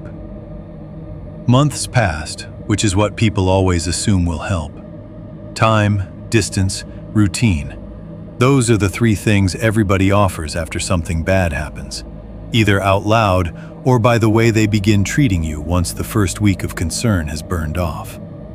Get back to work, sleep in your own bed, eat real food. Put enough ordinary days in a row and the mind will sort itself out. That is the theory anyway. It works well enough on grief in the administrative sense. It helps with schedules, with rent, with remembering to answer emails and wash dishes and stop staring at the same paragraph on your screen for 20 minutes at a time. It does much less for fear, once fear has changed your habits. When people asked about Montana, I learned to give them the reduced version. That became my first real act of self-protection after leaving the property. Not hiding the trip entirely, but shrinking it into a story ordinary people could hold without either disbelieving me or leaning in too hard for the wrong reasons. I told coworkers there had been a creepy old family cabin involved in probate trouble. I told one friend there were signs of trespassers on the land, and that my uncle had apparently gotten weird about security after living alone too long. I told my aunt in Idaho there had been some kind of old land dispute, and enough ugly evidence on the property that I wanted no part of it. None of those statements were lies, exactly. They were the pieces of truth still capable of surviving conversation. What I did not tell people was how precision works against you after a place like that.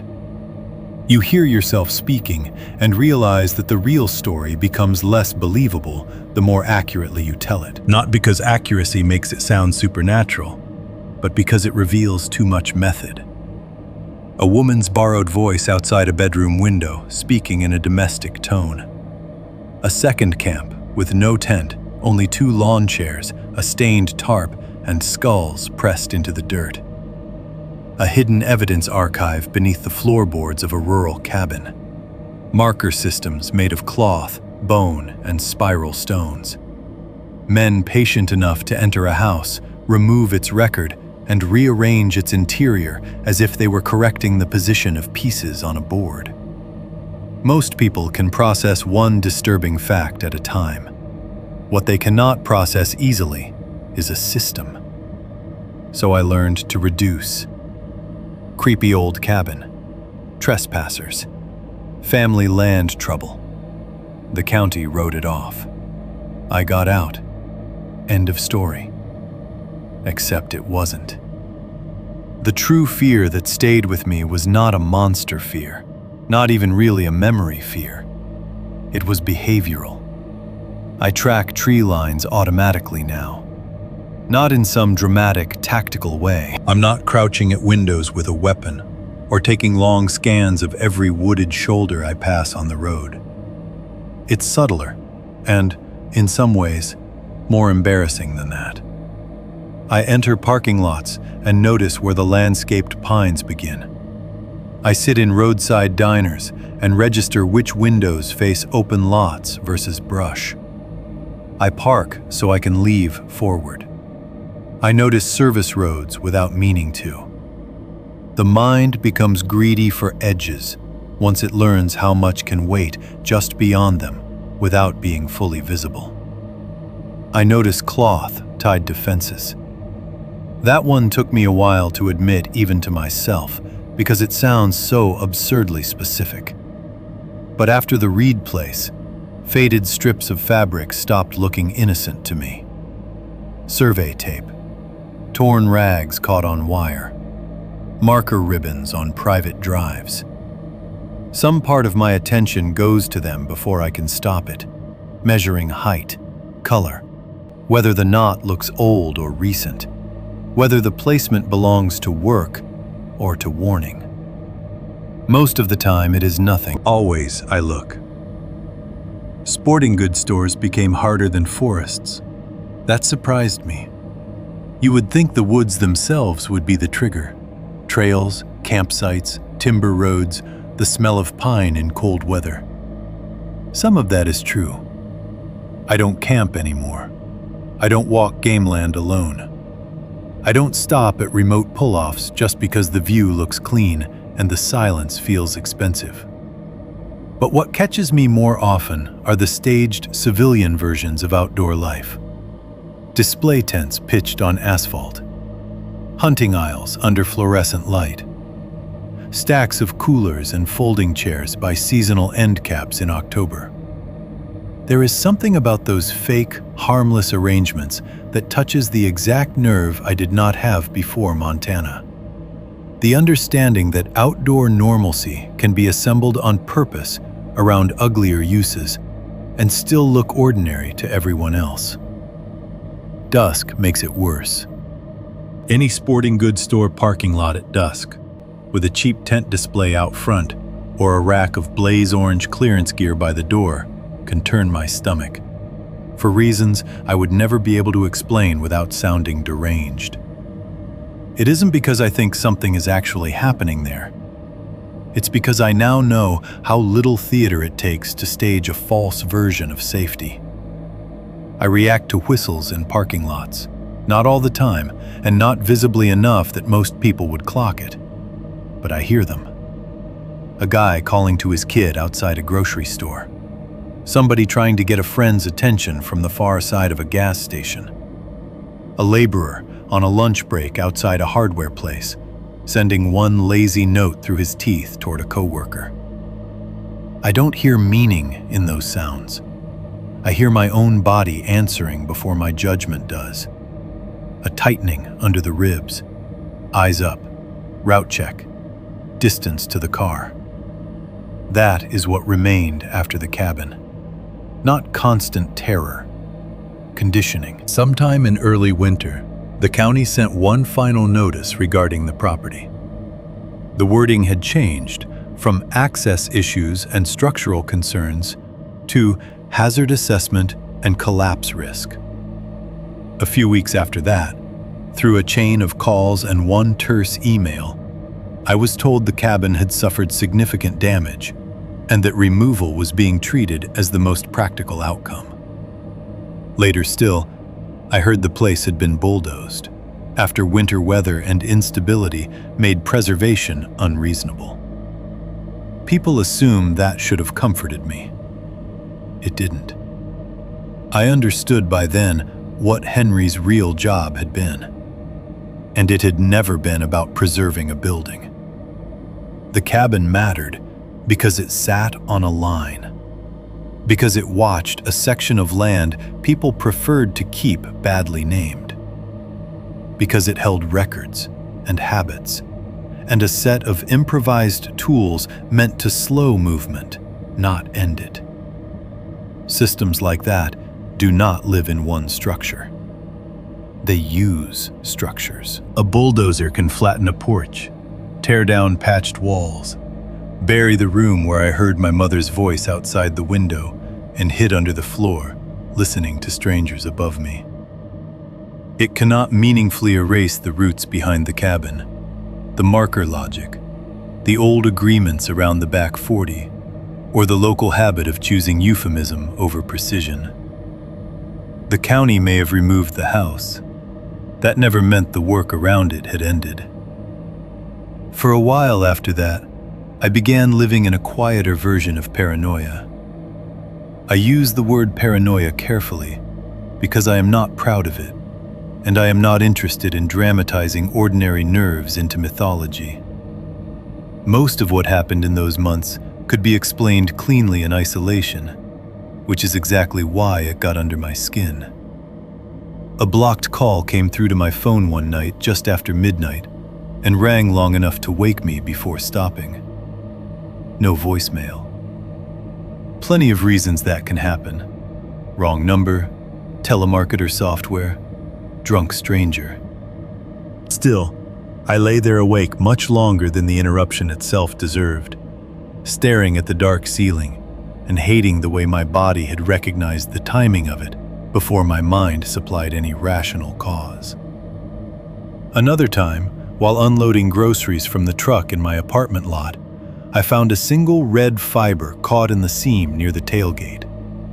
Not a strip of cloth, not anything dramatic, just one thread. Probably from a blanket, probably from my own jacket. I stood there with the grocery bag cutting into my fingers and felt my heart begin to run ahead of the evidence again. Black dirt showed up twice where I could not account for it easily.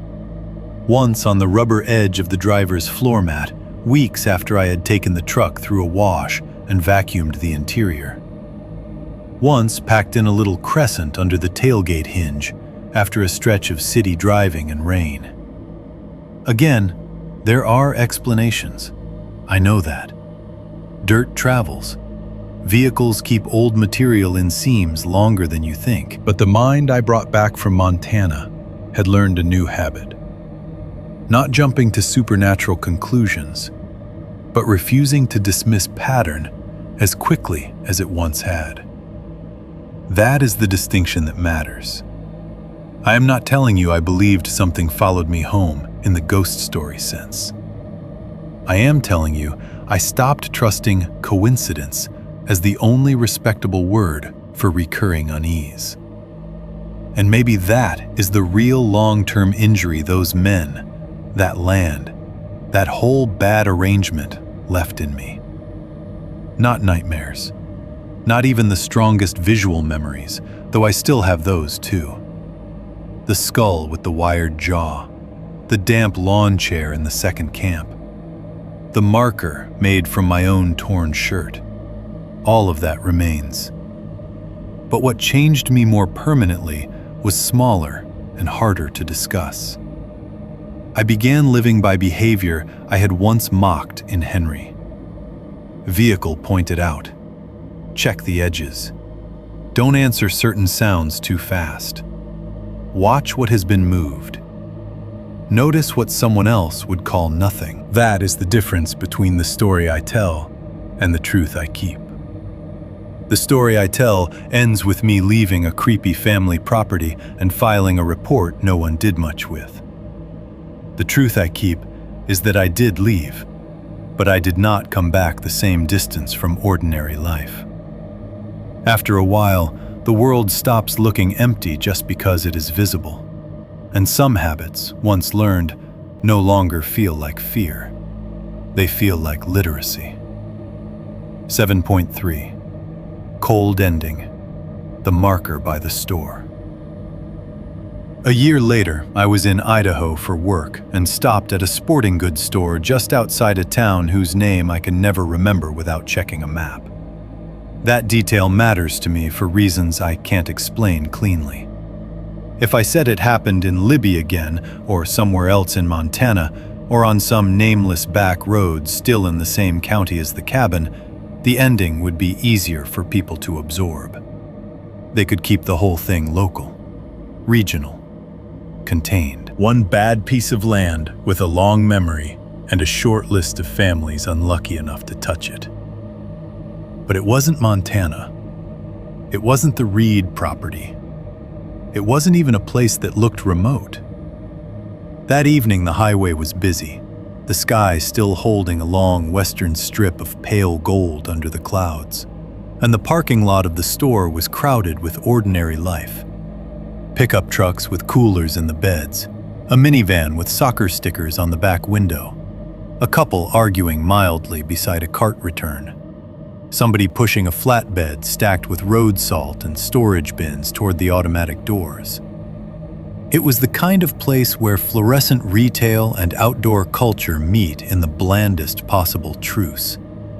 Camo jackets on one wall, fishing line on another, discount trail mix by the register, and plastic deer heads mounted over seasonal end caps, as if all of America had quietly agreed this counted as neutral scenery. I only stopped because I needed windshield fluid and a new flashlight for my glove compartment. That was the story at the time, anyway. The truth is that by then I had developed the habit Henry would have recognized. Never pass a place selling outdoor gear at dusk without checking the lot first. The store had one of those seasonal promotional displays pitched near the front entrance. A cheap dome tent assembled on a square of green artificial turf laid over the asphalt.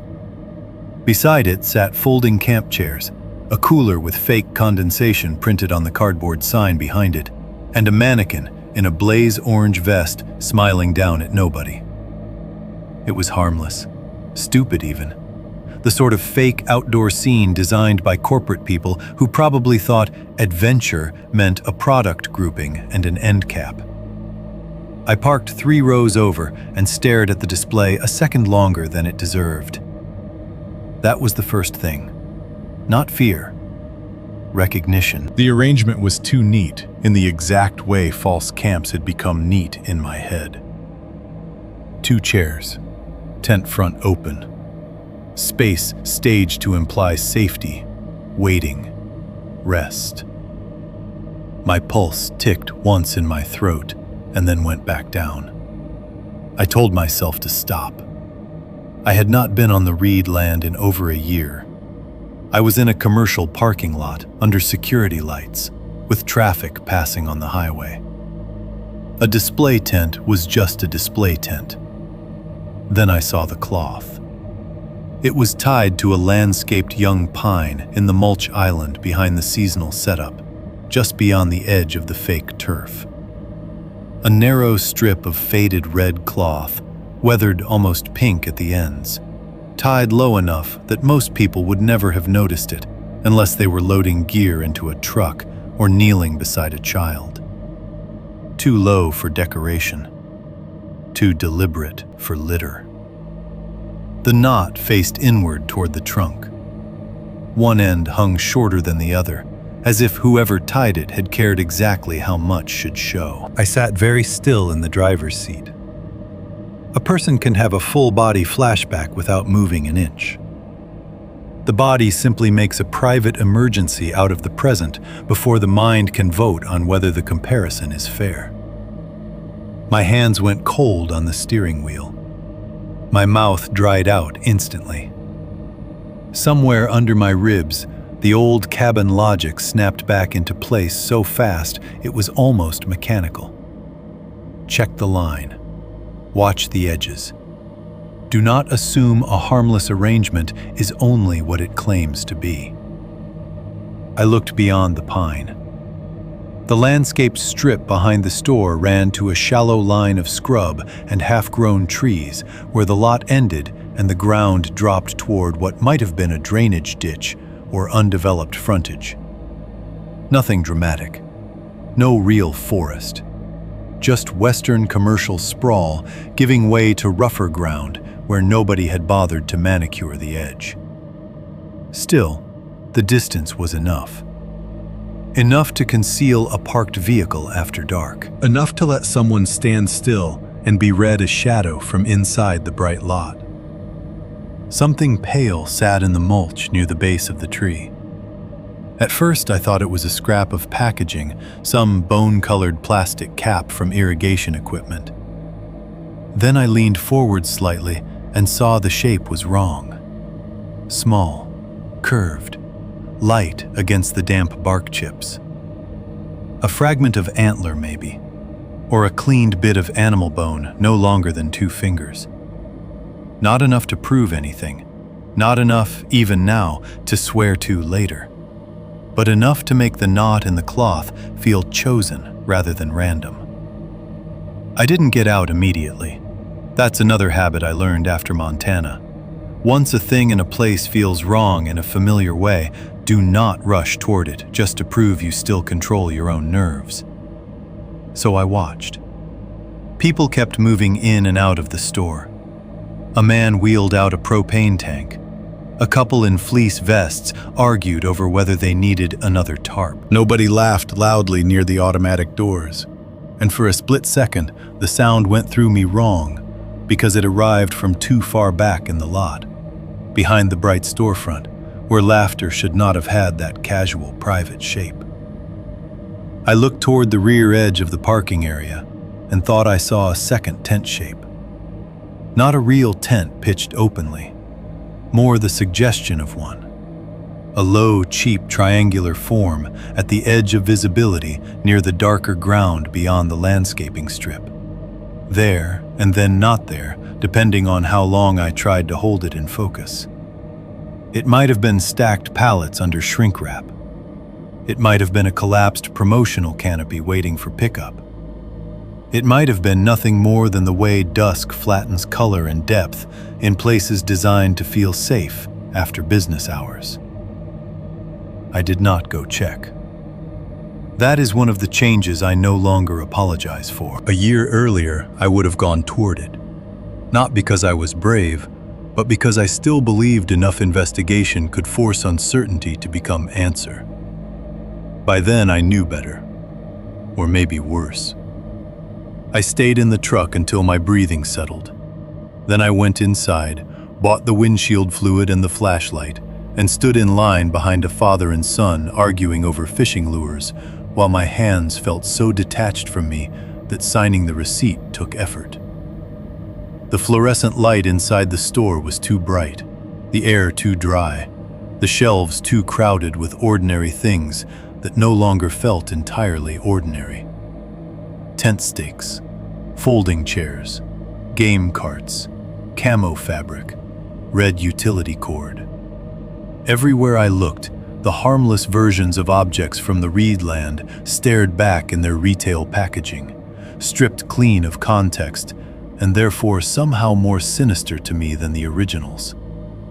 I left without checking the display again. That night, I stopped at a motel off the highway 2 towns later. 1-story motor lodge, exterior corridor, ice machine rattling under yellow light. The kind of place where the carpet always smells faintly of detergent layered over old smoke. I parked under the sign and did what I always do now before taking the room key inside. I checked the truck. Not because anything had happened on the drive, not because I had heard whistles or seen headlights following too long in the mirror, or noticed any vehicle from the store lot behind me on the highway. Nothing that clean. I checked because that's what I do after dusk, after outdoor stores, after parking lots with tent displays and cloth where cloth should not be. There was black dirt packed into the seam by the tailgate, not caked thickly, not in dramatic handprints, just a hard, dark line of grit and soil pressed into the narrow gap where the metal met. More than road dust should have gathered there from highway miles and motel parking lots. I touched it with one fingertip and felt the fine, dry drag of dirt that had once been damp. I had not been on a dirt road in months. I stood there under the buzzing motel light with my key card in one hand and the truck bed in front of me, and felt the final shape of the thing settle. Not into understanding exactly, but into the cold kind of acceptance that comes when a pattern grows larger than the place where you first noticed it. The cabin had never been the source. That was what I had kept getting wrong, even after everything. I used to think Uncle Henry's property was the danger because that was the easiest story. One bad patch of timber, one inherited curse of land and silence and family damage. One place where the wrong men had found the right cover and built a vocabulary out of bone, cloth, stories, and distance. But the back 40 was not unique. It was just legible. Henry's markers had not only been warnings, they had been training, not just for the people outside the cabin, but for the ones inside it. For anyone forced to live long enough near the system to learn how to read where movement had been directed, where attention had been discouraged, where a harmless arrangement was too careful, where a knot sat too low on a branch to be accidental. The markers were part warning, part map, part behavior lesson. And once you understand that, a lot of ordinary American outdoor life starts looking less innocent than it did before. Remote does not mean empty. Visible does not mean safe. A campsite can be selected by more than campers. That is the part I have never managed to explain to anyone without hearing my own voice flatten into something that sounds detached or crazy, or both. Because the truth is not that I believe every sporting goods store, every trailhead, every roadside tent display is secretly connected to what happened behind Henry's cabin. The truth is worse and smaller than that. It is that I no longer believe the Reed place was exceptional in the way I needed it to be. Some places are chosen because they look ordinary enough to excuse delay, enough to blur urgency, enough to let story grow where questions should have stayed sharp. That night in the motel room, I locked the door, wedged the chair under the knob out of habit, and stood for a long time with the bathroom light on and the curtains closed, listening to traffic hiss on the highway beyond the lot. Nothing happened. No knock, no voice, no whistle in the dark. It didn't matter, because by then the final lesson had already arrived. I used to think my uncle's property was the danger. Now I think it was just one of the places where they practice. /.